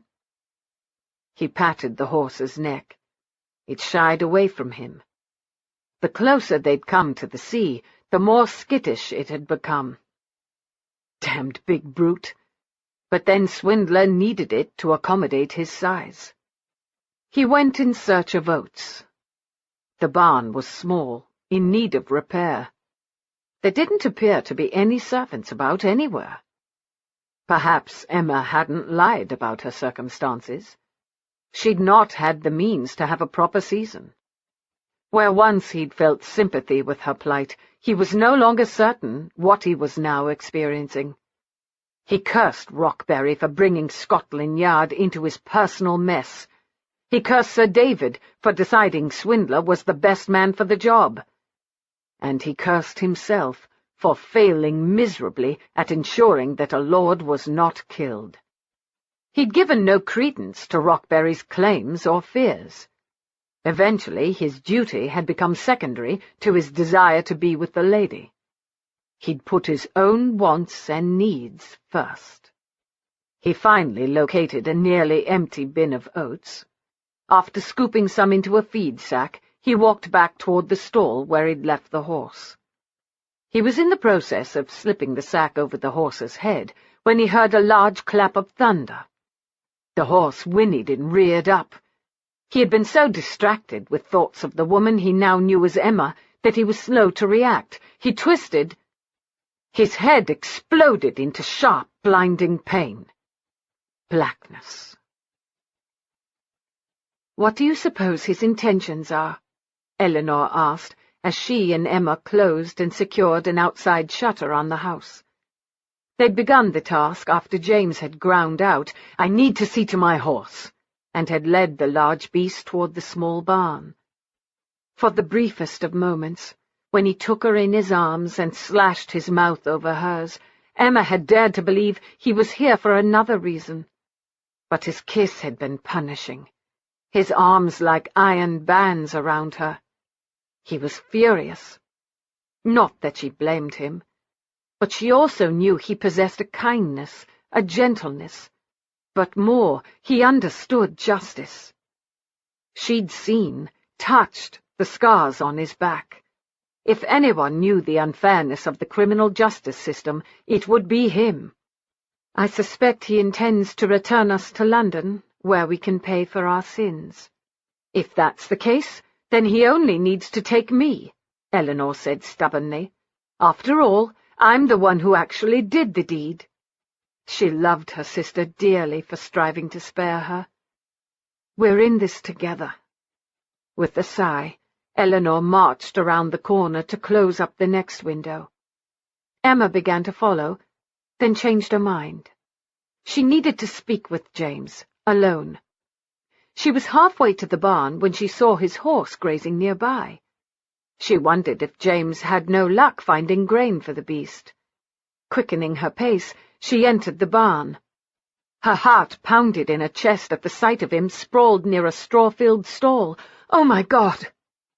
Rushing over, she knelt beside him. She could see blood matting his hair. Very gently, she moved the strands aside. He had a nasty gash on the side of his head. The horse must have— James's eyes flew open. She released a startled gasp. The wall spun dizzily around as he grabbed her and flipped her onto her back on the straw before pouncing on her like some wild beast. She started to pound her fists into him, but he grabbed her wrists and pinned her hands above her head. His face was pained, but she thought it was more an emotional pain than a physical one. His harsh breathing echoed around her. Then his face gentled, almost as though against his will. He held her wrists with one meaty paw, while he used his other to stroke her cheek. "Eleanor," he rasped, a wealth of emotion wrapped in the single word. She could hardly stand to hear her sister's name uttered between his lips. "Emma," she corrected softly. "Emma." He lowered his head until his breath was wafting over her cheek like the first breeze of spring, gentle but determined to herald in the change of seasons. "Emma." She didn't protest when his mouth covered hers, but the kiss was very much like the one he delivered at the door, harder, almost desperate, as though he wanted to recapture what they'd had in London, but knew as well as she did that it was lost to them. He was correct. Whatever they'd been building was erected on the faulty foundation of lies and deception. It couldn't withstand the storm of betrayal. It would crumble, and if he possessed even a shred of mercy, he'd allow it to be swept out to sea. But at that moment, she sensed there was no mercy in him. His hand tightened around her wrists until her fingers began to numb. Yet she didn't tell him to stop, because to do so would mean moving her mouth away from his, and she wasn't yet ready to give that up. How was she to know which stroke of his tongue would be the last? When would his lips stop moulding themselves against hers? His very large hand cradled her side, slid down it, and tucked her up more firmly beneath him. The weight of him felt so very good. He was sturdy like a rock along the shoreline, which the wave, no matter how mighty it might be, could not move. He smelled slightly different than he had in London. Now she inhaled the scent of horse, leather, and salt from the sea air that had blown through his hair as he'd travelled to find her. Yet beneath it all, she detected the essence that was him. Everything about him was wonderful. Everything about him would soon be stripped away from her and reduced to memories that would haunt the remainder of her life. "Well, what have we here?" Emma startled at Eleanor's voice echoing through the barn. James lifted his head, then went very still. She could see the confusion in the green eyes she adored, and she was left to wonder if the blow to the head had disoriented him. Anger and disappointment clouded his gaze just before he rolled off her. With a low groan, he sat back against the side of the stall and put his hand to the back of his head. "I think his horse must have kicked him," Emma said, her face growing warm with embarrassment. Scrambling to her feet, she nearly lost her balance. She'd forgotten how weak her legs became whenever he kissed her. They were like jam trying to support her. "He has a nasty gash." "Yes, I saw his horse out there," Eleanor said. "That's the reason I thought I should investigate." "You should come to the house so I can stitch you up," Emma offered him quietly. "I'll finish seeing to your horse," Eleanor said. "Don't even think about running," James commanded in a stern voice. "There is nowhere on this earth that you can go that I will not find you." Eleanor threw back her shoulders and lifted her chin. "In case it's failed your notice, Mr. Swindler, there's a storm coming. Only a fool would run in the storm." Judging by the harsh, uncompromising look James gave Eleanor, Emma was of a mind that only a fool wouldn't run when the predator was near. Chapter 14. Swindler sat in a chair near a window in an upstairs bedchamber, so Emma, would have better light by which to work, because they'd closed up the windows downstairs. He couldn't deny that her sister had the right of it.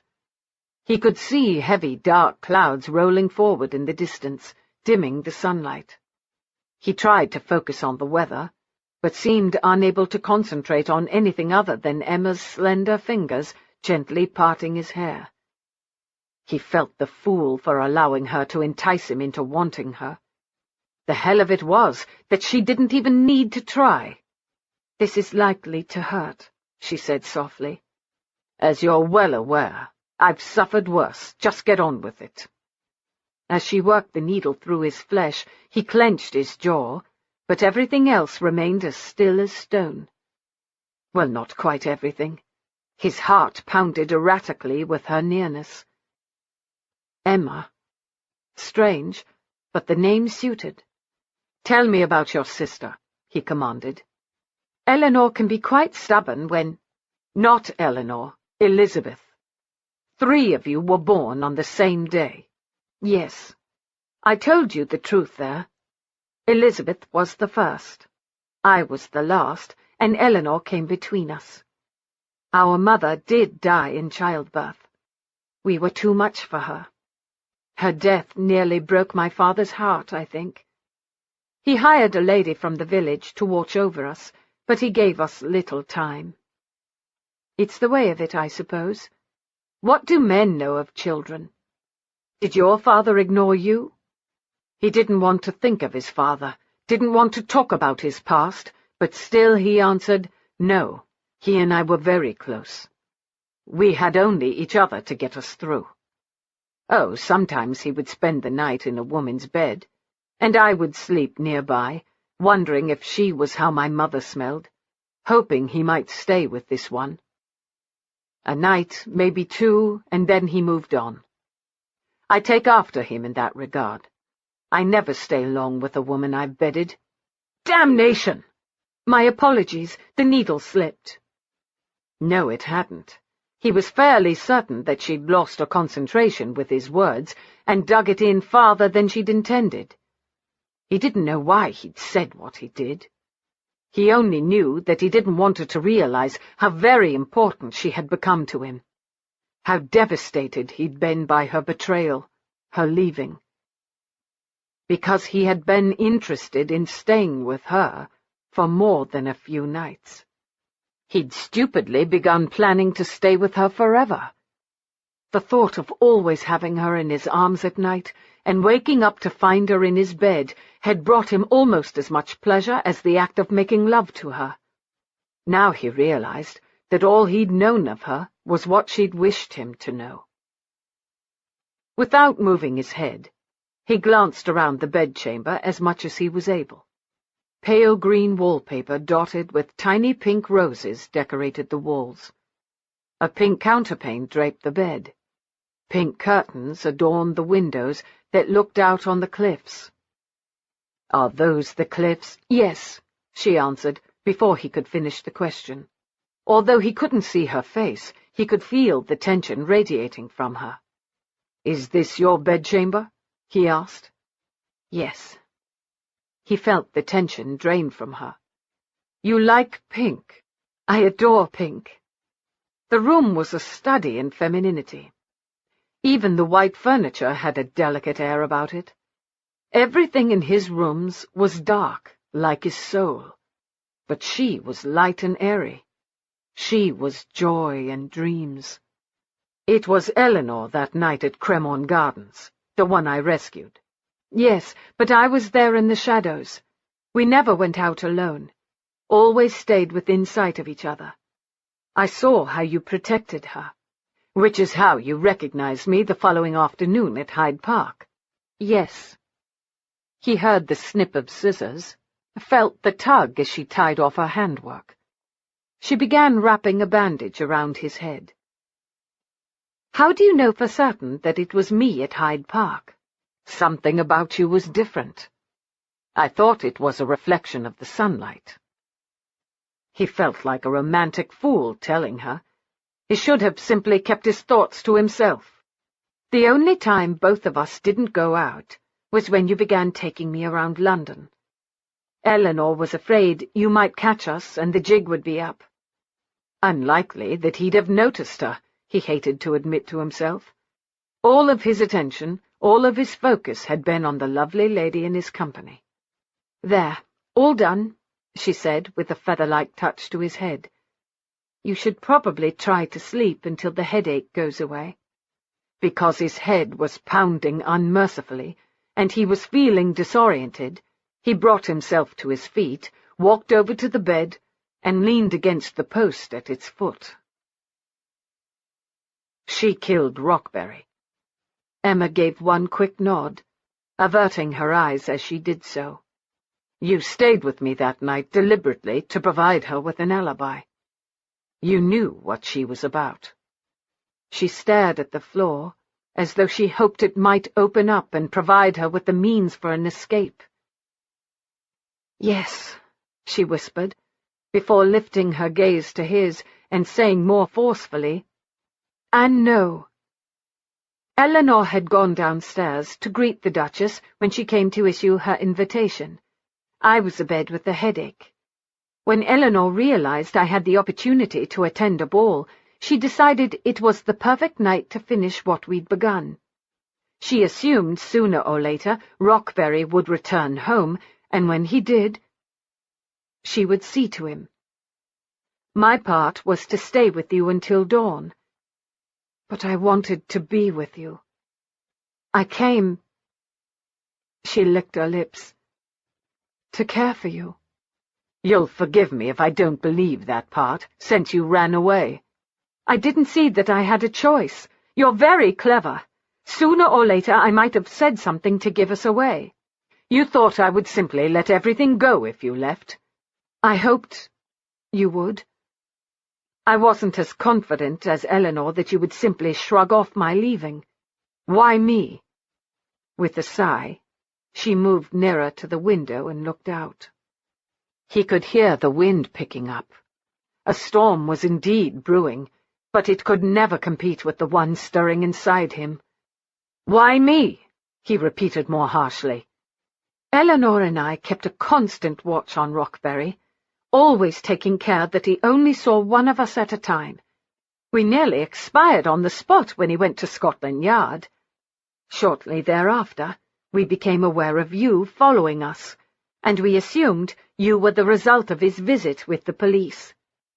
Eleanor thought we could take advantage of the situation. And take advantage of me. He couldn't contain the seething anger that escaped. She spun around. You don't know what he did to our sister. We were determined to avenge her. You can't possibly imagine what it is to lose someone unjustly. Oh, he could. He thought of his father. That day in Hyde Park, when I first approached you, why had you decided it would be you who sought to entice me into your web? He heard her swallow. That was simply coincidence. Had you arrived 20 minutes later, it would have been Eleanor whom you followed. But after you made my acquaintance, we took care to make certain that it was always me who was with you. You and I talked about so much. Eleanor was afraid she might inadvertently say something to cause you to question who you were with. They had talked about so many things. The ease with which he spoke to her had surprised him. He'd never been verbose around the ladies. He communicated in other ways. But everything with her had been unlike anything he'd ever experienced with anyone else. That she could betray him so easily. "I've brought you some of my father's whiskey," Eleanor announced as she glided into the room. Her dress was a pale blue, adorned in darker blue. It didn't seem to suit her, but he supposed he was viewing her through a kaleidoscope of murder. Strange how he saw her as the more cunning of the two sisters, how she stirred nothing within him except disgust. If his head weren't threatening to explode, if he were better able to think, he might not have taken the glass. But as it was, he thought whiskey could dull the pain, sharpen his thinking. He downed it, relishing the bite and the warmth that burst through his chest. "Shall I bring you some more?" Eleanor asked. "No, that'll do for now." Eleanor watched him with obvious avid curiosity. He wondered how much Emma had shared with her. He remembered that when he first began to follow her, he'd thought her nothing special. Even the first night at Cremorne, he'd come to her defense because it was in his nature to protect the innocent. But the following afternoon, everything changed. Something had been different about her. He hadn't been able to determine exactly what it was. He'd only known that when her fingers touched his when he handed her the map, he wanted her to touch all of him. From a great distance he heard himself say, "Explain the circumstances that led to Elizabeth's death. To discuss our sister's poor choices with you seems a sort of betrayal," Eleanor said. "I might be able to help you if I understand everything." His words sounded slurred, and he suddenly staggered. "Lie down, Mr. Swindler," Eleanor said, taking his arm and guiding him to the bed. "Eleanor, what did you do?" Emma asked as she rushed over. "Given him something to make him sleep while we decide how best to handle this." As though his mind had left his body, he was aware of them arranging him on the bed. His eyelids grew heavy. He couldn't keep them open. He wanted to explain that nothing would deter him from his purpose, save death, but his mouth seemed unwilling to accommodate his need to speak. Giving in to the comforting lure of sleep, he closed his eyes. A blanket was brought over his body, and the sweet fragrance of roses surrounded him. He wanted to pull Emma in, but his arms didn't respond to his commands. All he did was drift back into the blackness. "How could you do that to him?" Emma snapped. "How could I not? We have to think very carefully about what we wish him to know. We should tell him everything." "Absolutely not. He'll use it against us." "Eleanor, it's too late to deny what we did. If we explain to him the why of it, he might be able to help us. And what if we have to explain the why of it at our trial? I'd rather hang than disgrace Elizabeth before all of London." Eleanor strode from the room. Emma bent down and pressed a kiss to James's forehead. "I'm so sorry." Then, because he was asleep and Eleanor wasn't about, she touched his hair where it poked up over the bandage. It had been wind-blown when he arrived, giving him an almost barbaric appearance. She trailed her fingers around his face, relaxed now, but the cragginess that she so loved gave a hardness to his familiar features. When he'd leapt from his horse, his fury matched the worst storm to ever sweep over the land. She wasn't sure what she'd expected of him. That he'd taken her in his arms had both terrified and thrilled her. Resting her hand against his throat, she felt the thready pulsing of his blood. She wanted to smack Eleanor for giving him a draught. Hadn't they done enough to him? Charm him, seduce him, distract him, Eleanor had urged. Emma found the task to be heaven and hell.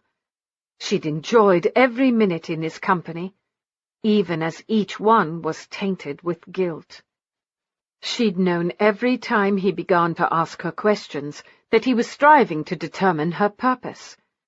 How often she'd wanted to confess all, to seek his opinion, to share her doubts. Eleanor had been convinced that a lord of the realm would go unpunished in spite of his abhorrent behavior. They'd had to take matters into their own hands, had to make him pay for what he'd done to Elizabeth, and perhaps others. Emma had agreed that Rockberry needed to be dealt with, but she'd never wanted to hurt James. That last night in his arms, she'd known that no matter how desperately she wished otherwise, she would bring him pain. Taking his hand, she brought it to her lips and pressed a kiss to his knuckles. Revenge was not for the faint of heart, but she'd discovered too late that neither was it for her. When Swindler awoke, darkness had descended and the wind shrieked, a forlorn sound that echoed the cries of his own heart. Knowing everything he knew about Emma's conniving, How was it that once again he'd allowed her to bewitch him?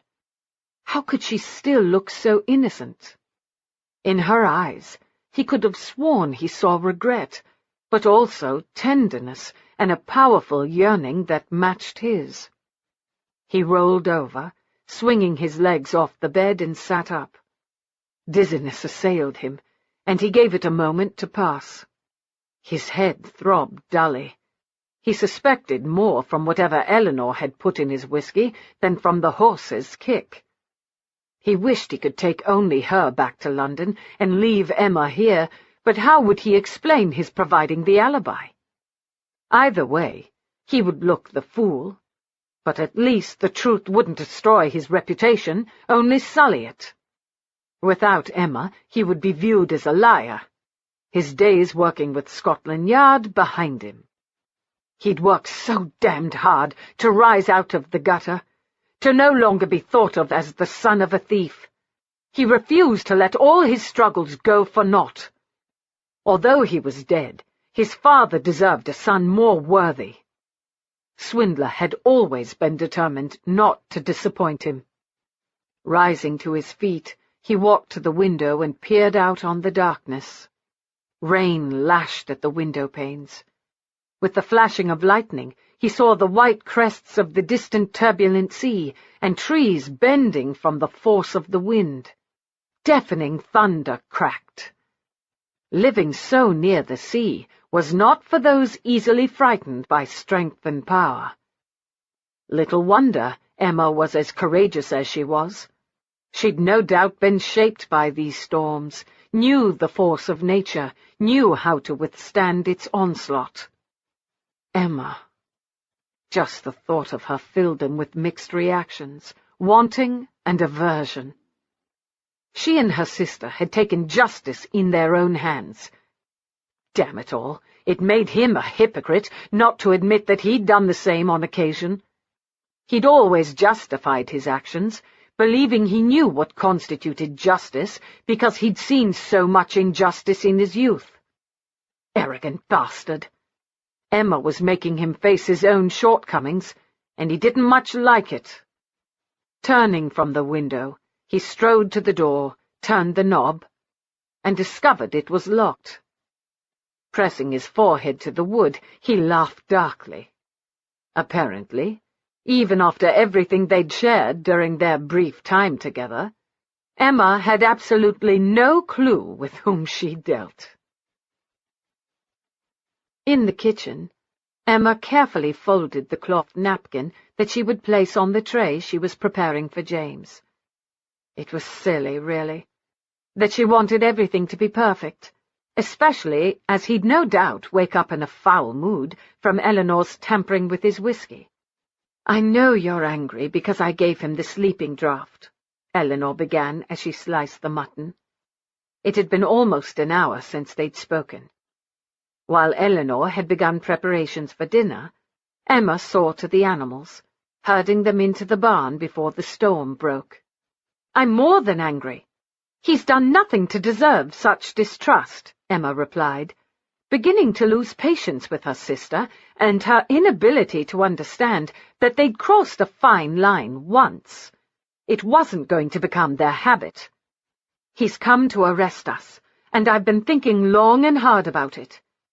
Our best course is to convince him that he should leave you here. Truly, what good can come from both of us being hanged? It was my idea, after all. You only went along because it's your nature to go along. My recollection of our conversation is something along the lines of your suggesting that we should kill him, and then our arguing about which one of us should have the honor of doing him in." Eleanor's lips twitched. "I suppose you didn't take any convincing that he needed to be done in?" "None at all. I'd read Elizabeth's journal as well. Then perhaps I should read it." The deep voice echoed through the room. With tiny screeches, Emma and Eleanor both spun around. They stood close enough that they managed to come together, holding each other as though the devil had risen from hell in order to claim them. But it was only James, filling the doorway, appearing incredibly handsome despite his somewhat dishevelled state. He'd removed the bandage from around his head, but hadn't bothered to put on his waistcoat and jacket, or rebutton his shirt for that matter. His throat and a narrow V of his chest were visible, but it was enough to make Emma's hands itch to touch him. If Eleanor hadn't been squeezing them so tightly, Emma might have crossed over to James and done just that, touched him, stroked him, held him.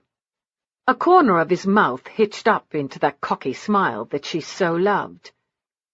"You didn't honestly believe a locked door was going to keep me in that room, did you?" He held up a small diamond hairpin, and Emma recognized it as the one she'd worn in her hair the night of the ball, the one she'd forgotten and left in his bedchamber. "I was raised among thieves and pickpockets. A lock is child's play." Emma broke free of her sister's hold and glared at her. "You locked the door?" Eleanor gave her a mulish look. "While you were out tending the animals. I wanted to be certain we weren't disturbed while we worked out our plans if he awoke quickly." "Eleanor!" Before she could go on, Eleanor glared at James. "It was rude of you to startle us so," her sister said, her voice sharp enough to slice the mutton. Emma knew her tartness harboured her fears that she was no longer in control of the situation. Eleanor was the plotter, the planner, the one with grand schemes and designs. Once they had focused on how to acquire the best husband. Lately they were centred on how best to avoid the noose. "Your hospitality is rather lacking," James said. "I suppose you expect me to apologize for the sleeping draught?" He shook his head. "No, I don't expect anything of you." His words contained a wealth of meaning, as though Emma and Eleanor were the lowest of the low. Snakes, like the ones they'd seen at the zoological gardens, to crawl on their bellies because they were too vile to be given the means to stand. "I was preparing a tray. Your dinner," Emma said, her voice unsteady. She was anxious to change the subject, to make some sort of peace offering. "I'm able to eat at the table. I don't need to be waited on." Emma nodded jerkily. "Well, then, we shall serve dinner in half an hour." His eyes slowly roamed over her, before his gaze settled on Eleanor. "Put anything in my food or drink again, and you'd best hope it kills me, because when I awaken you'll suffer my wrath, and trust me on this, it's not at all pleasant." He strode from the room without another word. "I won't be able to eat a bite with him sitting at the table," Eleanor said. Emma wouldn't either, but she suspected her reasons were very different from Eleanor's. In spite of everything, she wanted nothing more than to once again lie in his arms. Chapter 15. The wind continued to howl outside, locking them all within the cocoon of the dining room. With the storm, the darkness was arriving earlier. Candles flickered on the table. Dishes were passed around, mutton, potatoes, and beans heaped on plates, and silence reigned, except for the occasional scraping of silver over china. What surprised Emma was that James had come to the table cleanly shaven, once again wearing his waistcoat, neckcloth, and jacket. No matter how he appeared, like a ruffian or a gentleman, the sight of him did strange things to her stomach, made it flip over again and again. He sat at the head of the table, while she and Eleanor were on either side of him. Her father had never commanded that seat as James did, as naturally as though he were a king. She fought not to imagine how satisfying it would be to see James in that spot every night. He was not made for the quiet life here near the coast. Although at that moment the night was anything but quiet, as the windows rattled. "Is there the slightest chance this house will be blown into the sea?" he asked calmly. "No," Emma assured him. As the wind is coming from the sea, I suspect if it were to be blown anywhere, it would be blown into the village." His eyes glinted with amusement. She could almost forget that he was here for a reason that was anything except humorous. She fought not to wonder. If she'd been the daughter chosen to go to London last season, if she might have met him at any balls, would he have looked across the room and noticed her? Would he have asked her to dance? Would the attraction between them have sparked as quickly when mystery surrounded them? He studied her now over his wineglass. Earlier, he'd brought an unopened bottle up from the cellar, opened it, poured it himself, and not allowed it to leave his sight. Slowly, almost suspiciously, he shifted his attention to Eleanor, then returned it to Emma. "When I questioned your landlady, she was aware of only one lady staying in the hired rooms." "Don't say anything, Emma," Eleanor ordered sternly.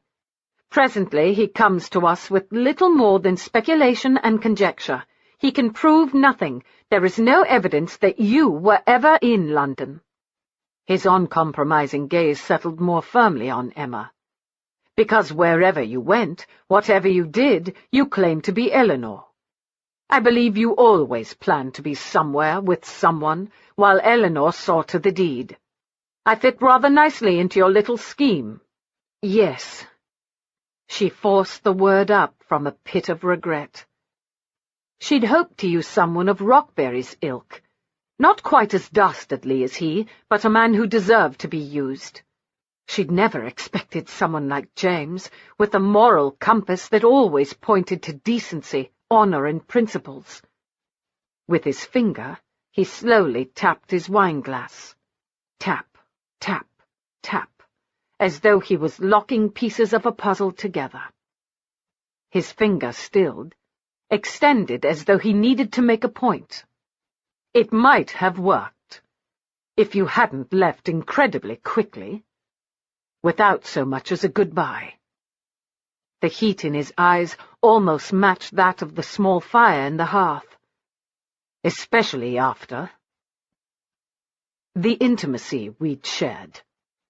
He wanted to hurt her, wanted to throw back in her face what she'd given him. She could see that also in his gaze, and she supposed he deserved it.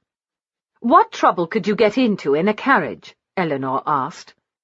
Dear Lord, but she had no idea. Emma wasn't about to provide particulars, especially as most of the intimacy had not taken place in the carriage. "I wanted to wait.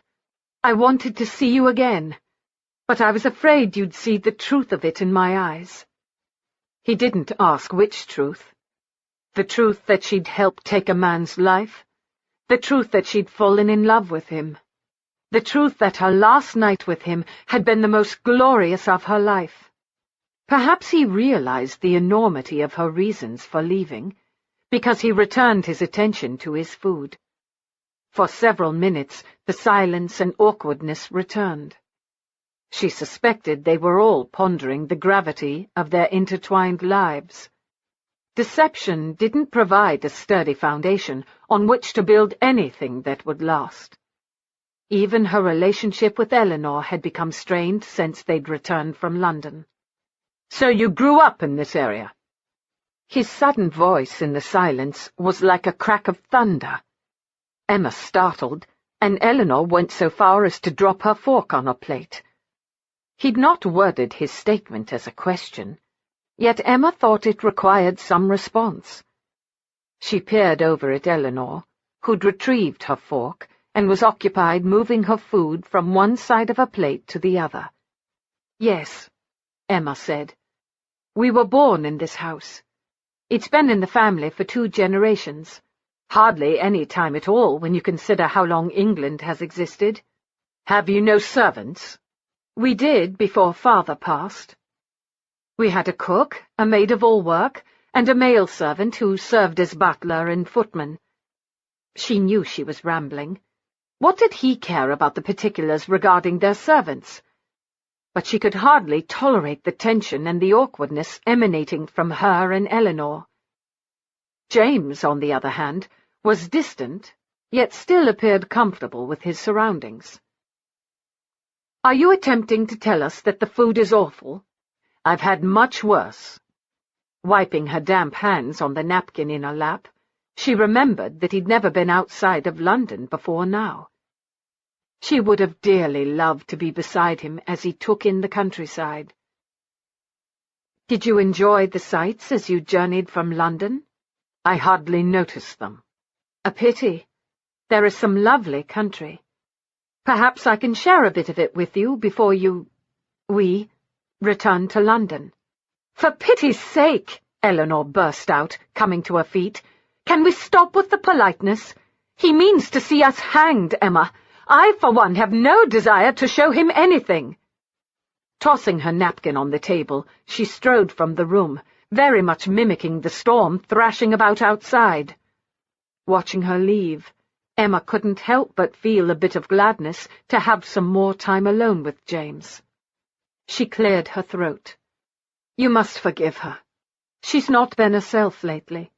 "How is it that you're so calm? Do you think to use your wiles to convince me to overlook your transgressions?" "No, I'm done lying to you.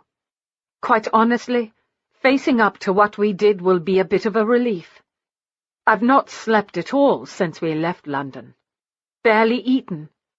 I don't regret that he's dead, but there are moments when I regret that we're the ones who did him in." "Do you have any regrets, James?" He rose from his chair and came to kneel beside her. His lovely green eyes held compassion as he cradled her face and touched his thumbs to the tears on her cheeks, which she had not even realized she'd begun to shed. "They have guided my life, Emma." His lips touched hers, so gently, so sweetly. The passion had always seemed to roar through them, as though they'd both known their time together was short, and once past would be gone forever.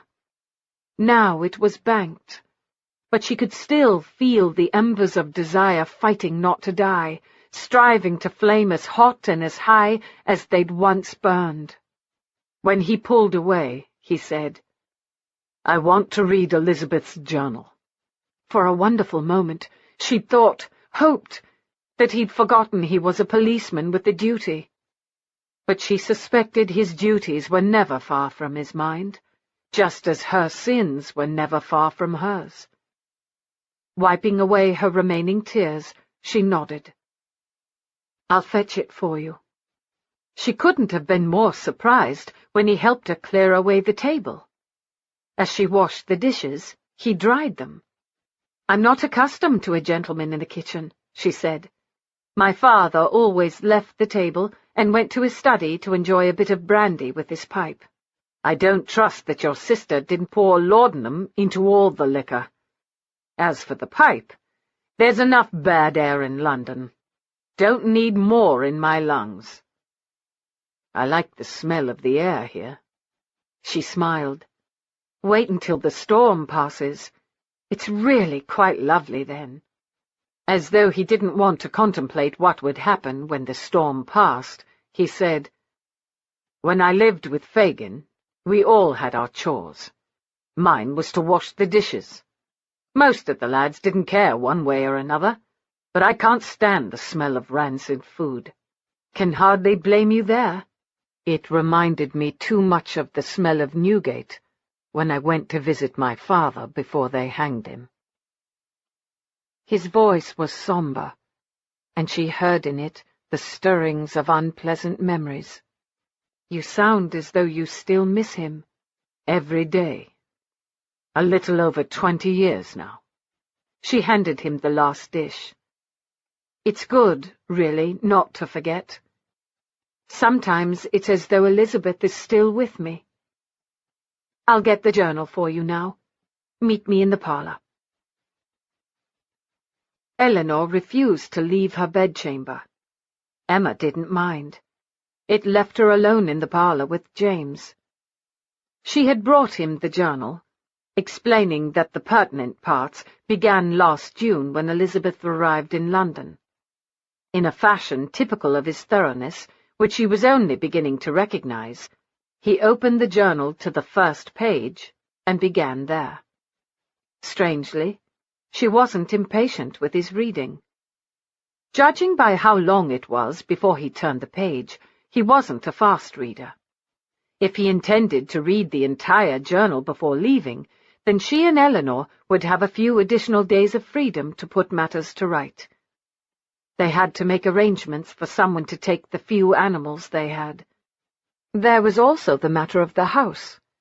They could lock it up, but eventually it would need to go to someone. Or perhaps they should sell it. They would need money for a solicitor, and those with money also fared better in jail. While he read, Emma saw to her needlework. James had lit the fire in the hearth before she arrived, so the room was nice and warm. Apparently deciding that Eleanor hadn't tampered with all the liquor in the house, he had helped himself to her father's brandy. A half-filled glass rested on the table beside the chair in which he sat. Emma sat in a chair on the other side of the small table, so they shared a lamp. She was near enough to catch his fragrance, to hear the crackle of the paper as he turned the page. These moments were like the ones she dreamed about when she imagined her life in later years, when she thought of herself married and with children. But the years that awaited her would have no moments like this in them. Her mouth grew dry, and her tongue seemed unwilling to cooperate. "Do you suppose there is any chance they'll transport us rather than hang us?" He looked up from the journal, his face unreadable. "Is that what you'd prefer?" She wanted to swallow, but the dryness continued. "I don't know. I should think any life at all is preferable over death, even a harsh life. It's more than harsh. It's brutal." She nodded. She'd never known anyone who'd been transported. In truth, the only person she knew who'd ever been to jail or prison was James, and she'd seen what they had done to his back when he was a child. She couldn't imagine how much harsher the punishment would be for an adult. As though aware of the distressing thoughts ploughing through her mind, he said, "I shouldn't worry about it overmuch if I were you. You're absolutely right. I should make the most of the time I have here while I'm here." She studied the clumsily done needlework in her lap. "I don't even know why I'm bothering with this. I can't possibly finish it before we leave. I doubt—" "Emma." His voice was firm, yet gentle. And it drew her in the same manner that everything about him did. She found comfort from his nearness, even as she knew that he'd be the death of her. "Say my name again." She didn't understand the struggle she saw in his features.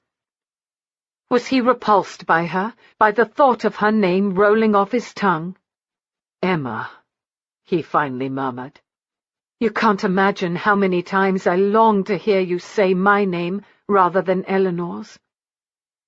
She looked down because she didn't want him to see the damnable tears that had surfaced yet again. "How much do you despise me for my deception?" It seemed that minutes ticked by before he finally said, "Probably not nearly as much as you despise yourself." She peered over at him, surprised by his candor, yet relieved by his words. Although judging by how much she loathed herself, perhaps his dislike for her was greater than she wanted. "You are oh so very wise, James Swindler. My life has brought all sorts through it.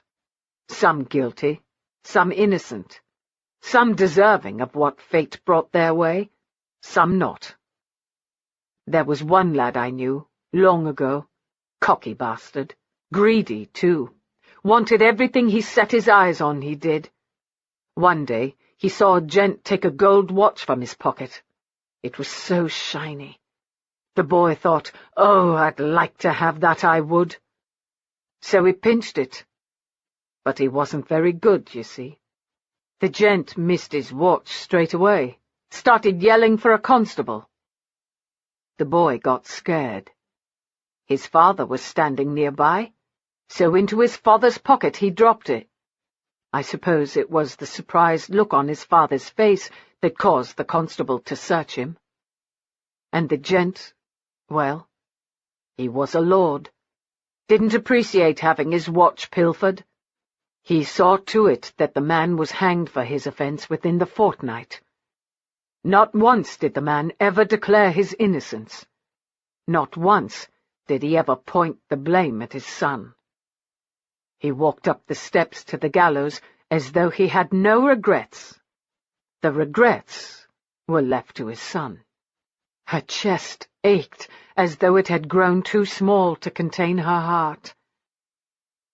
"You were the son." She saw the answer reflected in his eyes.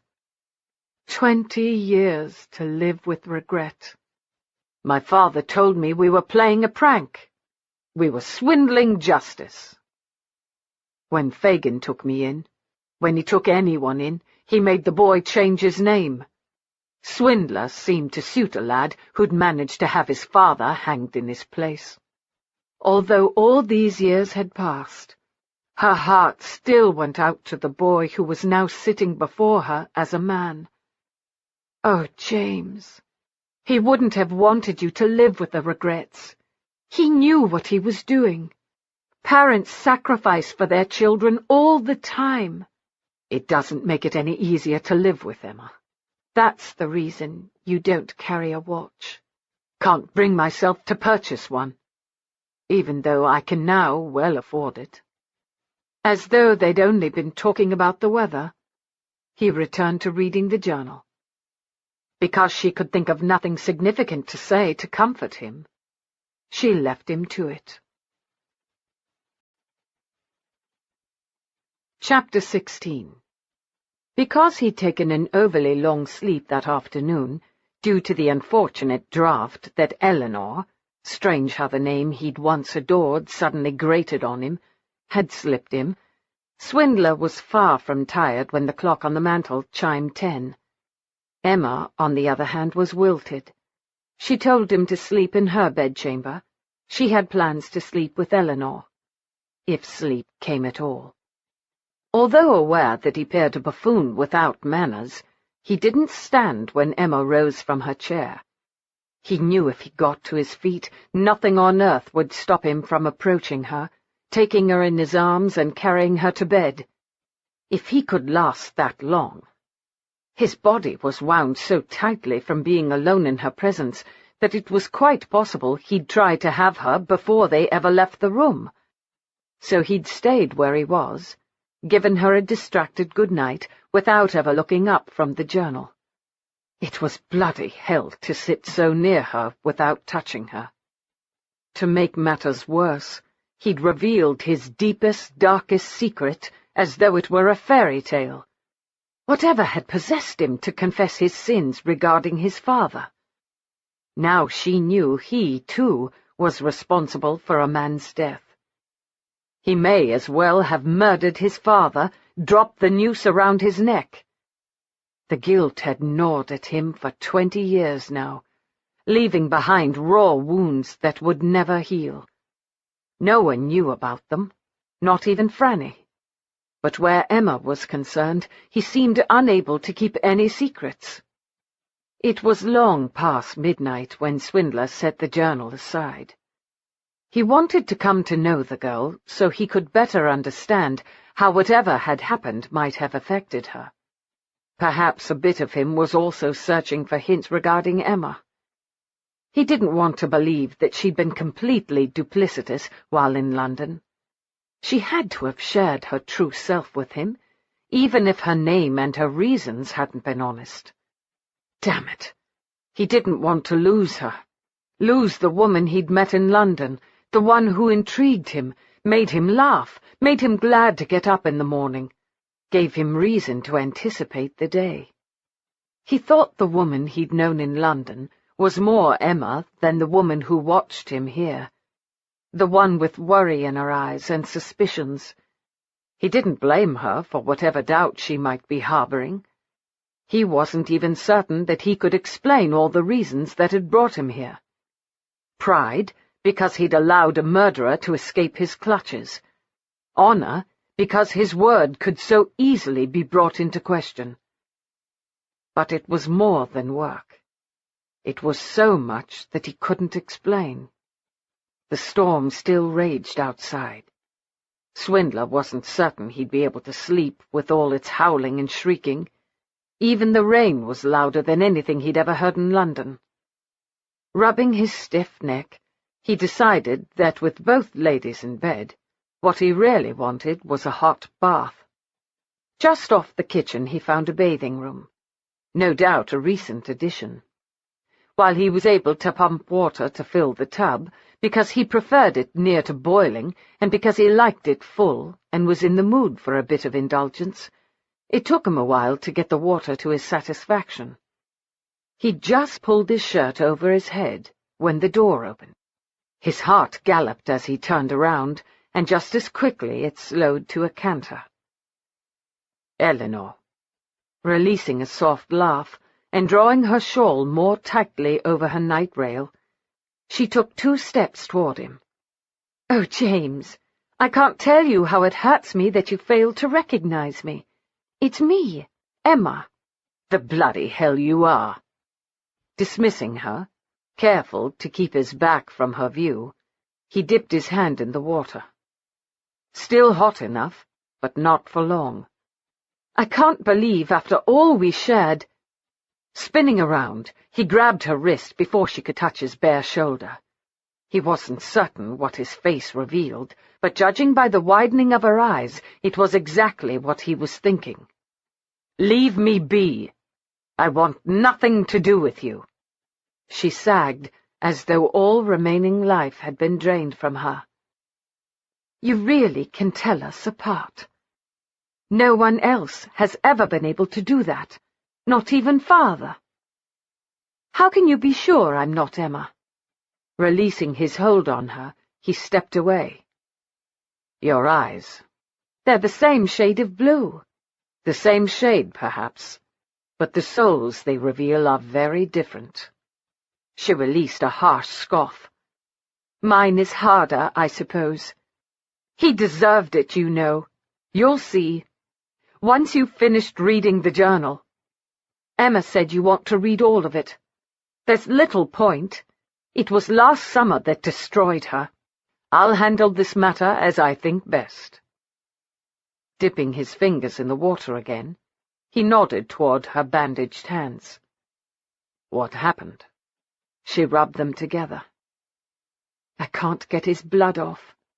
I keep trying, but there's always a little bit that I seem to miss." "Soak them in vinegar. It dissolves the blood." "Truly?" "No, but the remedy had worked after his father's hanging, when Fagin took him in. Swindler had scrubbed his hands raw, trying to get off the blood that only he could see. He and Fagin.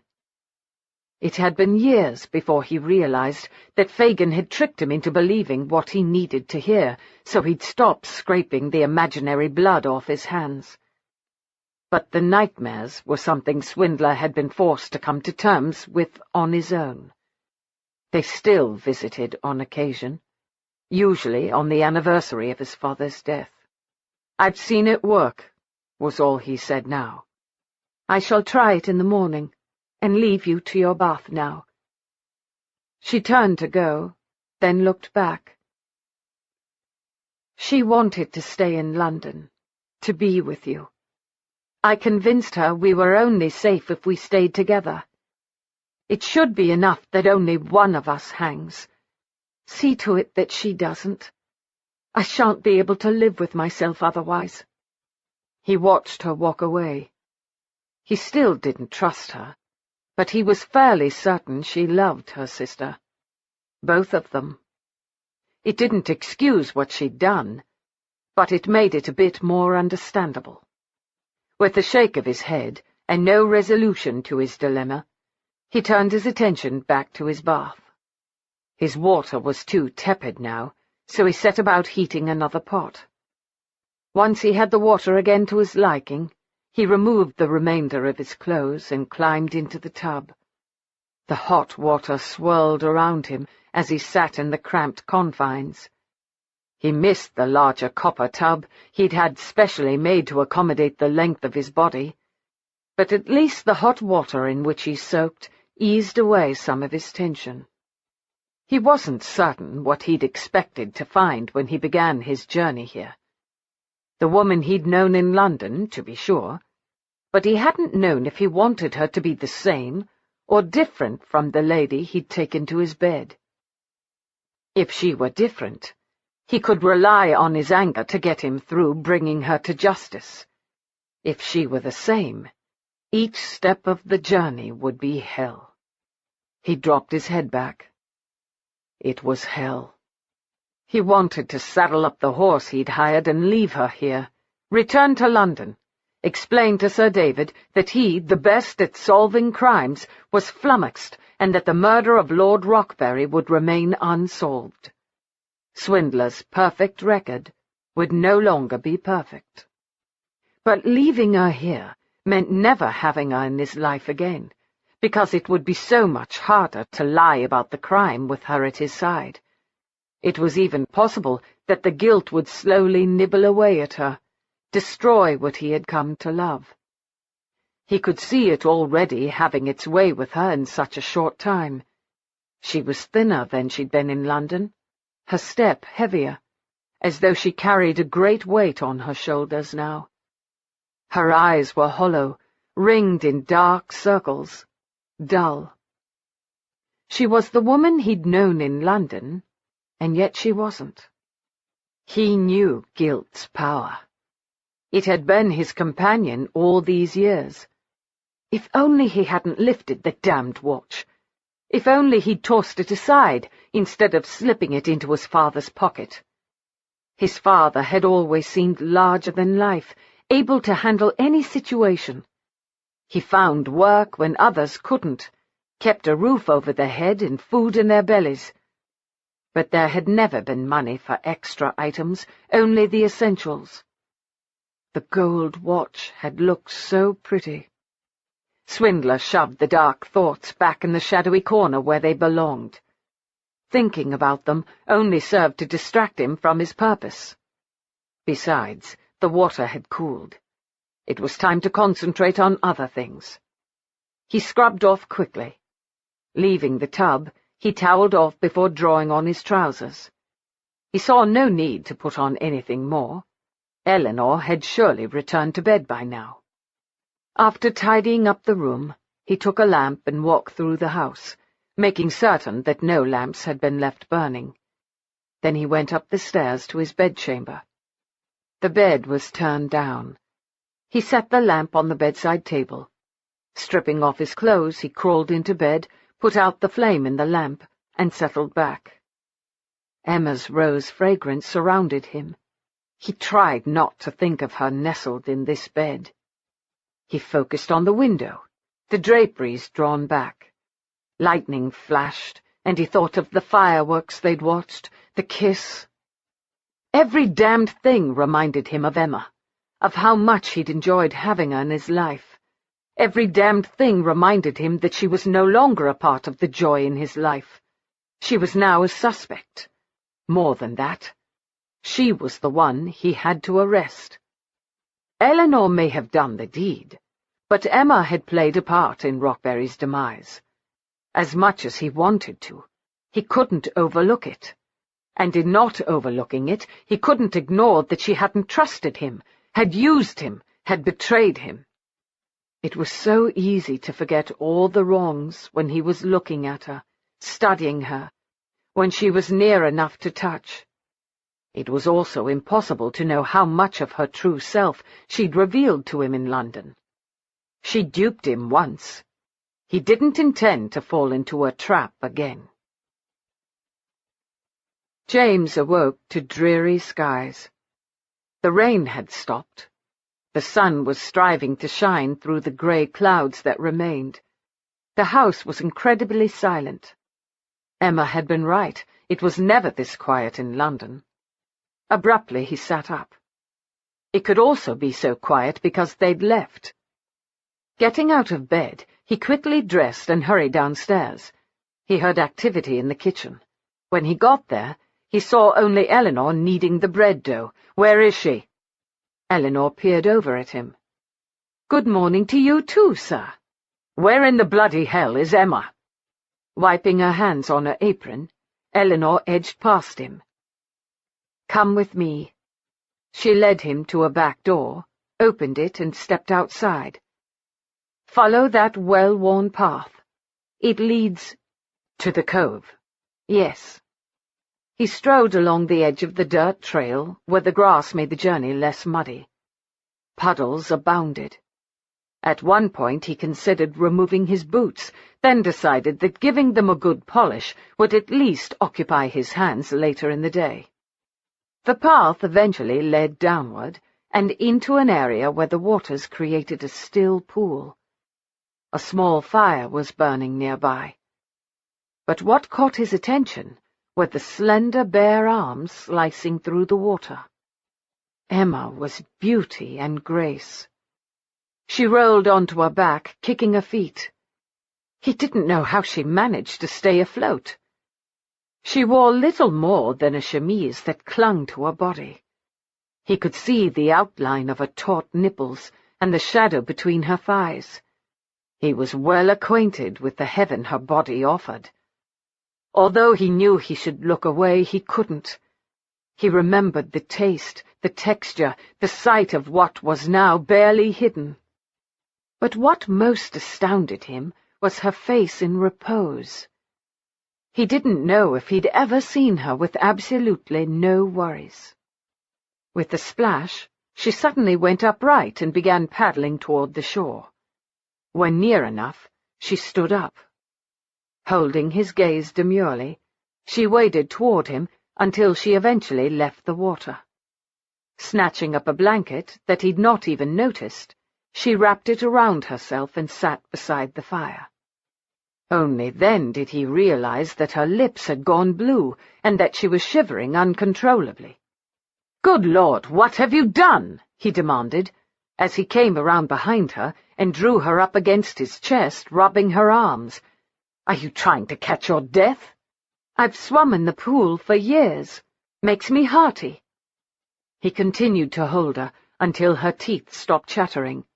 Then he simply folded her into his embrace.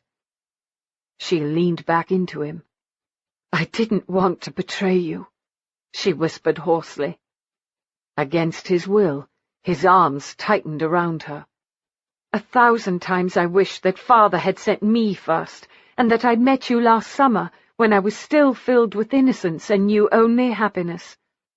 There were times when I was with you that I could forget why Eleanor and I had come to London. Afterward, I'd feel guilty for not focusing on retribution for Elizabeth. Ever since that afternoon when you approached me at Hyde Park, everything became so much more complicated.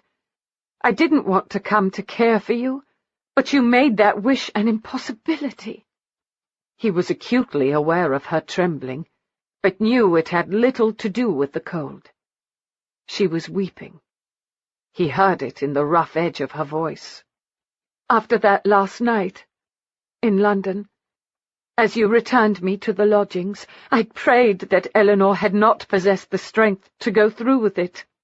I was going to tell her to trust you, that I did, that I thought you would see justice done if you only knew the truth, but it was too late."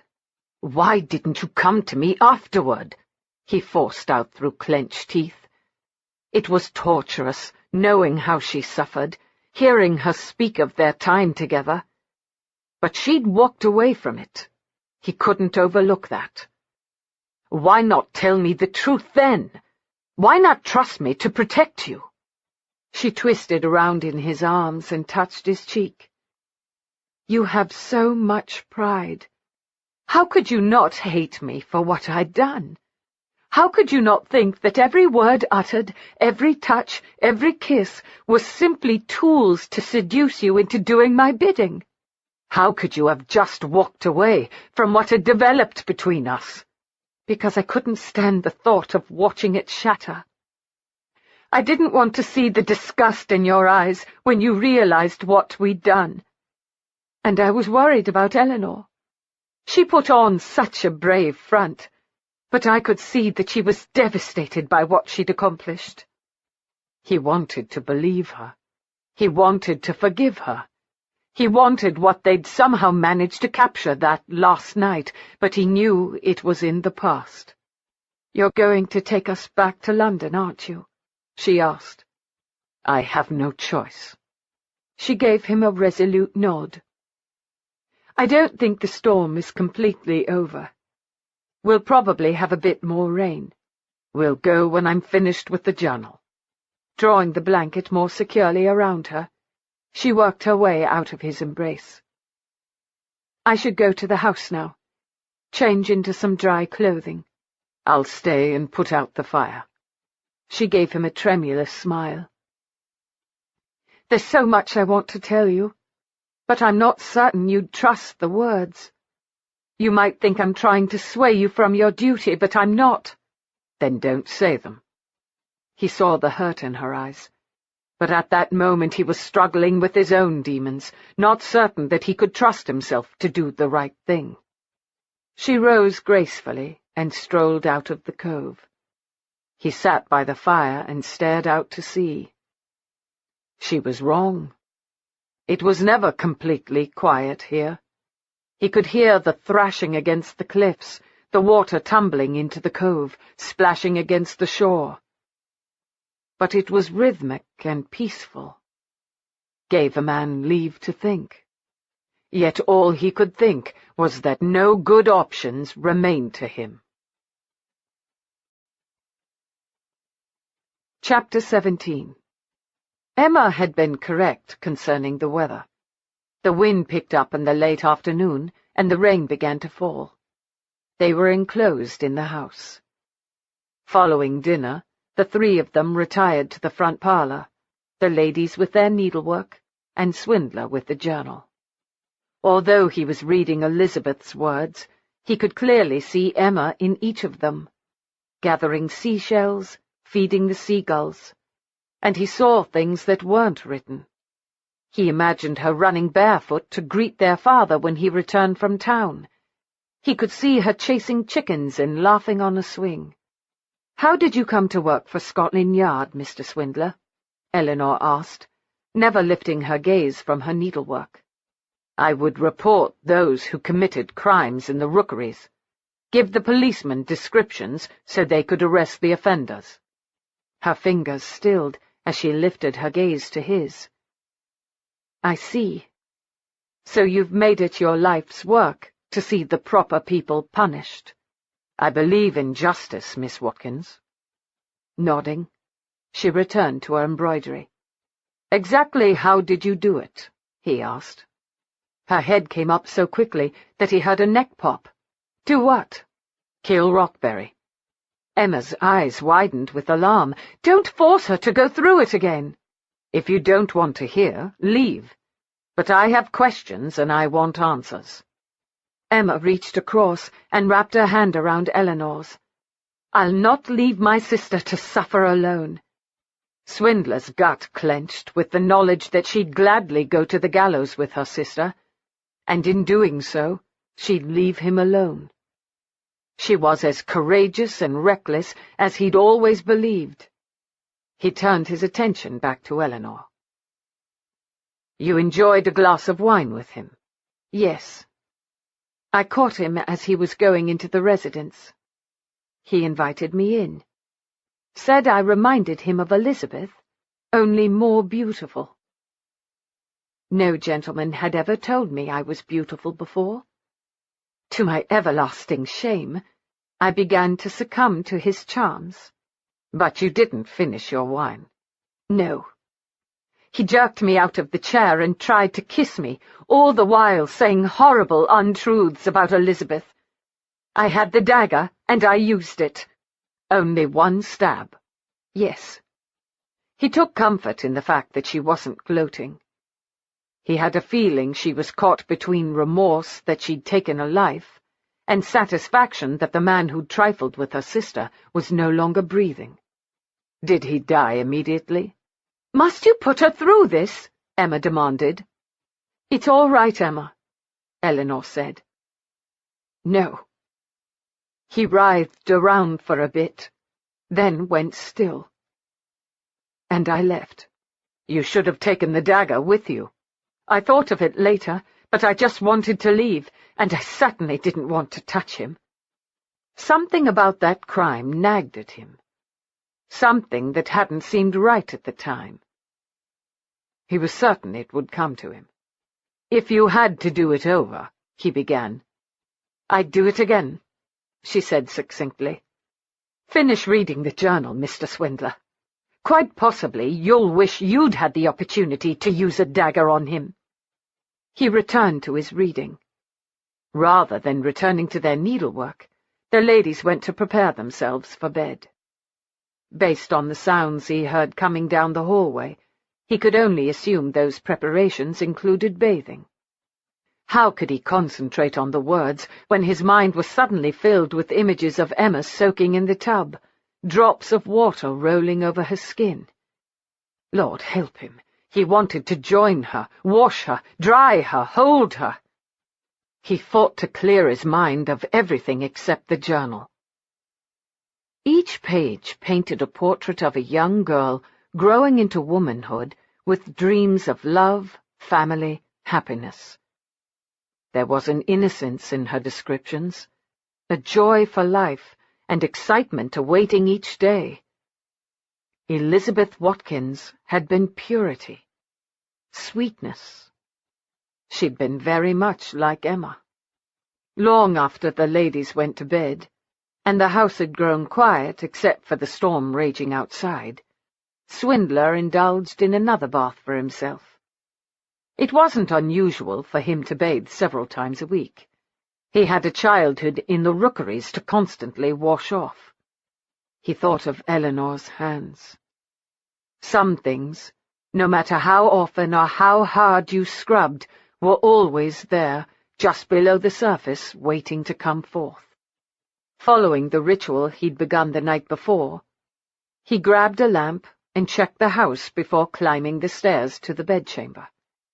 He knew Emma was there the moment he opened the door, before he'd stepped fully inside and the lamp illuminated the room.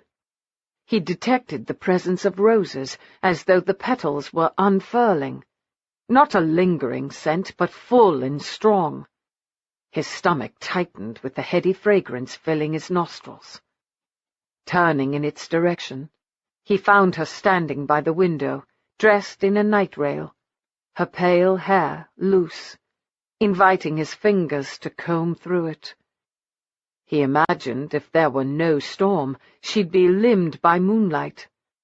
But wind and rain continued to thrash about. How long do these storms usually last? He asked quietly. We can never predict the storms. Shut the door. If he were a gentleman, he'd have shut it with himself on the other side.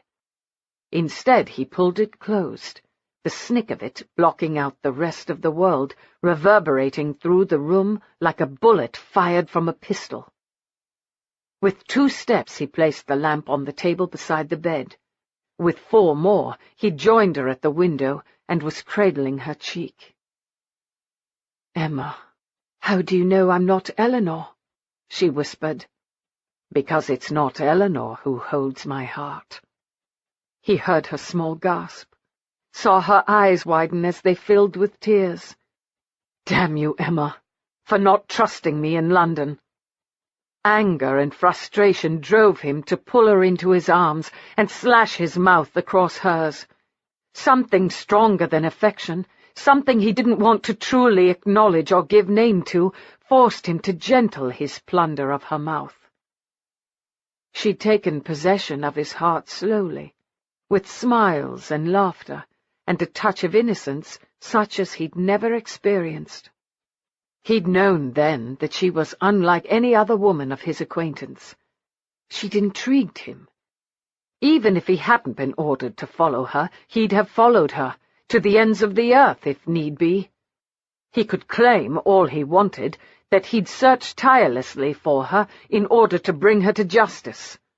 But the truth was that he'd been obsessed with finding her because he was obsessed with her. After she'd been in his apartment, it had suddenly become incredibly lonely without her presence there. After she'd become part of his days and nights, his life had hardly seemed worth living without her in it. Greedily, he trailed his mouth over her chin and along her neck until he reached the sweet shell of her ear. "Leave now, unless you want to end up in my bed."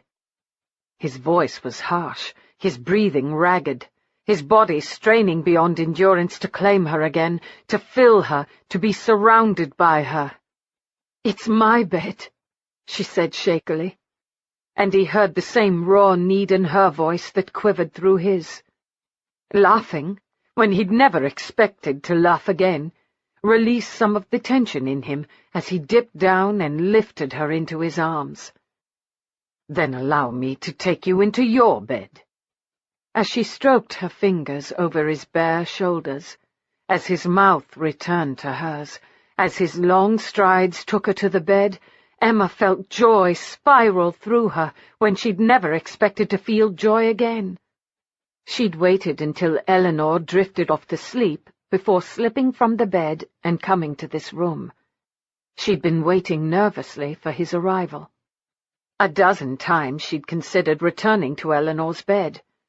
But if her life was to be cut short, or if it was to take her on a journey to the far side of the world where she'd never again be in James's company, then she wanted this time with him, and so she'd waited in anticipation. And she'd not been disappointed when he walked through the door bare-chested and masculine, larger than life, bold and confident. He was everything she wasn't, never doubting what he wanted, never questioning his actions. She'd seen it in the graceful way he moved through the room, the heated awareness in his eyes as he'd neared. Her heart had nearly burst with overwhelming gratitude when he'd rasped her name as though he understood how much she needed to hear her name on his lips at that precise moment.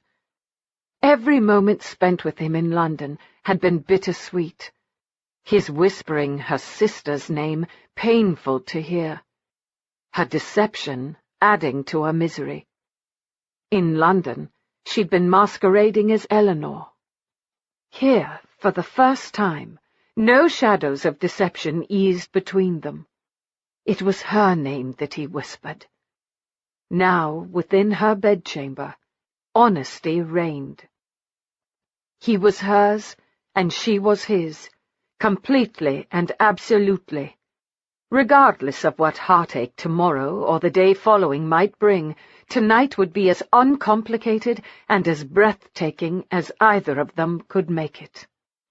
Without removing his mouth from hers, he lowered her feet to the patterned rug beside her bed.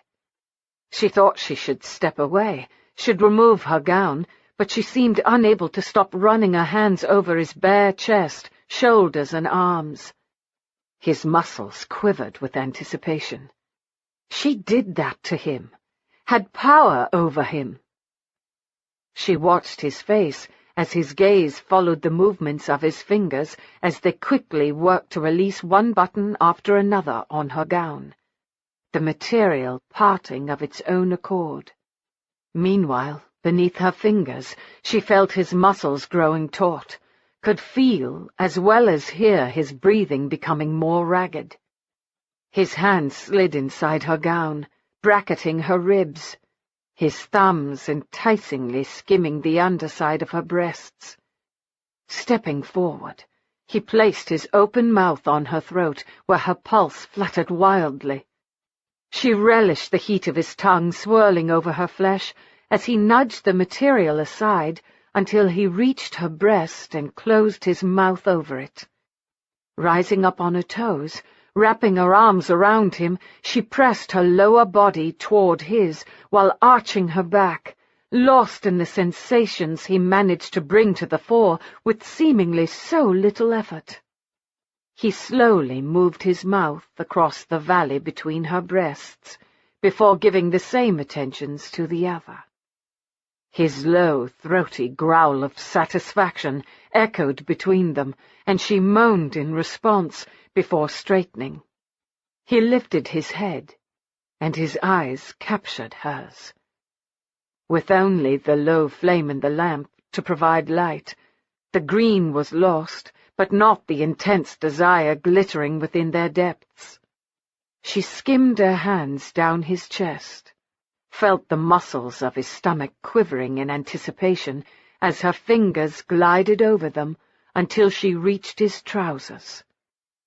His eyes darkened, and the muscles in his face tensed. Ever so slowly, tormenting them both, she freed one button. She watched his eyes slam closed, the muscles of his throat work as he swallowed. When he opened his eyes, she could see the strain trying his patience. "Emma," he rasped, "for God's sake, move a bit more quickly. You're torturing me here." "Say my name again." "Emma." She freed a button. "Emma." Another. "Dear, sweet Emma." The last button released him and his torment. She wrapped her fingers around the velvety heat. With a low groan, he bracketed her face and brought his mouth back to hers, kissing her with a fierceness that matched the storm beating against the cottage. She was barely aware of them discarding what remained of their clothing before falling together onto the bed. With their hands and mouths they touched, explored, learned anew what they discovered that long-ago night in London. Swindler realized that she'd lost more weight than he'd thought as he palmed her smaller breasts. As he held her close, he'd been able to feel every rib. He noted other changes: narrower hips, more bone in places where she should have more flesh. But nothing curbed his overwhelming desire for her. Her body delighted him because it was hers, but his favorite feature continued to be her eyes, the manner in which they roamed over him, initially with shyness, then gaining boldness as she grew more comfortable with their nakedness. He wondered if it would always be so between them. A few heartbeats of hesitation before they became lost in the pleasures they could bring each other. No woman in his history could compare to her. No woman in his future could replace her. She was what he wanted now, this moment and the next, and the one that followed that, each one that led to the end of his life. He would make it happen, by God. He would keep her with him. He didn't know how. He would lie, he would cheat, he would steal. If need be, he would murder. He'd confessed that she held his heart. He'd yet to tell her that she possessed his soul. He deceived himself when he began this journey, believing that he sought justice.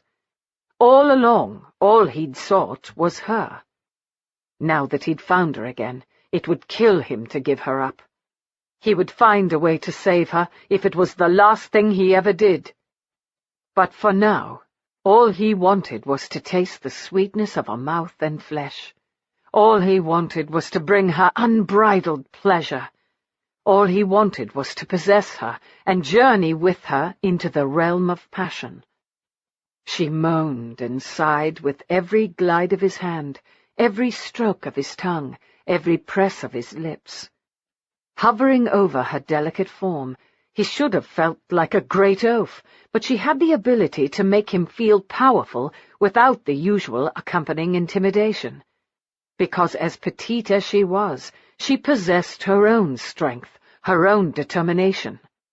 By God, she'd travelled to a strange city teeming with strangers in order to seek satisfaction for her sister's death, and asked help of no one other than a sister who shared the same purpose. She shared his belief in justice. On many levels, she was his equal. In some ways, she was his better. In no way was she less. But here, beneath the sheets, was where they were the most well-matched. He fought off the distant fear that in spite of his best efforts he would lose this, he would lose her. He joined his mouth to hers, kissing her deeply, hungrily, as though it were the first kiss, as though it were the last. Wedging himself between her thighs, he slid a hand beneath her and lifted her hips. With one long, sure stroke, he buried himself in her molten haven to the hilt. A shudder of absolute pleasure rippled through him as he released a low groan, tore his mouth from hers, and buried his face in the curve of her shoulder.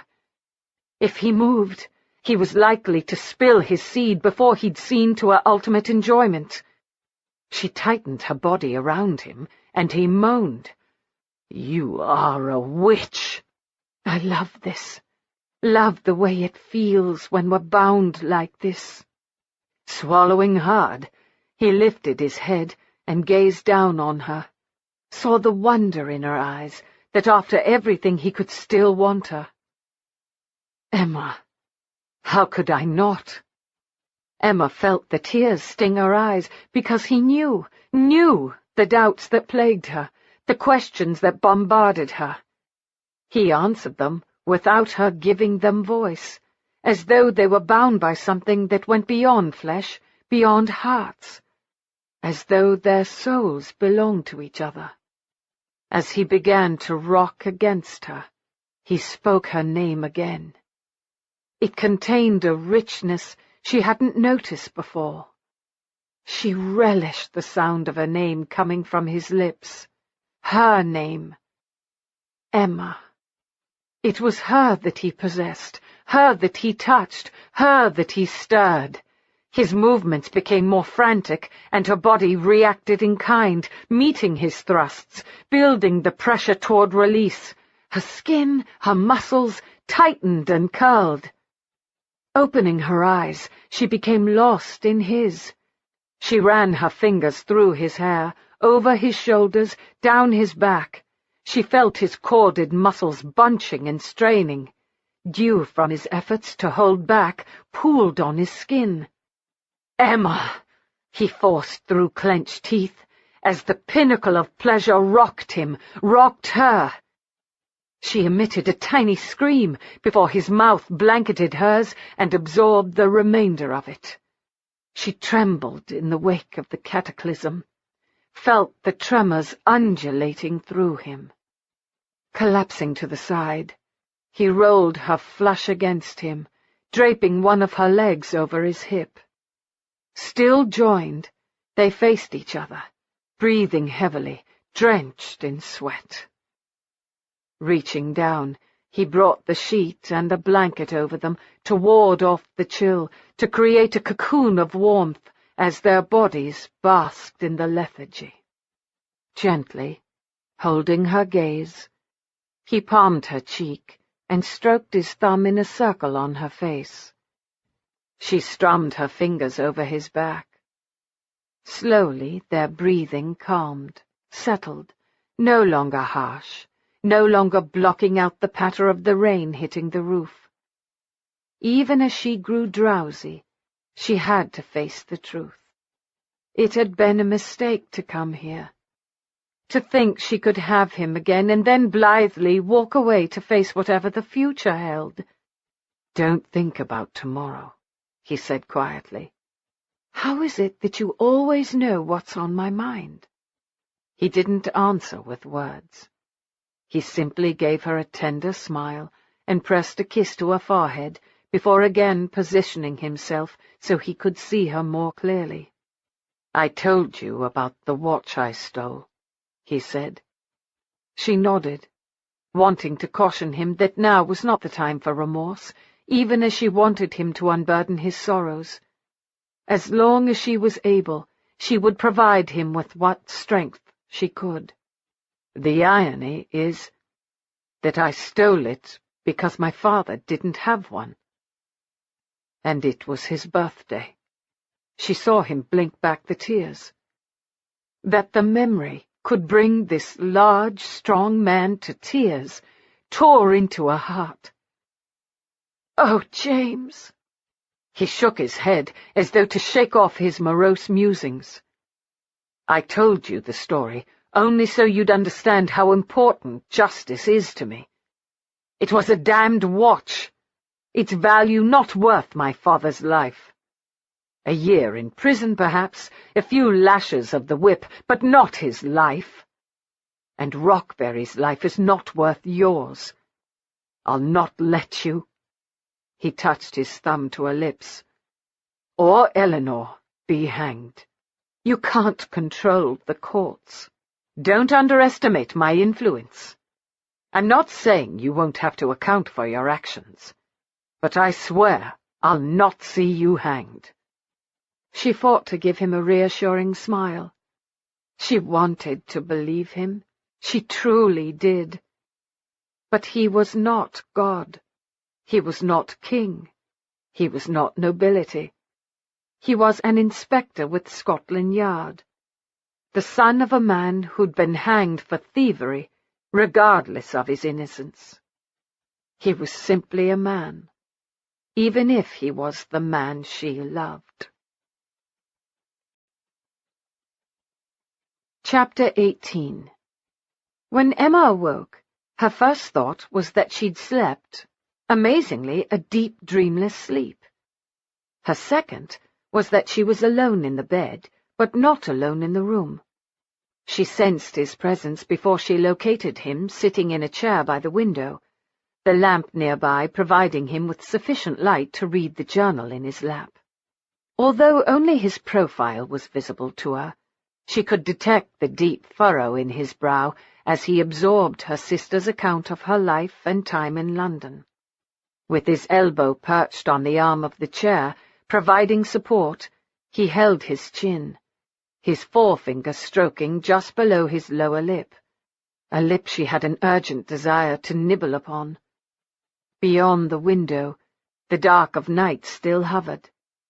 The storm was dying down, the rain a soft patter, the wind a quieter moan.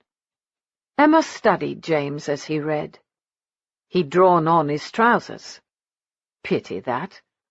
She'd never considered herself a woman who would prefer a man in all his naked glory, but James was indeed a fine specimen. He made her feel tiny, yet strong. She had power over him. He desired her. She couldn't stop the small smile from forming. He could distinguish her from Eleanor. No one else had ever been able to tell the three sisters apart. She supposed it was odd to take such delight in his ability, but it made her feel special. Their entire life, all three sisters had struggled to be seen as individuals. People thought they should wear the same clothes, should strive to be identical, but they each possessed their little quirks, their small differences, and in some cases, large ones. Eleanor was headstrong, quick to anger, quick to act. Emma analyzed far too much. Elizabeth had been far too adventuresome. It was the reason that their father had decided she would be the first to brave London. What a catastrophe that had been! Yet it had put into place a series of events through which she'd met James. If not for the fact that it had cost Elizabeth her life, she might have been grateful. Guiltily, a small part of her was glad for James. But the price had been so dear. As though suddenly aware of her thoughts, he set the journal aside, rose to his feet, and strode toward the bed, shucking his trousers as he neared, revealing all his masculine glory. The smile he bestowed upon her as he slid into bed beside her caused her heart to trip over itself. "I thought you'd never wake up," he growled, before taking her in his arms and making her ever so thankful she had. June 15, 1851. Tonight, Cousin Gertrude escorted me to my first ball. I'm not quite certain how she is related to us, but I dare say Father could have given me as grand an introduction into society as she did. I don't wish to besmirch her efforts, but I swear she knows not a soul of any importance. How she enticed Lady Chesney into inviting us is beyond me. But invitations were extended, and we accepted. I spent the first hour sitting with cousin, while gents eyed me from a distance, not quite sure what to make of me, I'm certain. Finally, well into the second hour, our hostess introduced Mr. Samuel Bentley, and he asked for the honour of a dance. He was not the sort to turn heads, but many heads did turn as he led me on to the dance floor. He was the fourth son of a viscount, desperate enough for funds to ask straight away what sort of dowry my father was bestowing upon me. He laughed at the amount, then apologized for his rudeness. He assured me that I would have a time of it securing a husband. I did not doubt his words, as I spent another hour becoming further acquainted with my chair.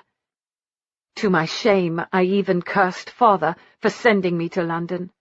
I was ill-prepared for flirtation or exuding confidence. I was the country lass stumbling about in a strange place of unencumbered sophistication and confidence. I begged of cousin to allow us to leave, but she wouldn't hear of it. I suspected she was enthralled with the gaiety, that it was as new to her as it was to me. And then he approached. I'd never seen a man so handsome, a man so charming. The Marquis of Rockberry. He led me into a waltz, and the most boring night of my life suddenly became the most memorable in the blink of an eye.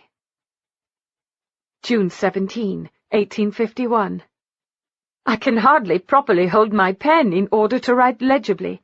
My fingers, my whole person, are trembling with such excitement. Lord Rockberry called on me today.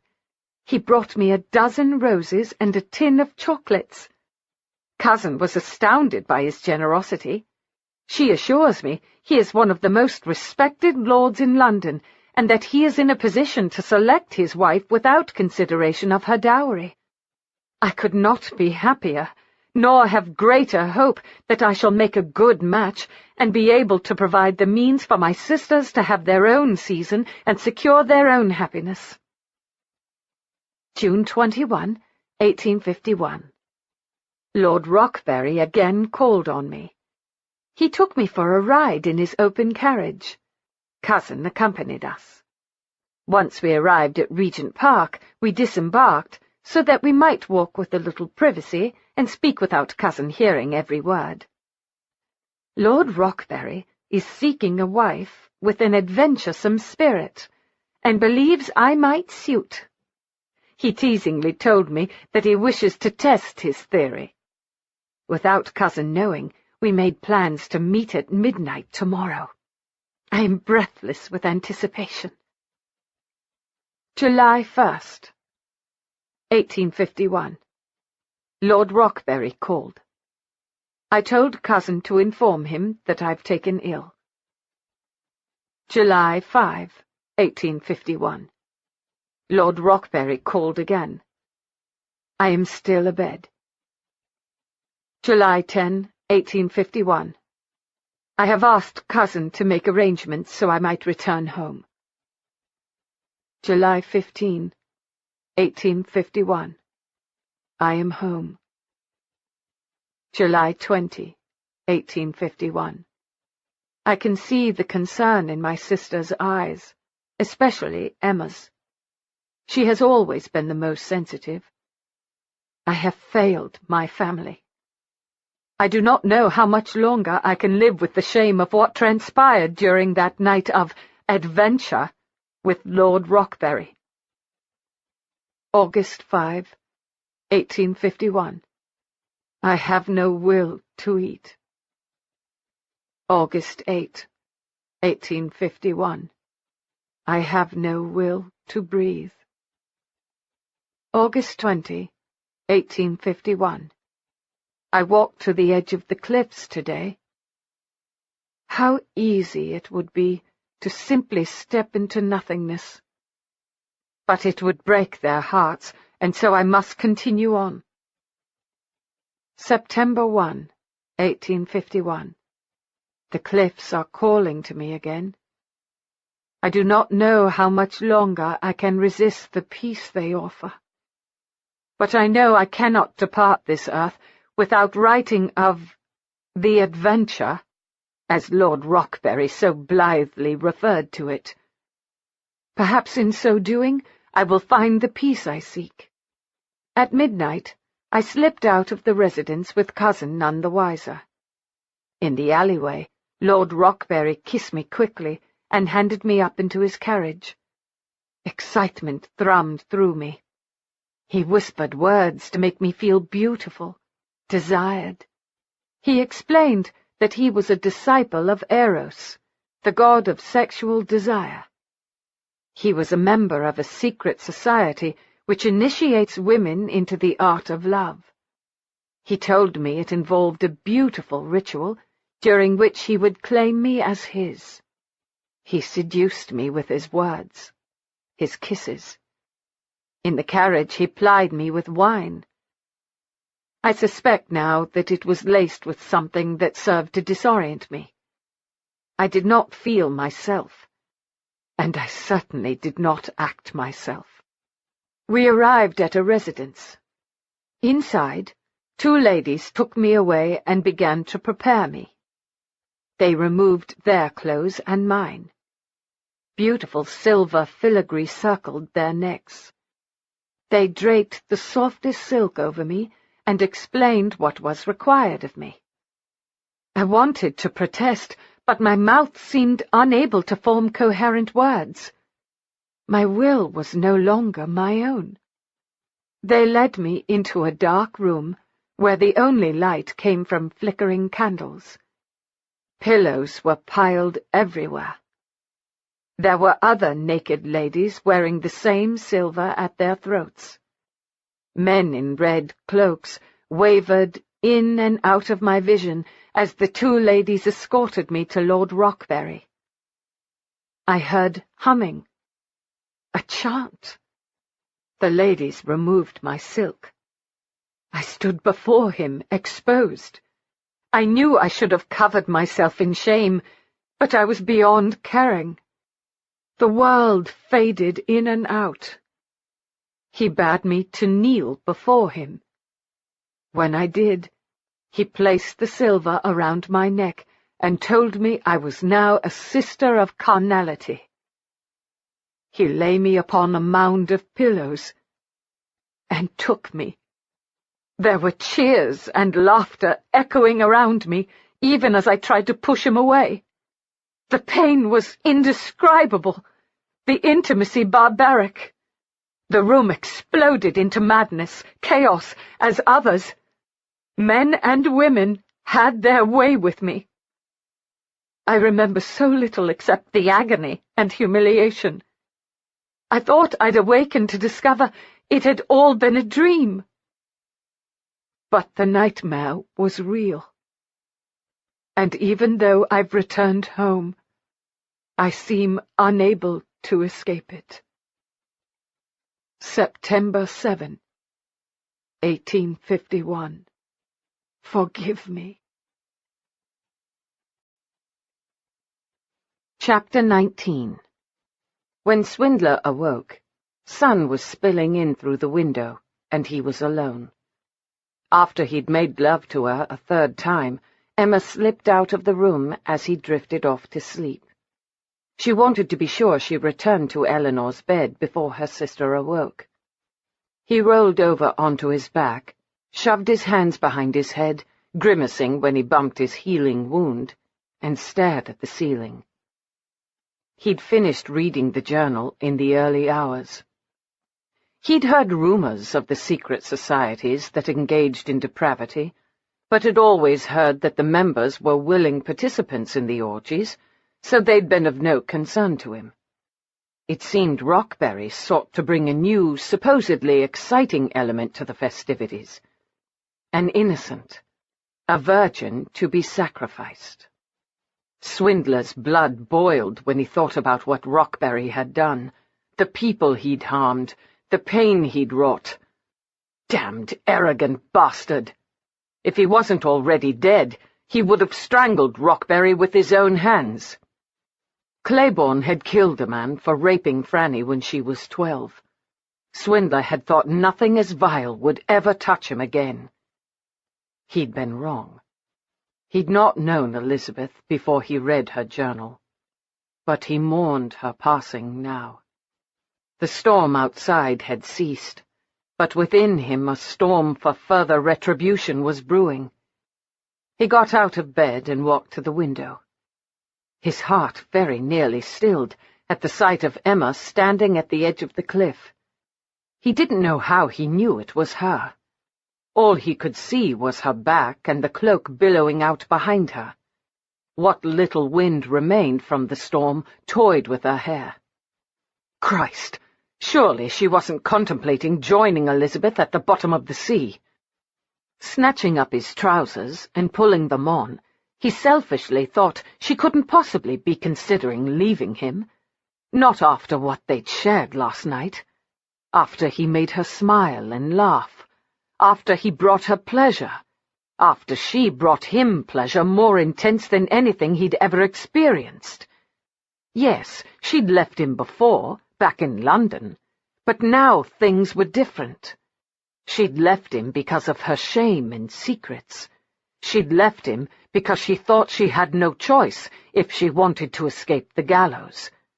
Now she knew differently. He grabbed his shirt, pulling it over his head as he rushed out the door and down the stairs, nearly losing his balance and tumbling in the process. Taking a quick second to get his shirt situated, he carried on and burst through the door to the outside as though her life and his depended on it. He ignored the pain as his bare feet encountered tiny rocks and thorns. Afraid of startling her, of causing her to tumble over the edge, he didn't call out to her. When he was near enough to see that she wasn't teetering at the edge as he'd first feared, he slowed his gait and fought to regain his dignity.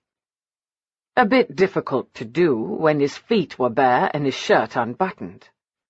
He was surprised that his feet pounding the earth in order that he could reach her quickly hadn't caused it to tremble and alert her to his presence. Or perhaps she simply wasn't yet ready to face him. Whatever the reason, as he came to stand beside her, she continued to stare out at the white-capped sea as though it contained answers. "Emma," he said quietly, wanting desperately to reach for her, to draw her farther back from the edge. "Sometimes when I stand here, I can hear her laughter." Elizabeth's.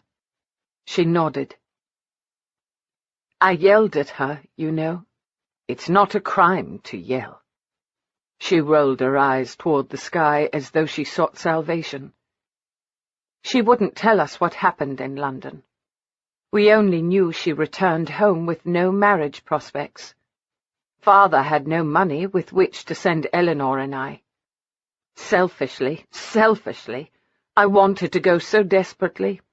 To find a husband and have children, to be a wife and a mother. I screamed at Elizabeth, told her she'd been a disappointment to us all. I had the audacity to tell her that if Father had sent me, I would have snagged a husband who could ensure that my sisters had a season and were well looked after. I wanted a season so frightfully badly, so stupidly. I think my words may have caused her to kill herself." "No, Emma." His arms were around her before he'd given it any thought. Turning her, he drew her into his body, pressed her face to his chest. "I read her journal. Nothing you said caused her death. Nothing you could have said would have stopped it. Rockberry is the sole blame here." She tilted her head back to look at him, her delicate brow furrowed. "Had I been a better sister—" He touched his finger to her lips before she could finish. "You mustn't think that way. Had I been a better son, you see? Nothing is to be gained." Although he had spent a good many years wondering how differently things might have been if he'd not taken the watch, if he had been a better son. Only now, while holding this woman close, trying to ease her pain, did a bit of his ease as well. Guilt and regret had taken the joy from his life. This woman returned it all to him. It broke his heart that she suffered, that she felt guilt and remorse. When I read Elizabeth's words, read what happened to her, at first I couldn't believe them, Emma said. I thought surely they were a story she'd created or a rumor she'd heard about something happening in London. I wept when I finally faced the reality of them. How could someone in Lord Rockberry's position be as vile as all that? He trifled with her, broke her heart, broke her spirit, and in the end broke her body. I've known people from all walks of life, from the beggar on the street corner to those who have dined in the presence of the Queen. At all levels, I've seen people behave in ways that have turned my stomach. But at all levels, I've also seen people to be admired. Fagin was a thief, took me in, taught me to be a thief. I would have died for him. Claiborne, a lord with blood on his hands. I admire no man more than I admire him. Even Jack Dodger, scoundrel that he is, takes boys in off the street and gives them a job, keeps them out of trouble. Society is made up of good and bad, Emma. You cannot judge any portion of it based on a few. She gave him a soft smile. I think you would have liked Elizabeth. I know I would have.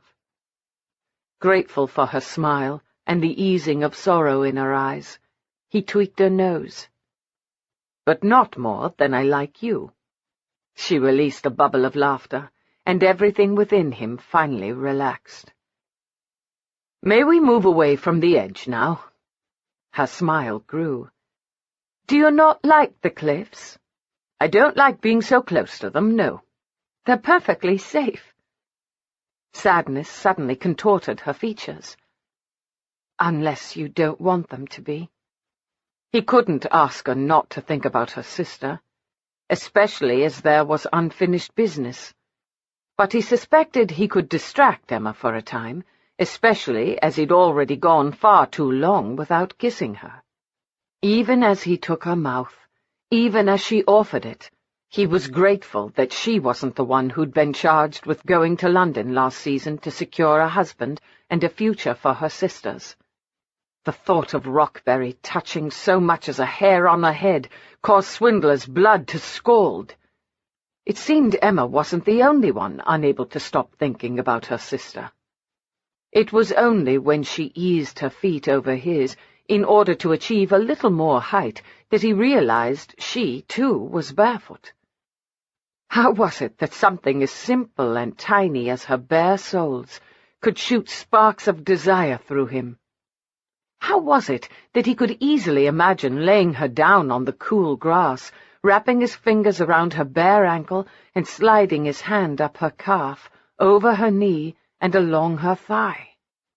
Only a few hours had passed since he'd taken her in his bed, yet at that moment he was as randy as a callow youth who had yet to experience his first woman.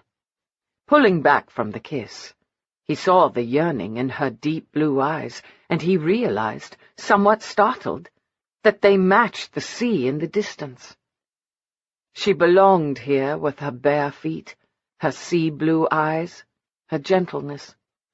Even as his thoughts traveled that path, he remembered that she could be as fierce and as deadly as the storm. He'd underestimated her determination where justice was concerned once. He wouldn't do it again. He slid his hand down her arm and laced his fingers through hers until their palms touched. He'd never considered how sensual it could be to hold a lady's hand intimately. If not for the weight of what remained before them, he might have felt carefree and light-hearted. Instead, he wished they might have today forever, and that tomorrow might never arrive. She was the one who tugged on his hand and prompted them to begin walking back toward the house. He thought he could grow accustomed to this place, to having her near. Even with so innocent a musing, guilt and regret battled within him. London was where he belonged, fighting for the rights of the innocent. "The roads will be muddy," she said quietly, as though she knew in which direction his mind wandered. "It would be best to delay our journey until they've dried." "How long?"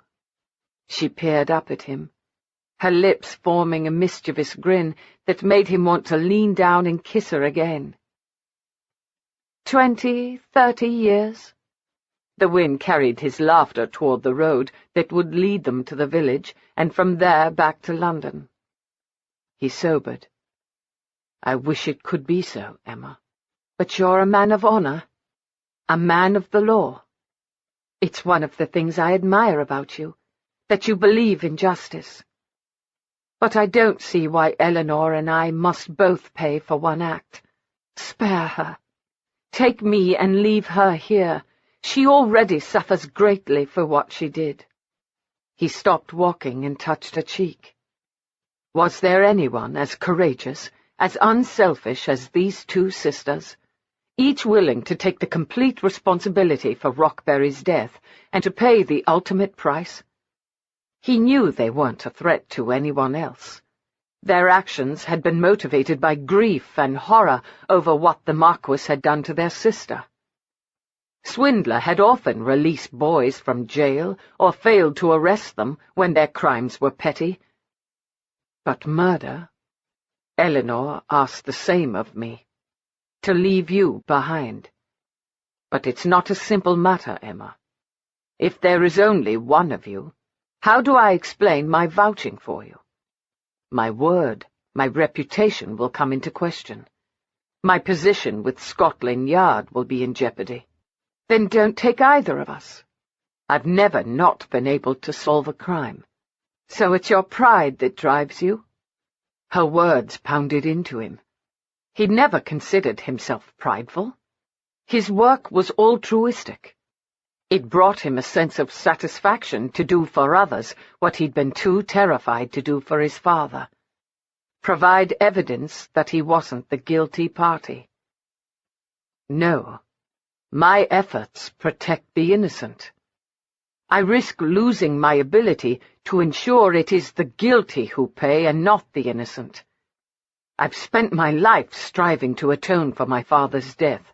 I can't turn my back on it or dishonor it now, no matter how much I wish matters were different.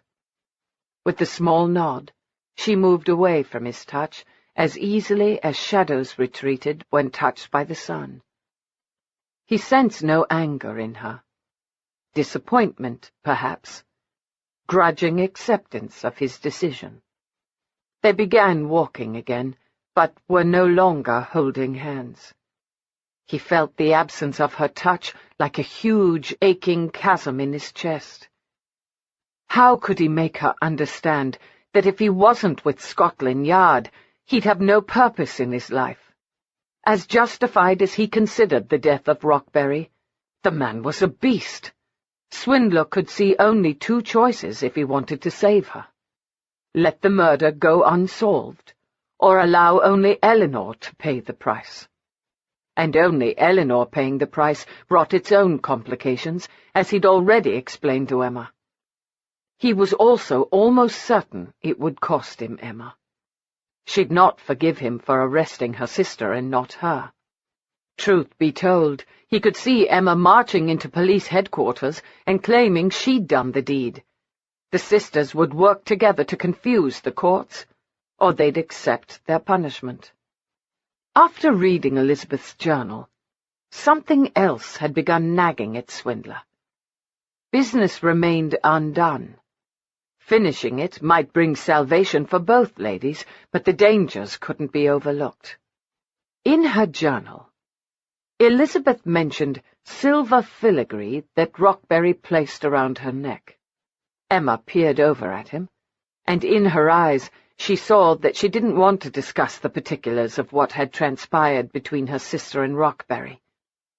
but in the jut of her chin he recognized her determination not to retreat from what could well turn into unpleasant discourse. "Yes. Do you know if she kept it? Have you seen it?" She flushed. How easily she was embarrassed, even after the incredible intimacy they'd shared. He wondered if Elizabeth had been as quick to blush. Had Rockberry taken delight in it?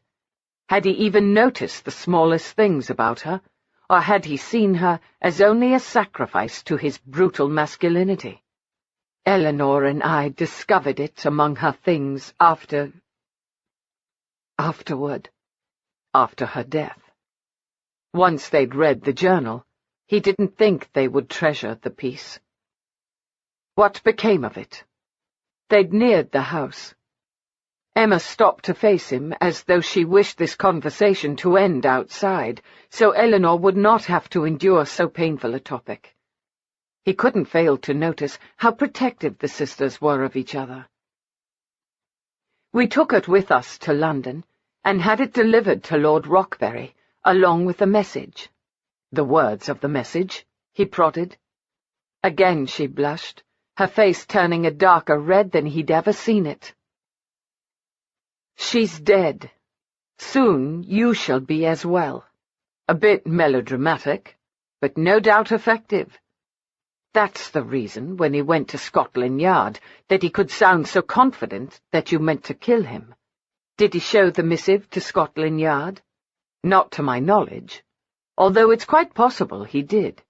My superior was quite adamant that I keep watch over you, determine your purpose, and sway you from it. So your interest in me was all a deception." Her voice carried no doubts. She'd not offered a question, but had made a statement. Her eyes dared him to denounce the truth, but he was as weary of lies between them as she was. Even as he thought it, he realized her coming to his arms last night could have been deception as well, an attempt to engage his heart so he would leave without either sister. He wanted to trust her motives, but the pain of her initial betrayal was still a hollow ache. He wondered if they'd ever completely trust each other, and if they didn't, how could she believe that he'd truly given her his heart? "In the beginning, yes," he said. "My plan was to gain your favor, entice you into telling me your reasons for following Rockberry." He wanted to touch her, but didn't dare. She suddenly appeared as fragile as a piece of hand-blown glass. "But I quickly fell under your spell." "So you think I bewitched you?" "I'm beginning to understand that just as I was playing you, so you were playing me. We were both involved in separate but equally as elaborate swindles. I wanted to entice you into revealing your purpose. You wanted to seduce me into providing you with an alibi. And last night, it's my hope that we were completely honest with each other.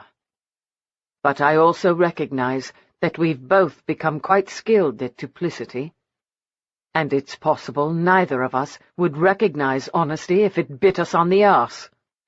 She averted her gaze from his and stared out at the cliffs, at the sea. "The one time I've always been honest with you is when I've lain with you." Gently he molded his hand around her chin and turned her head so he could see the deep blue of her eyes. "The only time I haven't been honest with you was my reason for pursuing you." She gave him a tremulous smile. "We have a very rocky foundation beneath us, but it is a foundation, Emma. Only we can determine what we want to build on top of it now." "Don't be so fanciful, James. We can't build anything. We're at cross purposes. I've committed a crime, and you solve crimes." Damnation! How could he make her understand? They were going back and forth, covering ground that had already been ploughed. "Emma, not everything I do is within the law. But you're an inspector, and sometimes I look the other way. I can't on this matter, because he's a blasted lord, but I can assure you that if your sentence is not just, I will see you released from jail. I will see that you have another life, but first, I would like very much to try to see that you return to this one. You said you have influence. I have a duke and an earl in my pocket. Claiborne and Greystone. He nodded. And Jack Dodger could purchase all of London if he wanted. They have power, Emma. I'm not above asking them to wield it. And what of you, James Swindler? My power is not as visible as theirs, but I have it. I've earned it. Now, back to the silver. Do you remember exactly what it looked like? She nodded. I believe so, yes. It very much resembled a choker, but strands of silver flowed from it. It was really quite lovely. Ironic that it symbolized something so ugly. Can you help me draw it? She looked taken aback. Whatever for? Because swindles are my strong suit, and I believe one more is needed to put this matter to rest. Chapter 20. The main part was a web of tiny strands that fit snugly around a lady's neck, Emma said, sitting at the table in the kitchen and watching as James sketched what she described. She loved the way he looked when he concentrated. Whether it was at the paper or her, he gave each his full attention. She knew her actions in London had put him in an awkward position regarding his feelings for her and his responsibilities toward his duties. He cared about justice. He cared about her.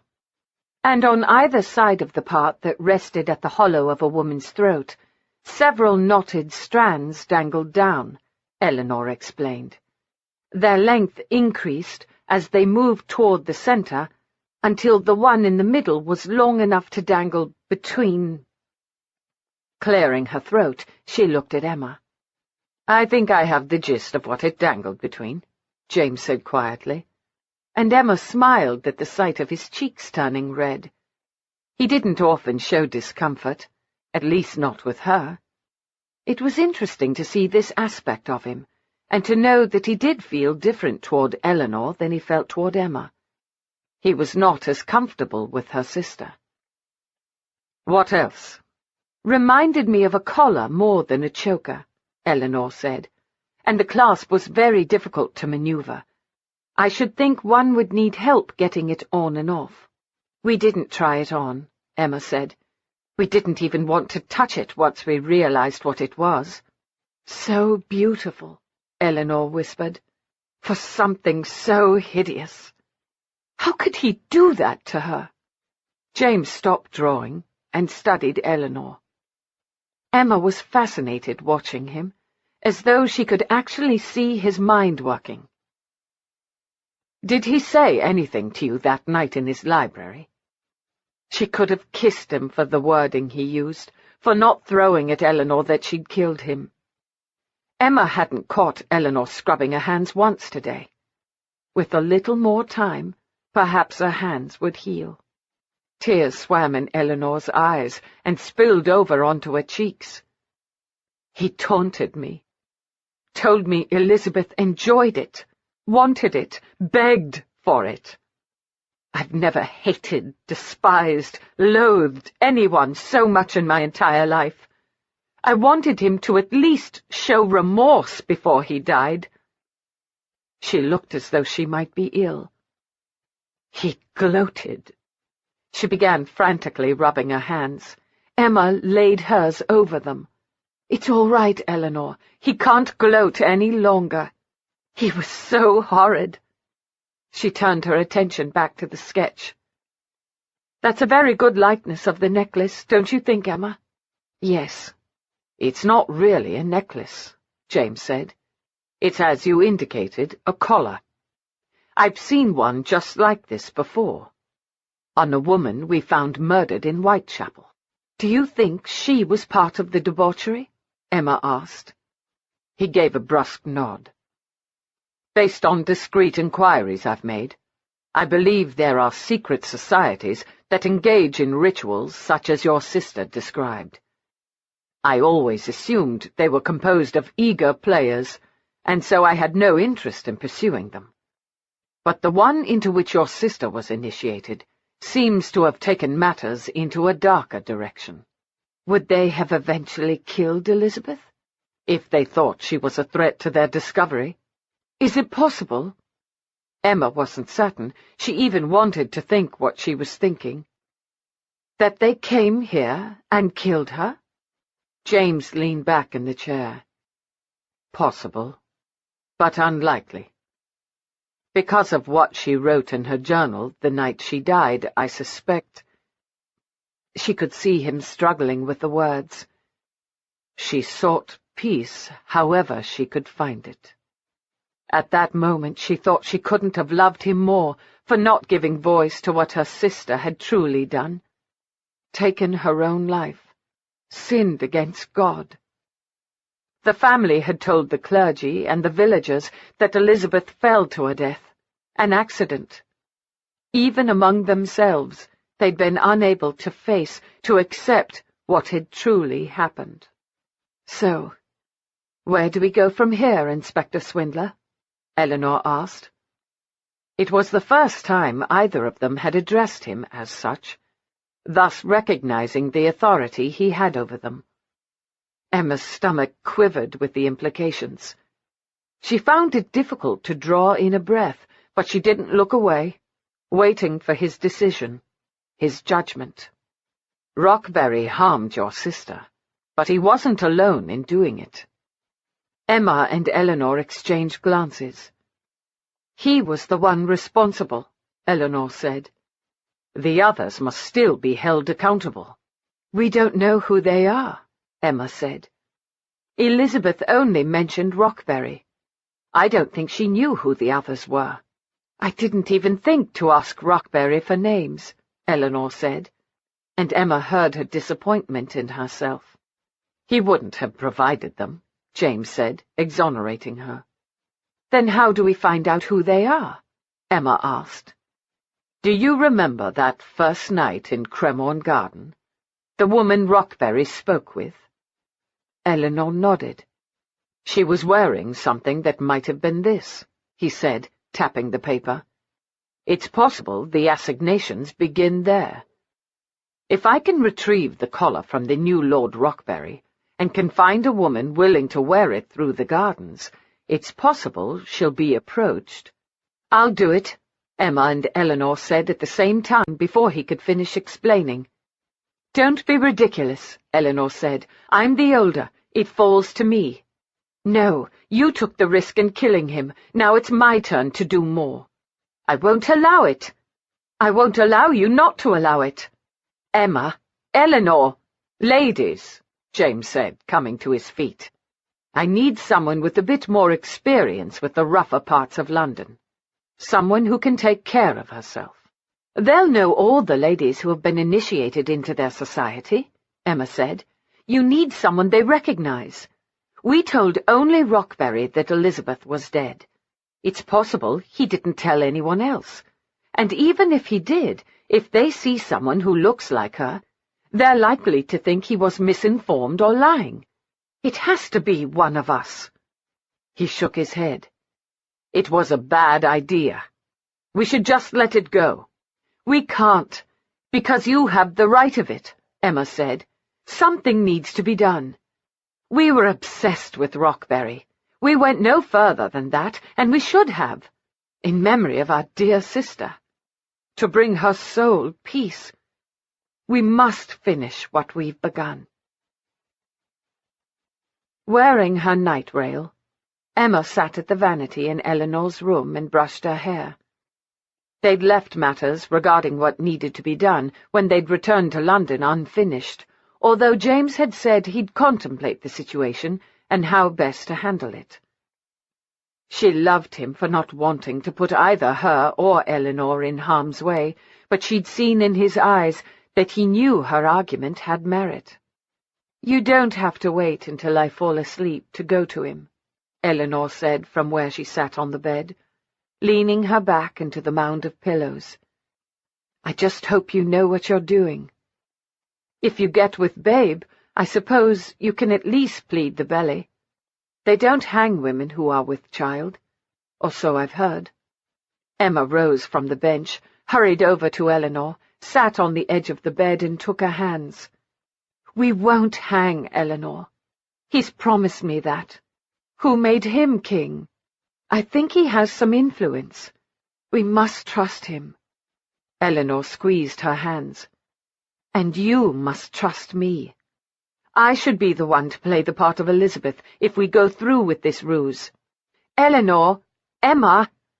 They were at another impasse, just as they'd been in the kitchen, unable to get beyond saying each other's names. But Emma knew she had James's ear. She would see to it that Eleanor wasn't the one who was placed in harm's way.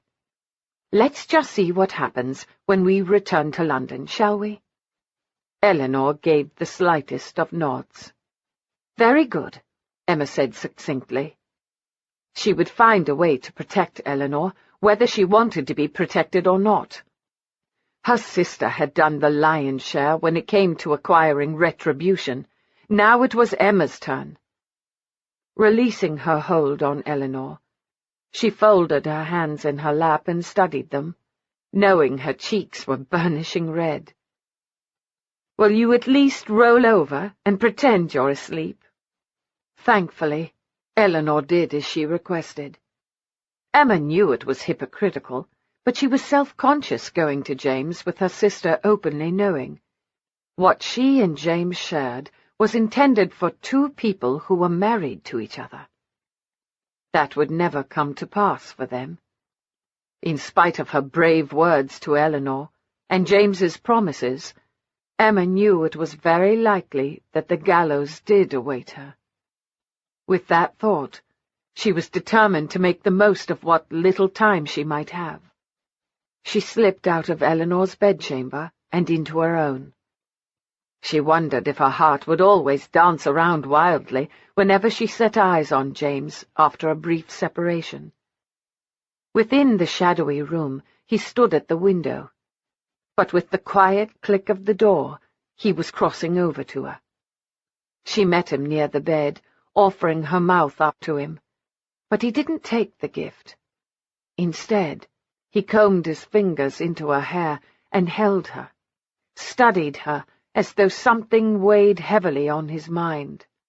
With all they'd discovered, all they planned, she shouldn't have been surprised, but she'd hoped that for these few hours they could pretend nothing existed beyond the door, beyond them. "That night at my lodging, when I wanted everything off you except the pearls," he said, "did it remind you of your sister's encounter? Did it taint your enjoyment of the night?" Feeling relief that it was something inconsequential furrowing his brow, she released the breath she'd been holding.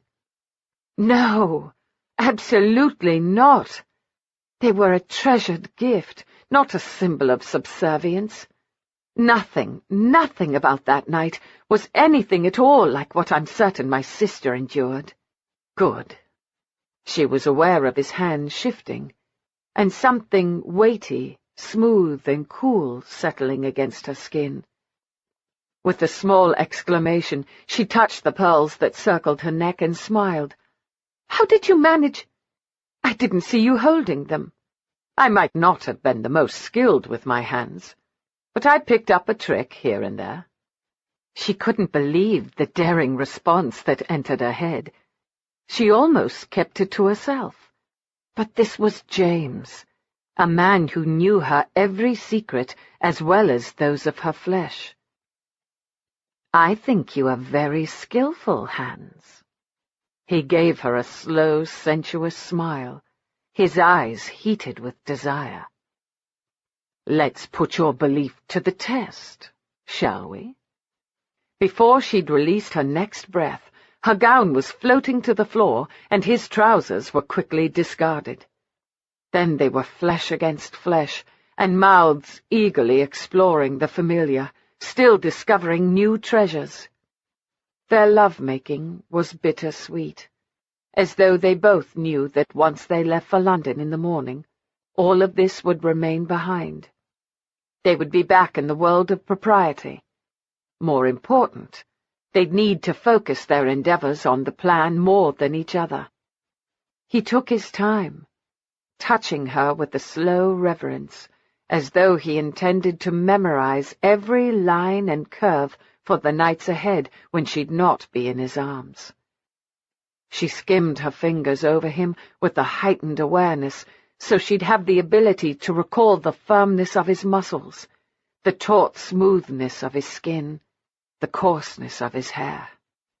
When pleasure was beyond bearing, and passion reigned with aching need, they came together in a conflagration of sensations that carried them to greater heights. Her name was a growl upon his lips, and his was a cry upon hers. Afterward, lying exhausted and replete in each other's arms, she couldn't stop the tears. Neither could his whispered murmuring of assurance prevent the arrival of the dawn. Chapter 21. Emma had not expected their first stop after they arrived in London to be the residence of the Duke and Duchess of Greystone. She, Eleanor, and James stood in the entrance hallway, with her and Eleanor's small trunk behind them, waiting while the butler announced them. "It seems we should have at least attempted to find lodgings first," Eleanor mumbled. Emma suspected Eleanor was a bit cross, because from the moment they departed from their home, James had left no doubt that he was the one in charge of their little expedition. It seemed to Emma that the farther from the cottage they travelled, the more he distanced himself from her. She knew he did it because hard choices needed to be made, but it didn't make the loneliness any easier to bear. "Jim!" Emma glanced toward the hallway and saw the Duchess hurrying toward them. Emma had been terrified that she'd give away that she had not met the Duchess until the night of the ball. It was Eleanor who'd spoken with her in the parlour at their lodgings. Afterward, Eleanor described her in excruciating detail, but even without so fine a description, Emma would have known the Duchess by the softness that appeared in James's eyes when he greeted her. The same gladness that he showed now as the Duchess patted his shoulder before walking past him to study her and Eleanor. "I see you found there were two after all," she said. "They're almost indistinguishable. Imagine what Fagin could have done with them." "You don't have to talk about us as though we're not here," Eleanor said. "And which one would you be?" the Duchess asked. When Eleanor took on her mulish expression and remained silent, Emma said, "She's Eleanor. I'm Emma." The Duchess scrutinized Emma as though searching for something upon which her life depended. Then she smiled. "You're the one who attended my ball, the one who struck Jim's fancy. But it was Eleanor I met in the parlour. No one can tell us apart," Eleanor snapped. "Except Mr. Swindler," Emma reminded her quietly. "I was raised to read the subtle nuances in people," the Duchess said. "How else was I to determine who best to fleece?" She turned her attention to James. "So what do you require?" "A place for them to stay," he said. Based on the certainty in his voice that he knew he'd not be denied, Emma thought he and the Duchess might as well be related by blood. "Here should suffice for that purpose. What else?" the Duchess asked. After settling into a room, Emma crossed the wide expanse of hallway to the bedchamber Eleanor had been given. It was much the same as hers, with a large four-poster canopied bed, a dresser, a bureau, a vanity, and a small sitting area near the window. Extending from the window itself was a seat covered in pillows. Eleanor was sitting there, gazing out into the garden. "What have we gotten ourselves into, Emma?" she asked without turning around. Emma sat beside her. "Into the thick of things, I'd say. I thought the Duchess had only recently married the Duke. If that's the case, who is the boy?" Looking out, Emma saw the Duke and a young boy standing in front of easels, palettes in their hands, as they each painted a section of flowers in the garden. James mentioned that she'd taken in one of her orphans. Peter, I think he said his name was. I always wanted children. You may have them yet. Yes, I'm certain a gentleman would be delighted to take to wife a woman who has no qualms about plunging a dagger into a man's heart. Eleanor began rubbing her hands, and Emma stilled her actions by placing hers over them.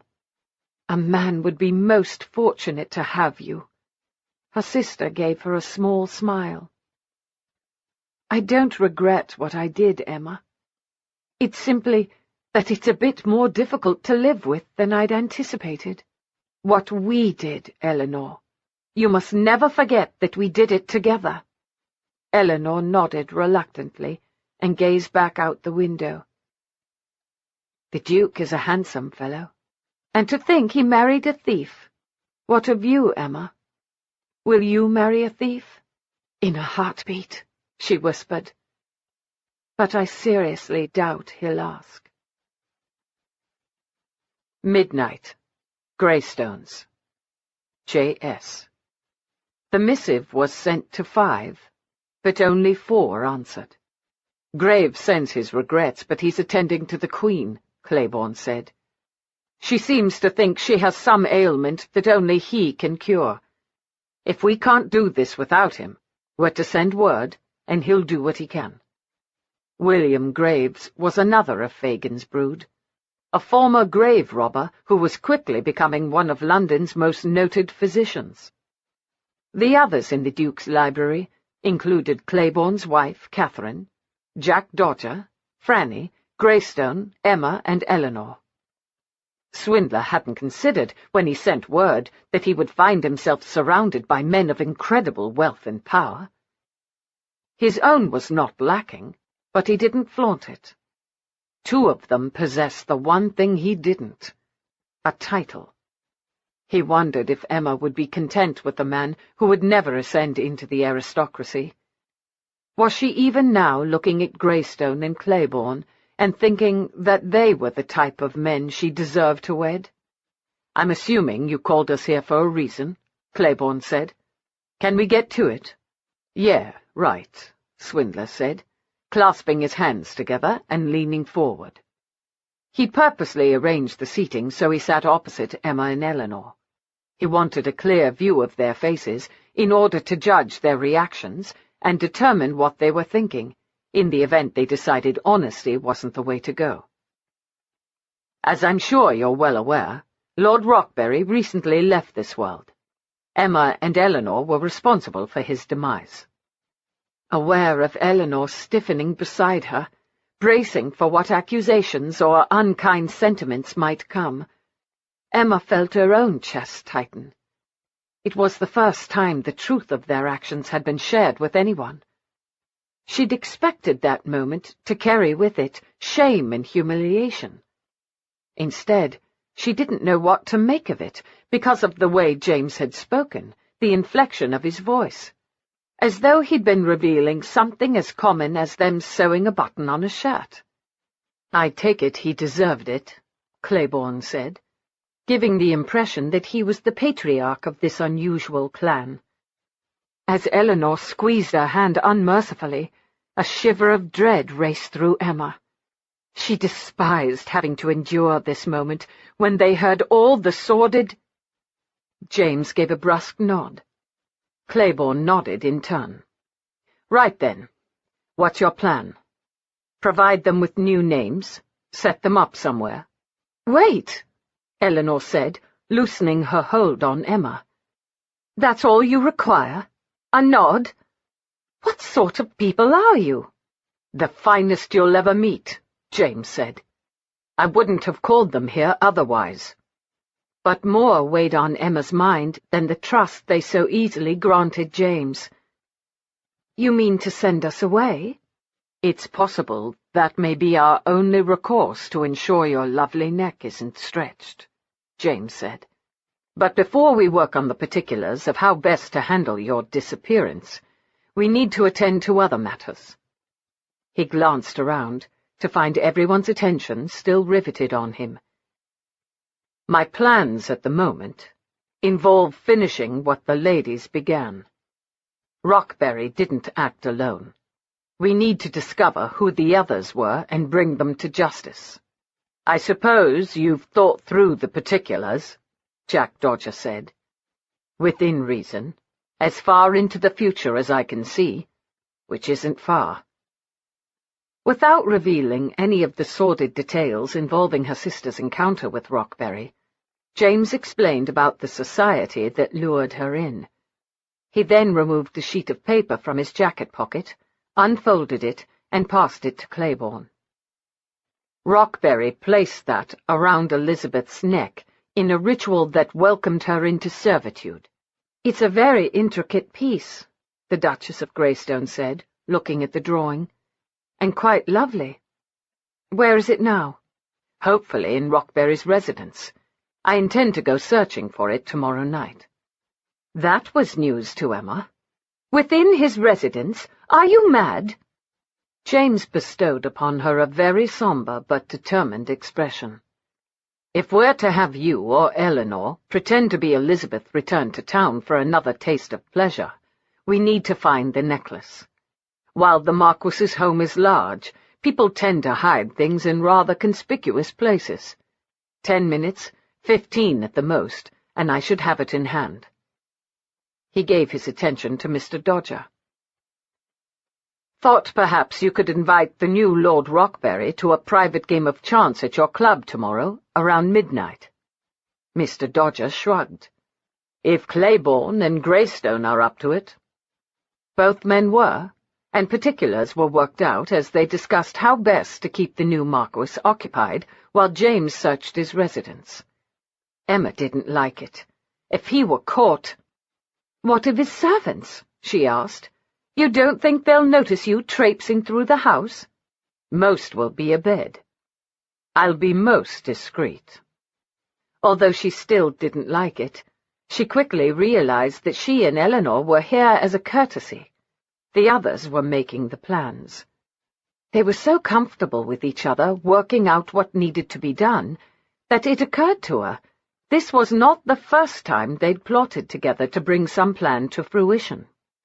If she'd been honest with James from the beginning, it was quite possible that he could have instructed her and Eleanor on the best method for getting rid of Rockberry without getting caught. They'd thought they were so clever, but had relied on games they played as children. She wondered if there'd ever come a time when they weren't ruled by naivete. When the final details were worked out, Mr. Dodger, Lord Claiborne, and his wife took their leave. The only question that remained was which sister would be placed in harm's way. "It has to be me," Emma said, as she walked through the garden, her arm entwined around James's. He'd ask for a few minutes alone with her, after which he too would take his leave. The gas lamps cast a faint glow over the path they walked. Roses, hyacinths, and other blossoms scented the air around them. Another time, Emma thought it would have been a relaxing, calming diversion before retiring to bed, but her nerves were far too jangled as the silence built between them. "James, the situation may turn deadly. Eleanor, at least, has killed. She might not hesitate to do what she must. She might think twice about it. As you're well aware, the guilt gnaws at her. And I'm not too shabby in a dangerous—" Before she'd finished making her case, he snatched her up against him and began plundering her mouth as though it were the last opportunity that he'd ever have to taste her. They'd had few moments alone on the journey here. Perhaps that was the reason she welcomed his advance and clung to him almost with desperation. She didn't want to consider that it was because their time together was quickly coming to a close. After this little ruse to get to the others, she and Eleanor would still be held accountable for their role in the death of Rockberry. Whatever her punishment, death, transportation, or years in a women's prison, James wouldn't be there with her. He would remain in London, solving crimes and eventually marrying. She didn't want to think about another woman lying in his arms, but neither did she want to contemplate the lonely years ahead of him if he remained a bachelor, or the lonely, empty years she would face without his hands gliding over her back as they did now, his kiss stirring her passions. She wished they could retire to his lodgings, lock the door, and never leave. She wanted to awaken in his bed, surrounded by the musky fragrance of their lovemaking. She wanted to feel the heat of his body lying heavily over hers. He dragged his hot, moist lips along her cheek before nibbling on her ear. "Don't ask me to risk losing you," he said in a tortured voice that caused her heart to ache and rejoice. She was truly precious to him. But as much as he meant to her, she couldn't be so selfish as to willingly put her sister in harm's way again. It was her turn to take the risk. "Don't ask me to risk losing another sister." He grew so still, the tension in his body a silent thrumming. When he released her, she felt as though something of monumental importance had shifted between them. "You'd give up everything we might have so easily?" he asked. "There's nothing easy about this. But you must know that what we have is only temporary. As wonderful as it is, James, it will be taken from us, whether we wish it or not." Even in the shadowy garden, the intensity of his stare was unnerving. "You should retire now," he said flatly. "Sleep well. You'll need your wits about you when it happens." "You've decided, then? It'll be me?" She didn't know if the small tremor in her voice was fear or excitement. He didn't reply. He simply walked away, disappearing into the darkness. When Swindler had sent his missive to his childhood mates, he'd sent one other. London Bridge. 4 o'clock.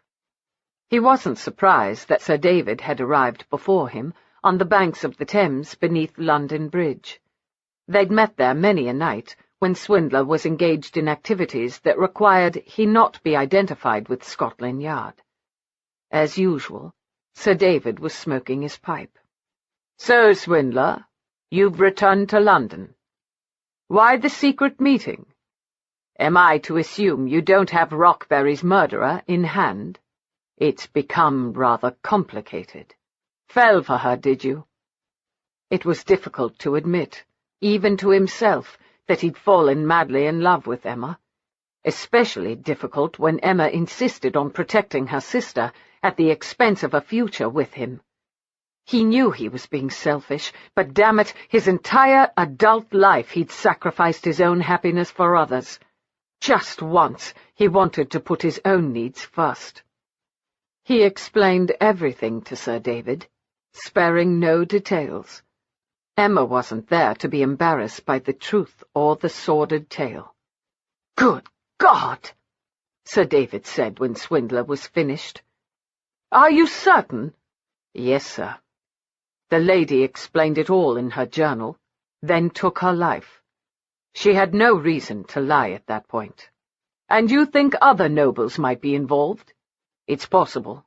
We'll know more once we've set the trap. I'd like Scotland Yard involved." "No."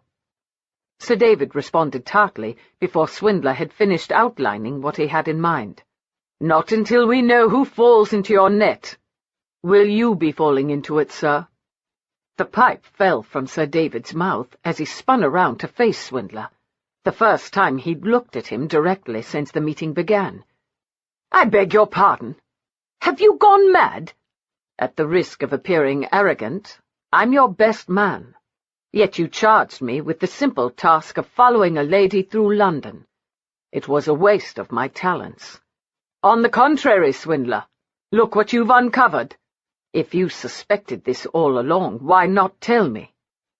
Sir David reached down, picked up his pipe and studied it. Damnation. Can't put that back in my mouth, now can I?" He tossed it into the river. "You're not the only one who's given orders, swindler. Let's just say that mine come from high up, very, very high up. We suspected Rockberry might be engaged in something unsavory when he first came to us. Why he didn't just see to the matter himself is beyond me. Arrogant bastard expected us to see to it for him, which I suppose, all in all, based upon your findings, was to the lady's benefit in the end. Be that as it may, there have been rumours of this society. Nasty stuff, that, especially as Queen Victoria and her husband have a very strict moral code. People need to behave with a good deal more decorum." He cleared his throat. "Forgive my rant. Carry on with your plans. When you know who all is involved, get word to me. Then we'll decide how the matter is to be handled with the least amount of scandal and embarrassment." "Yes, sir." Swindler turned to go. "Swindler?" Swindler gazed back over his shoulder. "Yes, sir." "Take extreme care with this matter. Not a whisper of it is to make the rounds. Keep everything discreet, man. There could be a knighthood in it for you. Your orders came from that high up?" Sir David simply stared at the river. Chapter 22. The Marquis has accepted our invitation for a private game at Dodger's at midnight. Enjoy your freedom. C. According to the note from Claiborne, the new Marquis of Rockberry might be mourning the death of his brother, but not enough to give up all his pleasures and vices. Swindler had heard the younger possessed a weakness for games of chance, and no man with such a weakness would pass up an opportunity to pit his skills against Claiborne, Greystone, and Dodger. The men were legendary in their conquests of the gaming tables, when they indulged. Since taking wives, all three were rarely seen at the tables. Who could blame them when their wives were the loveliest ladies London had to offer? With the exception of Emma, of course, who wasn't really of London. Still, James thought her by far the most appealing. It amused him now to think that he'd once thought no one would surpass Franny for his affections. Yet Emma had managed to do exactly that. Swindler waited behind the hedgerows at the Marquis's London residence until he saw the man's carriage rattle by at 11:30. Then he waited another half-hour for the servants to settle in after their master's departure, before making his way to the servants' entrance. Kneeling, he removed a small candle from his pocket, lit the wick, studied the lock, and within seconds was inside the kitchen. An incriminating item such as the choker would be in one of two places, the library or the master bedchamber. Swindler decided to start with the library, remembering its location from his previous visit when he'd come to inspect the scene of the crime. Using the small light from his candle, disturbing nothing, barely breathing, he cautiously crept along the corridors like a silent wraith. No servants crossed his path. He hadn't expected any to be about. When the master was away, sleep beckoned. Opening the library door, he stepped through and closed it behind him. Holding the candle aloft, he made his way around the numerous small sitting areas to the large desk at the far side of the room. He noted that the carpet was a different pattern than when he'd last been in the room. No surprise there. Blood seldom made an attractive decorative accent. After setting the candle on the desk, he began opening drawers, searching for latches that would release hidden compartments. The former Marquis wouldn't want his secrets easily discovered, but that was not unusual for the aristocracy. Hence the reason Fagin had trained them regarding the mysteries of a desk. "Looking for something, Inspector?" Swindler jerked his head up to see the new Lord Rockberry stepping out of a dark corner. Thinking himself quite alone, he hadn't bothered to check the areas to the side or behind him. The new Marquis didn't carry the stench that his brother had, so Swindler hadn't noticed his scent. Unfortunate, that. He was trying to devise a logical explanation for his presence when Rockberry held up his hand. Silver dangled from it. This, perhaps? Swindler realized he was definitely losing his edge. He'd become so obsessed with ensuring Emma's freedom that he was becoming careless when it was critical that he be his most diligent. Closing the drawer he'd just opened, he laid out his hands in acquiescence. "How did you know to expect me?" "An invitation from the infamous Lord Claiborne for a private game with the notorious dodger himself, not to mention a duke of the highest caliber. Me, a new Marquis who has yet to fully embrace his title. Besides, I know that you all have ties to each other in the gutter." He shrugged. "I'm young, but I'm not a fool. I suspected someone wanted me out of my residence for a reason. So you sent an empty carriage." "I did indeed. I must say I thought it very clever on my part." He took a step nearer. "I know I didn't lie about what I saw that night when my brother was murdered, which means that you lied about the woman being with you. I didn't lie, which must mean that you were with her and helped to kill him. Perhaps you plunged in the dagger. Jolly good for you. Pour yourself a drink, man. It's well-deserved. As I've recently discovered, my brother was as vile as they came. I won't take the blame for a murder I didn't commit, but I'll do what I can to get you and the lady out of the country. I didn't lie about my lady not being here that night, and I can prove it." "Twins!" Rockberry exclaimed, looking and sounding astounded.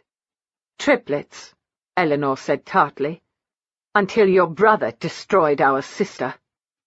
Swindler had brought Rockberry to Greystones, knowing the ladies would be awake, waiting to see if he'd met with success in finding the silver.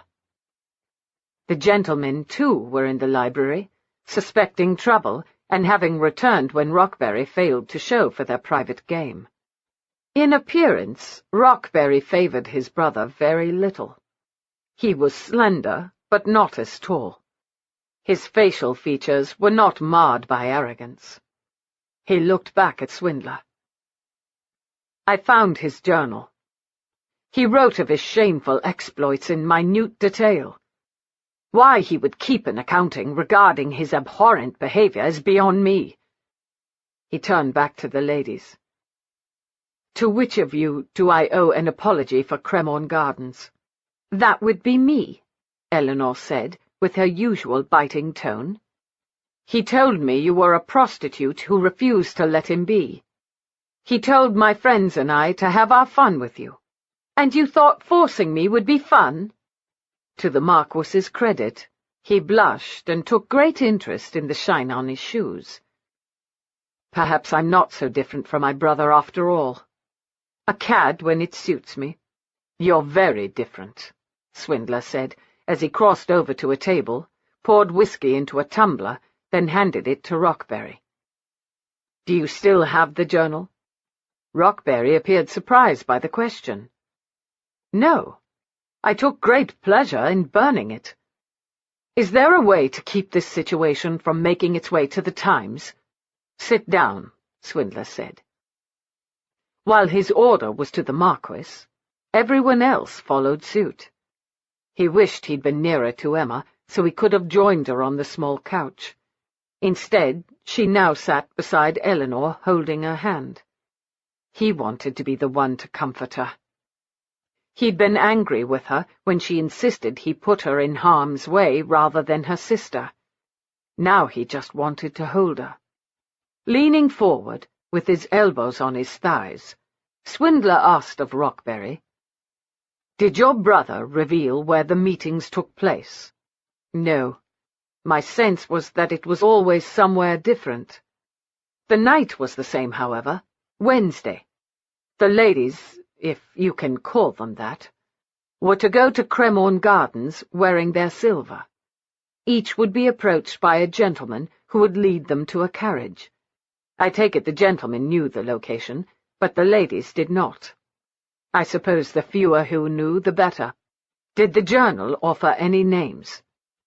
Rockberry took a sip of whiskey. No. My brother was far more interested in describing the rituals and the orgy than the particulars of how it was all arranged. I do know they periodically initiated women into the society, and those women were not always willing. They used blackmail, coercion, fear, and shame to keep the women from speaking out about them.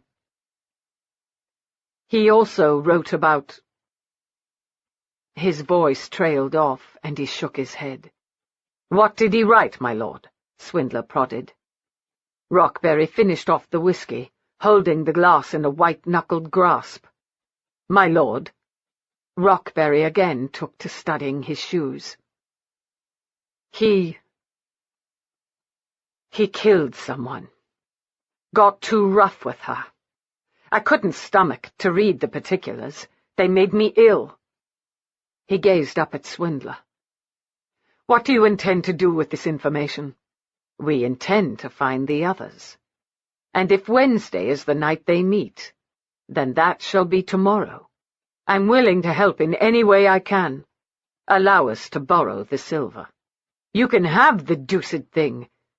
So what's your plan?" Swindler supposed he couldn't blame the man for his interest. He explained how they intended to set a trap. Eleanor was acutely aware of Emma stiffening beside her when Mr. Swindler announced that it would be Eleanor who walked through Cremorne Gardens the following night. It was only fair. After all, she was the older of the two, even if only by moments. If he hadn't selected her, she'd have had to give Emma a sleeping draught. She wasn't going to allow her younger sister to be placed in harm's way, especially as Emma had a gentleman very much interested in her. It was quite possible that Mr. Swindler would see to it that Emma did not have to pay for what happened to the former Rockberry. After details were explained, while people were taking their leave, Eleanor slipped out the door and into the garden. She wasn't nearly as comfortable or trusting around these people as Emma. She simply wanted the entire matter to be done with. Miss Watkins? She'd only just reached the hyacinths when her name was called. Strengthening her resolve, she turned slowly, shoulders back, chin held high to face Rockberry. "My lord, you're the one who ended my brother's ability to breathe. It could have been my sister." She didn't know why she'd said that. Until that moment, she'd been proud of her actions. But then, until that moment, she'd not faced someone who might have cared about the blackguard. She had never considered that he possessed family or friends. All she'd seen was that he was a man who'd taken from her someone she loved. "No. Your eyes contain a heavier sorrow than hers." His voice was soothing, compassionate, and for some reason it irritated her. "You misread me, my lord. I'm not sorry for what I did. Your brother forced my sister into submission. When he was done with her, he allowed others to have their way with her as though she were no better than a scrap of meat to be tossed to the dogs. My only regret is that he died so quickly." A heavy silence built between them, as though he didn't know how to respond to the accusation. "Shall we?" he asked finally, indicating the cobblestone path. She was grateful to begin walking again, and he fell into step beside her. "You act valiantly to pretend you don't care, but I don't think murder is in your nature," he said quietly. "You know nothing at all about my nature, my lord. Dear God, I think you could have sliced my brother to death with your tongue." "How dare you!" she spat, turning on him, her arms flailing, her fists pounding into his shoulders. "You have no idea what he did." Grabbing her wrists, he pressed them to his chest. In spite of her own agitation, she could feel the rapid thudding of his heart. I know exactly what he did, and probably in considerably more detail than you. My brother did not want for particulars in his writing. All the fight left her. She hated that others knew exactly what fate had befallen her sister. Thank you for burning the journal. It was not as though it was difficult. It can't compare with the dangers you'll face tomorrow night. I can't bear the thought of anyone else enduring what Elizabeth did. I didn't think you were as heartless as you pretended. She didn't realize that he'd released his grip on her wrists until his hand was at the back of her head, leading her into the curve of his shoulder. As hard as she tried, she couldn't stop the tears from falling, large, hot drops that scalded her cheeks. "I'm sorry if you loved him," she said. "I didn't. Not after I read. How could anyone? I'm glad he's dead, Miss Watkins. I'm only sorry that you had to be the one to see to the matter." His voice was strangled, as though he'd had to push the words out, and she wondered if he, too, was crying. "I shall take solace in those sentiments, my lord, when my sentence is handed down." He drew back, and in the low lamplights of the garden, she could see the dampness of sorrow glistening on his cheeks, even as he glided his thumbs over her face to capture her tears. "Don't be so quick to see yourself hanged, Miss Watkins. Many murders go unsolved. I suspect this shall be one of them." Emma had not spoken a single word when James announced that it would be Eleanor who would be used in the ruse. She possessed far too much dignity to engage in a fit of screaming in front of people she barely knew, especially when so many of those people were nobility. As she prepared herself for bed, however, she was restless. James had left with little more than a good night. As much as she wanted to talk with him, she was certain she couldn't sway him from his decision. She'd used her wiles on him once. The delicate balance of their relationship would topple over if she sought to seduce him into giving her what she wanted. Still, she couldn't deny the disappointment that he'd cared so little for her wants as to disregard them completely. The light rap on her door surprised her.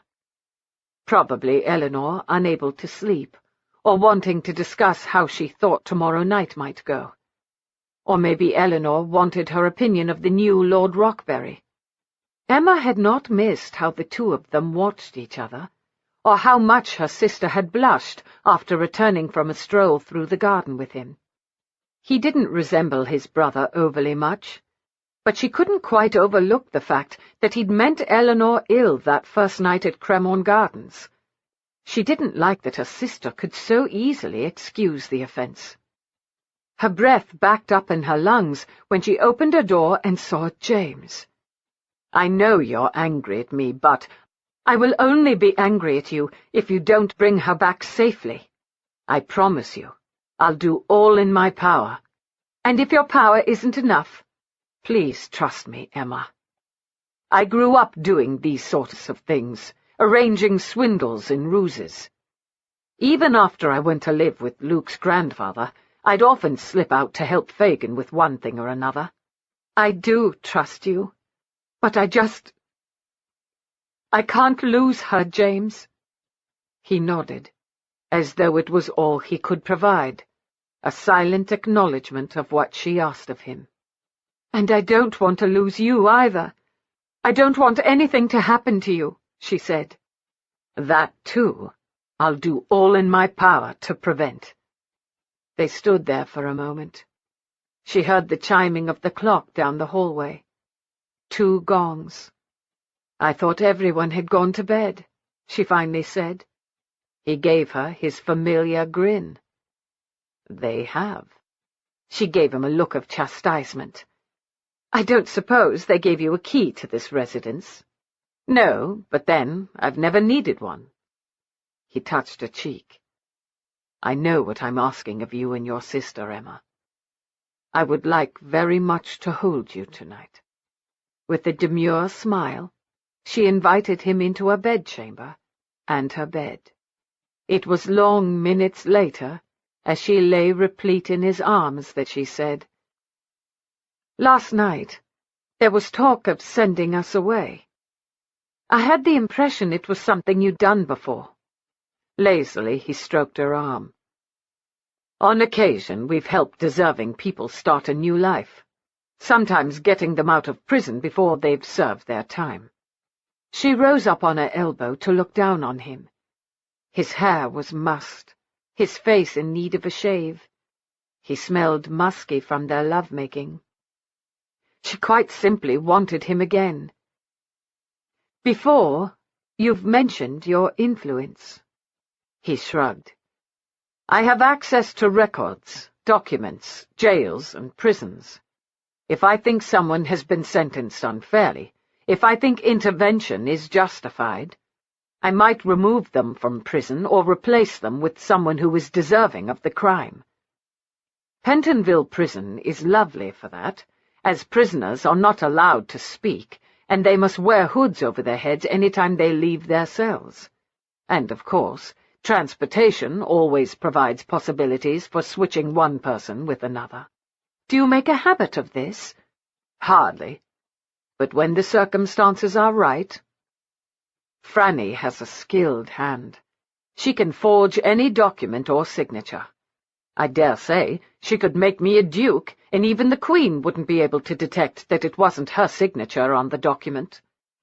Dodger often hides people in his gambling establishment, or gives them a job. Cleaned up, dressed properly, with the new name in an area of London where no one knows them. They're safe. Graves, who you've yet to meet, was a grave robber in his youth. If we ever need a body, he's our man. Claiborne provides whatever financing is needed, and is the one who usually serves as a go-between. He's very good at straddling the upper levels of society as well as the lower. When we work together, we can give someone the opportunity to start over." "That's what they thought you wanted to do for Eleanor and me." He trailed his fingers along her face, eventually taking some strands of her hair and twisting it around his finger. "It's still a possibility. My hope is that by taking care of the others in this society, your earlier transgression might be overlooked." She laid her head on the center of his chest. "And if it's not?" "We'll go to America." She jerked her head up. "You'll go with us?" "I know what it is to have you in my life. I know what it is to have you walk out of it. I will do whatever I must to see that you don't walk out of it again." Tears burned her eyes. "Tomorrow, let it be me instead of Eleanor." "I can't." When she made a motion to move away from him, he stilled her action by threading his fingers through her hair and holding her in place. "She's suffering, Emma. I know you can see it. She needs to be the one who goes to Cremorne Gardens." She couldn't deny the wisdom in his words, but she didn't like it. She eased off him and rolled over onto her side. His arm came around her, holding her close, her back to his front. "Trust me, Emma. Please trust me." "I do," she whispered. But while her heart meant the words, her mind continued to worry. As she studied her reflection in the cheval glass the following evening, Eleanor couldn't deny that there was a measure of anticipation thrumming through her that very much matched what she'd felt the night she confronted Rockberry. A bit of danger, a bit of risk, a bit of uncertainty. Regardless of how she tried to anticipate every scenario, it was always possible something would arise she'd not foreseen. "You should have some weapon," Emma said, standing nearby, scrutinizing every aspect of the red gown that the Duchess had loaned Eleanor. "Mr. Swindler said he'd provide me with one when I get into the carriage." She studied her sister's furrowed brow, the taut line of her mouth, Please don't worry, Emma. I should at least go, to be there in case I'm needed. Turning from the mirror, Eleanor hugged Emma. I'd be worried silly if you were anywhere near the gardens. I'm certain Mr. Swindler would as well. At least this way he'll be focused on the task at hand. You could call him James, you know. It wasn't often that Emma sounded petulant. He's your beau, Emma, not mine. Emma walked to the vanity. It was time. She took a deep breath. Will you place the silver around my neck? Emma crossed over cautiously, as though she dreaded looking once again at what Rockberry had given their sister. How can something so pretty be so evil? She asked. I don't know, Eleanor said. Both sisters simply stared at the intricate, delicately designed jewelry for several minutes, neither picking it up, neither beginning the process of what needed to be done. If it wasn't so pretty, it really would resemble a collar. Something to indicate subservience, Emma said. I hate it, Eleanor said. Then don't wear it. I won't be approached if I don't. Come on, let's just get this over with. With a brusque nod, Emma lifted the necklace and very carefully placed it around her sister's neck. Eleanor was surprised by how weighty it felt, in spite of how delicate it looked. Emma fiddled with the clasp for a few minutes, and finally Eleanor heard it click into place. There, all done. I thought you'd try to trick me and put it around your neck, Eleanor said. I almost did. But I didn't see the point. James would simply remove it and do it properly. I think he cares for you very much, Emma. Emma nodded and reached for her, but not before Eleanor saw the tears in her eyes. Please be ever so careful, she whispered. I won't be able to stand it if I lose another sister. Not to worry. I don't plan any heroics. But as she marched from the room, Eleanor knew that matters didn't always go as planned. Chapter 23. Emma plucked at her needlework. She didn't know why she bothered. She'd never had a skillful hand when it came to using needle and thread. Well, except for once when she'd stitched up the gash in James's head. Sitting in the parlour, she could hear the tick, tick, tick of the clock on the mantel. It was likely to make her go insane. They'd been gone for 2 hours now. How long would it take? Was Eleanor all right? Was James? How much danger were they in? She stood up, then immediately sat back down. The waiting is always the most difficult, the Duchess said quietly. I remember whenever Fagin would take a couple of the lads out for a burglary or a swindle, time seemed to move so slowly before they ever returned safely. Emma appreciated that the Duchess was trying to distract her from her own painful musings, but they were running rampant. I'm afraid I'm not very good company. You don't have to entertain me, Emma.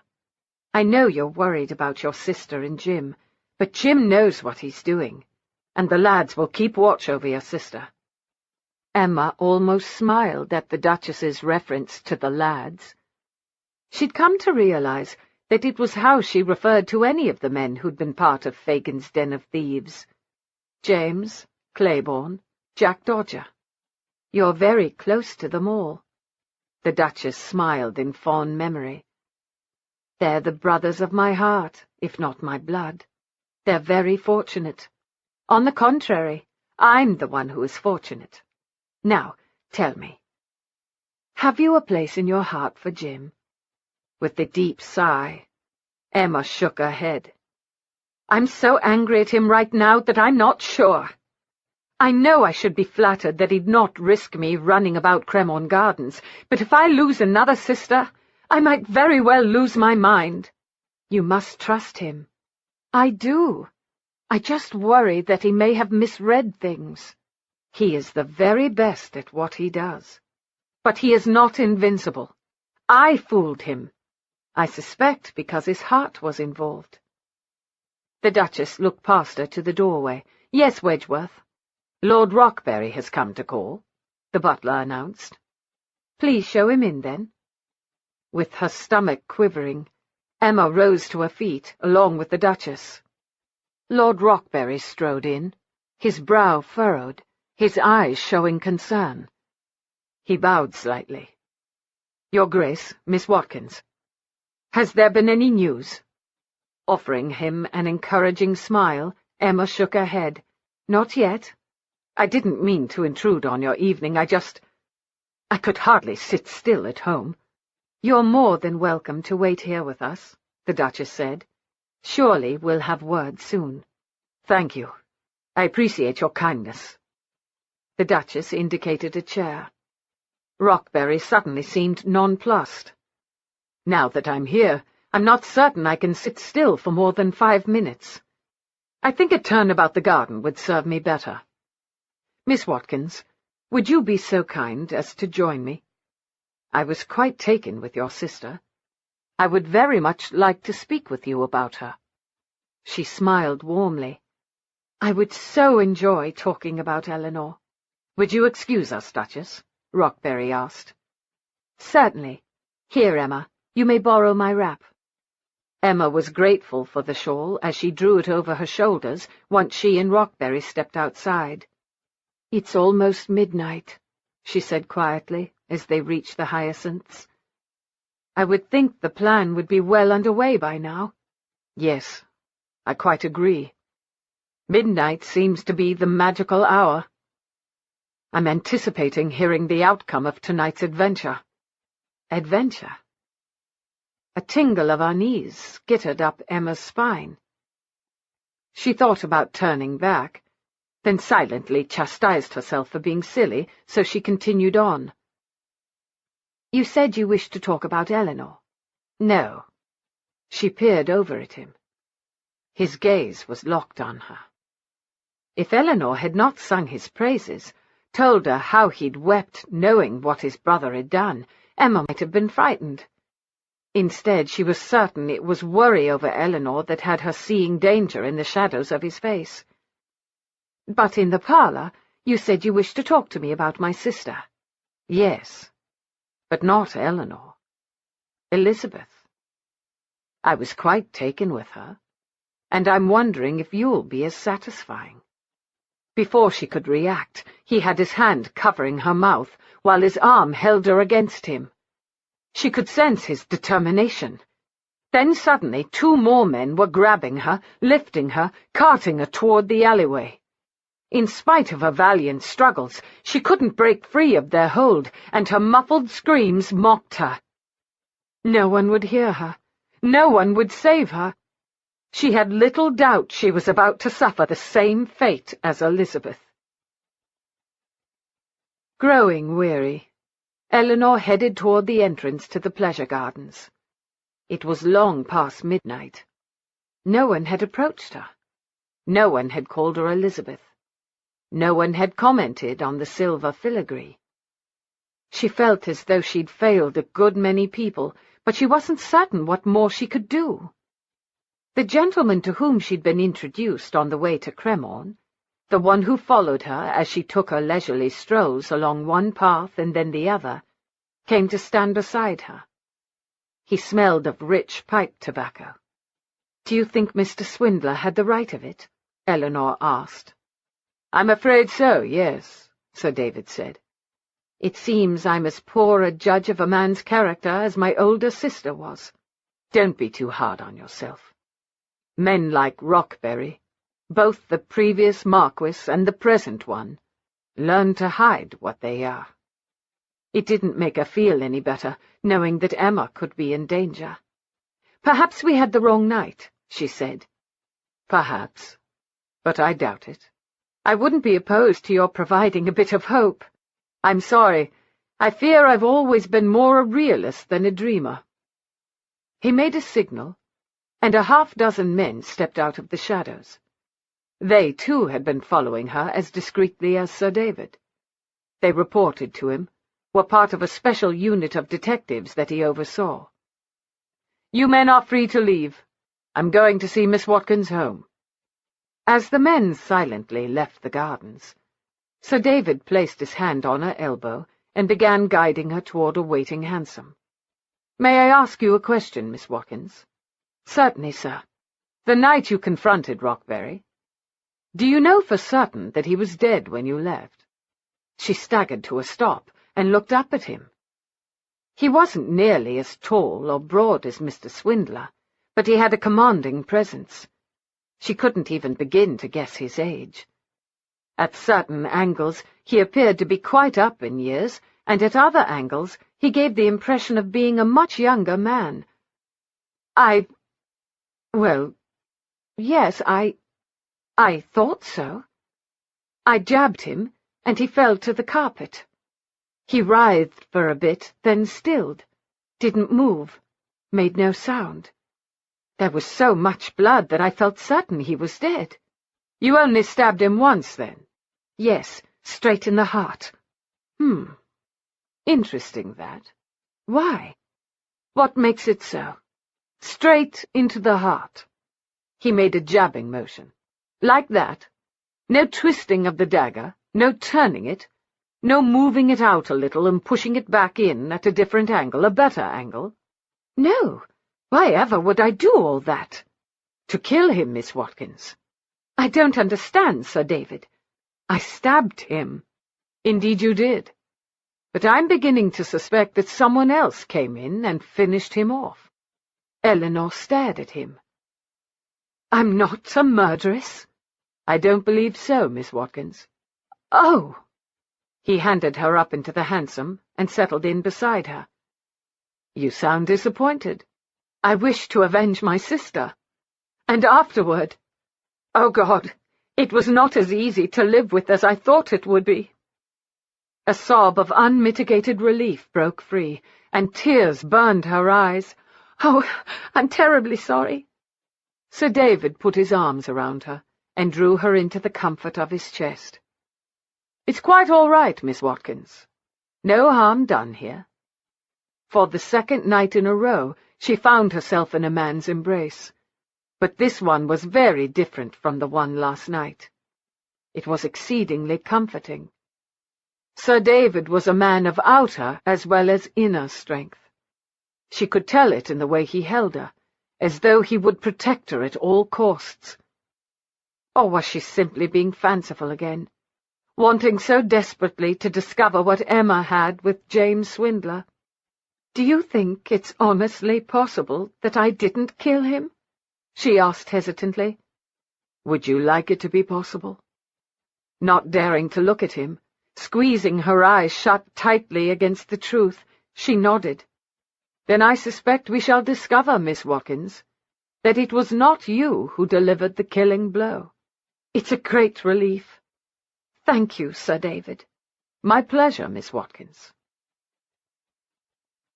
Swindler was damned tempted to leap from the carriage in which he was travelling and run to the carriage they were following. He'd hoped he was wrong about Rockberry, but something about the man had bothered him, put his senses on heightened alert. That he had properly judged the man should have brought him some satisfaction. Instead, all he wanted was to make the man rue the day he was born. When he'd seen Rockberry and his blackguard associates taking Emma, only Claiborne and Dodger holding on to him and reminding him that something larger was at stake had kept him from revealing his presence. At the last moment, he'd almost switched the sisters' roles, but he'd known Rockberry was expecting Emma to be in residence. After leaving Emma last night, Swindler had met with Sir David and explained his plans and his suspicions. Sir David had volunteered to keep watch over Eleanor at the gardens, while Swindler, Claiborne, Dodger, and Greystone were watching over Emma. Or that was the plan. At that precise moment, all they were doing was following discreetly behind Rockberry's carriage. "Relax, man. My driver has him in sight," Greystone assured him. "Ever since the night I almost lost Franny, I've hired men who have the skills to protect her. He knows what he's about. He'll see that tonight ends with no harm coming to Miss Watkins. I can't believe the man is fool enough to do this, Dodger said. Arrogant bastard, Claiborne said. He's just inherited the title. He considers himself untouchable. His brother was. Swindler wrapped his hand around the gun in his jacket pocket. If I don't kill him tonight, I shall see him hanged, and if he's hurt Emma— He could hardly stand the thought without feeling a bit of madness consuming him. They won't harm her until they've performed the ritual, Dodger said. And that's supposed to make me feel better? Swindler asked. No, that's to emphasize that you don't need to kill him as soon as you see him. We don't need to be brash and careless. You're one to talk. If it was your wife, he'd already be dead. But unlike you, I don't give a bloody damn about any justice except my own. You've always wanted to save the world. Not any longer. All he wanted was to save Emma. Emma's head lolled back against the carriage seat. She thought she was still in the carriage. It was so hard to be certain. Everything was blurred. She was aware of a rocking motion. She supposed she could be on a train by now. She remembered them forcing her into the carriage and climbing in after her. She remembered them holding her down, pinching her nose until she had to open her mouth to breathe, and when she did, they'd poured some sweet wine down her throat. At least she thought it was wine. But it made her grow dizzy so quickly, made her lethargic, made it so difficult to concentrate. I don't understand. Her words were slurred and came from a far distance. You can't think you'll get away with this. It's all about the thrill, my dear, Rockberry said. The excitement that we might get caught. And if we do, he shrugged, we have power and influence. Someone might slap our hand, but no one cares about the daughter of a viscount whose title died with him. James cares. He snorted. The son of a thief? Do you really think his word will carry any weight? Especially after I explained that during our stroll through Greystone's garden, you suggested we slip away for something a little more intimate, that you wanted to experience a night with the society, that you begged me. She tried to shake her head, but it sat so heavy on her shoulders. James will know you're lying. But what of my peers? I'm a lord now. I'll be tried by my peers, and that too, my dear, is part of the fun, the pleasure, the excitement. Fooling people into believing me. He released a harsh laugh. Like your sister Eleanor. I do believe she expected me to drop down on bended knee last night. And Elizabeth. When my brother brought her to us, it added a new element to our fun. She tried to fight, as I'm sure you will as well. But in the end— He drew in a deep breath that sounded like satisfaction. She wanted to claw out his eyes, tear away his mouth so he couldn't continue saying these ugly things. James will kill you. Yes, he might try, but right now he's still following Eleanor through Cremorne Gardens. Did he really think we'd rendezvous there and go elsewhere? No. We always meet at the same place on the outskirts of London where no one will bother us, and your Inspector Swindler will never find us. You misjudge how good he is. Sitting beside her, he removed the pins from her hair. She wanted to move away from him, but her body wouldn't listen to her commands. No, my dear, you misjudge how skilled he is. He buried his face in her hair and sniffed, while the other two gents sitting across from them chuckled. She could see their smiles, like some sort of obscene painting. She hated it, despised them. I don't know why my brother went to Scotland Yard when he discovered you following him. Or was it Eleanor? Doesn't matter. I think his conscience was beginning to eat at him. Stupid clod. It occurred to Emma, in the back of her mind, where she was struggling to stay clear-headed, that he was telling her too much, as though it didn't matter what she knew. Did he think she'd forget? Then she remembered that his brother had killed a woman, or so he'd claimed. Perhaps it was the man holding her who'd done the deed. Perhaps he meant to see her dead as well. Somehow she found the strength to break away and reach for the door, but they grabbed her, wrestled her to the floor, pinched her nose. As she choked on the too sweet liquid they were pouring into her again, she snatched at her memories of James. If she was going to die, she wanted her last thought to be of him. As they travelled into a less populated area, Swindler was aware of the carriage slowing, the driver increasing the distance between the two vehicles. Where the bloody hell were they going? The carriage suddenly came to a stop. Swindler didn't wait for the footman to open the door. He did it himself, leaped to the ground, and glanced around at a good deal of nothingness. The others joined him. "They passed through a gate a short distance back, Your Grace," the driver said, as he climbed down and joined the footman, who'd already disembarked, and was relighting the lantern they'd extinguished in hopes of not being noticed as they followed Rockberry. "Let's go, then," Swindler said. Claiborne grabbed his arm, stopping his forward movement. "Do we have a plan? Get Emma out alive, and I don't care who the hell dies in the bloody process." Breaking free of the hold, Swindler began running toward the gate. "I do hope he's not including us in the who-the-hell-dies arena," he heard Greystone mutter. "I wouldn't be so sure if I were you," Dodger responded. "I do believe the man's in love." Love didn't seem a strong enough word for what Swindler felt for Emma. He only knew that if she was harmed, he'd never forgive himself, and if she died, his entire life would be meaningless. It was a lovely residence. Too lovely for what Emma knew occurred here. One of the swells had carried her from the carriage because her legs had been as substantial as jam. Rockberry had yelled that they'd given her too much. Whatever it was, she feared he was correct. As she sat on a chair in the entrance hallway, her stomach was roiling, and she thought at any moment she might be ill. "Come along, dear," she heard a soft feminine voice say. Where had the ladies standing before her come from?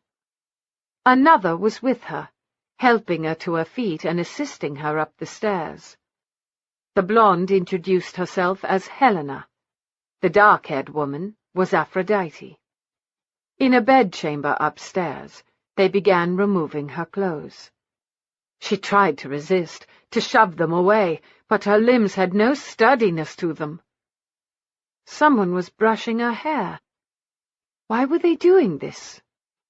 She tried not to imagine how Elizabeth had felt, how frightened she'd been. Or had she thought she was being prepared to become Rockberry's bride?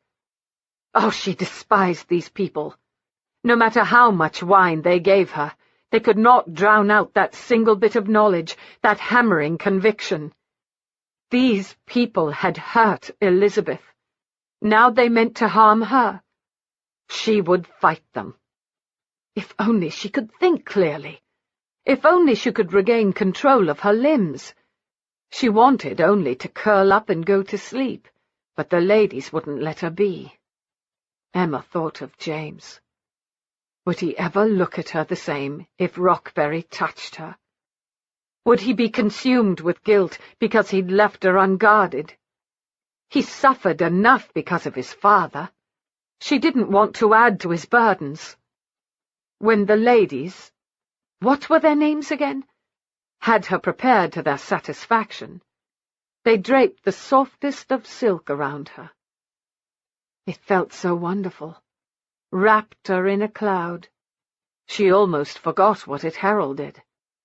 Then they began to escort her somewhere. She was vaguely aware of hallways and passages, candle flames flickering. She wanted to remember what everything looked like so she could describe it to James later. Maybe he could find it. But nothing seemed to stick in her mind. Whenever she saw something new, whatever she'd seen before disappeared from memory. They were no longer walking, simply swaying. She realized she was in a large, cavernous room. Pillows were everywhere. Here more candles provided a soft light. Some might have even considered it romantic. She could hear chanting. Men in red robes, Satan's followers, stood in a circle around her. Hoods kept their faces in shadows. She had little doubt they were the wicked, the beasts who had taken advantage of Elizabeth and now had plans to harm her. She was vaguely aware of the silk slithering down her body. She wanted to pull it back up from its place on the floor, but it was so far away, and her limbs seemed incapable of following commands, as though they were somehow detached from her thoughts. "Kneel," Rockberry ordered. She focused on his voice, focused on his face. He was one of the men who'd hurt Elizabeth, had destroyed her. She fought back the lethargy. "No. Kneel. Down. No." He laughed harshly. "Your unwillingness will not prevent what is to come. Kneel. Rot in hell." She could see the anger contorting his features. Knew things would probably go much worse for her, but she was beyond caring. She'd not willingly follow him into hell. She'd not even follow him into heaven. She refused to become his slave, his concubine. Whatever he offered, she wanted nothing to do with it. He snapped his fingers, and she felt strong hands pushing her down until her knees thudded painfully against the floor. "Daughter of Eros." She saw him holding up the silver filigree collar. "Bride of Eros." The silver touched her neck, just as it had touched Elizabeth's, cold against her flesh, causing chills to race through her. It was so pretty, but so heavy, a symbol of subservience, an indication of ownership. She didn't know where she found the strength, but she gathered whatever remnants remained and slammed her balled fist up between his spread legs. With an agonizing shriek, Rockberry buckled and dropped to his knees before her. She was vaguely aware of her fingernails clawing rivulets in his face, his screams, hands grabbing her. And then the chaos that Elizabeth had written about truly erupted. Epilogue. From the Journal of Jack Dodger. I was born Jack Dawkins, beloved son to Emily Dawkins, bastard son of Sidney Augustus Stanford, Duke of Lovingdon, Marquis of Ashley, and Earl of Windermere, a man who cared more for the pristine lineage of his titles than he did for either my mother or me. I've yet to forgive him for allowing my mum to be turned out, and I doubt I shall ever hold him in high esteem. I consider it a blessing not to have been raised under his tutelage. He was never a father to me. That honour was held by another. Fagin was a criminal destined for the gallows. That he managed to escape and live to a ripe old age was his good fortune and mine. He taught me to steal without getting caught. He taught me to survive and to harm others as little as possible while doing it. He gave me a family, and he made me feel safe. In all ways that are important, he was my father. When I was 5, my mum gave me into another man's keeping. I vaguely remember the last winter we were together, the winter that changed my life. She developed a deep, rattling cough that kept us both awake. She bloodied her handkerchiefs and ate little. I think she must have known she was dying, and she sought to provide for me as best she could. And she thought my father's cousin was the way to go. She died before spring, and was buried in a pauper's grave, hopefully without ever learning the truth about the devil who'd taken me in. It took a bit of work, but Fagin's brood is very skilled at ferreting out information. We discovered where my mum was buried, and Graves, a grave robber in his youth, saw to the matter. My mum is now where she should have been all along, resting beside the man she loved. I cannot help but believe she loved him, because buried with her, Graves found a locket similar to the one she'd given me. Inside was a miniature of the Duke. Because the Lovingdon crypt is at the family estate, which rightfully belongs to my young half-brother and stepson, I don't visit often. But I pay the gardener to deliver flowers to my mother every day. I built him a greenhouse, so she has blossoms even in winter. I remember my mum telling me once she sold flowers because it was the only way to have them in her life for a bit. And as sad as it was to have them taken from her, the joy they brought her while they were near was worth it. No doubt I'm arrogant, but I like to think this could also be said of me, that while I was with her, I was a joy and not a burden. In going through the Duke's things, Livy found a journal. She says it chronicles the Duke's love for a young servant, a love so deep it made it difficult for him to have another woman in his life. She thinks if I read it, I will gain a better understanding regarding the strength and sacrifice required of the aristocracy, and that I will come to respect my father for his loyalty to duty and his desire to meet the expectations others had for him. Perhaps she is right, but I am not yet ready.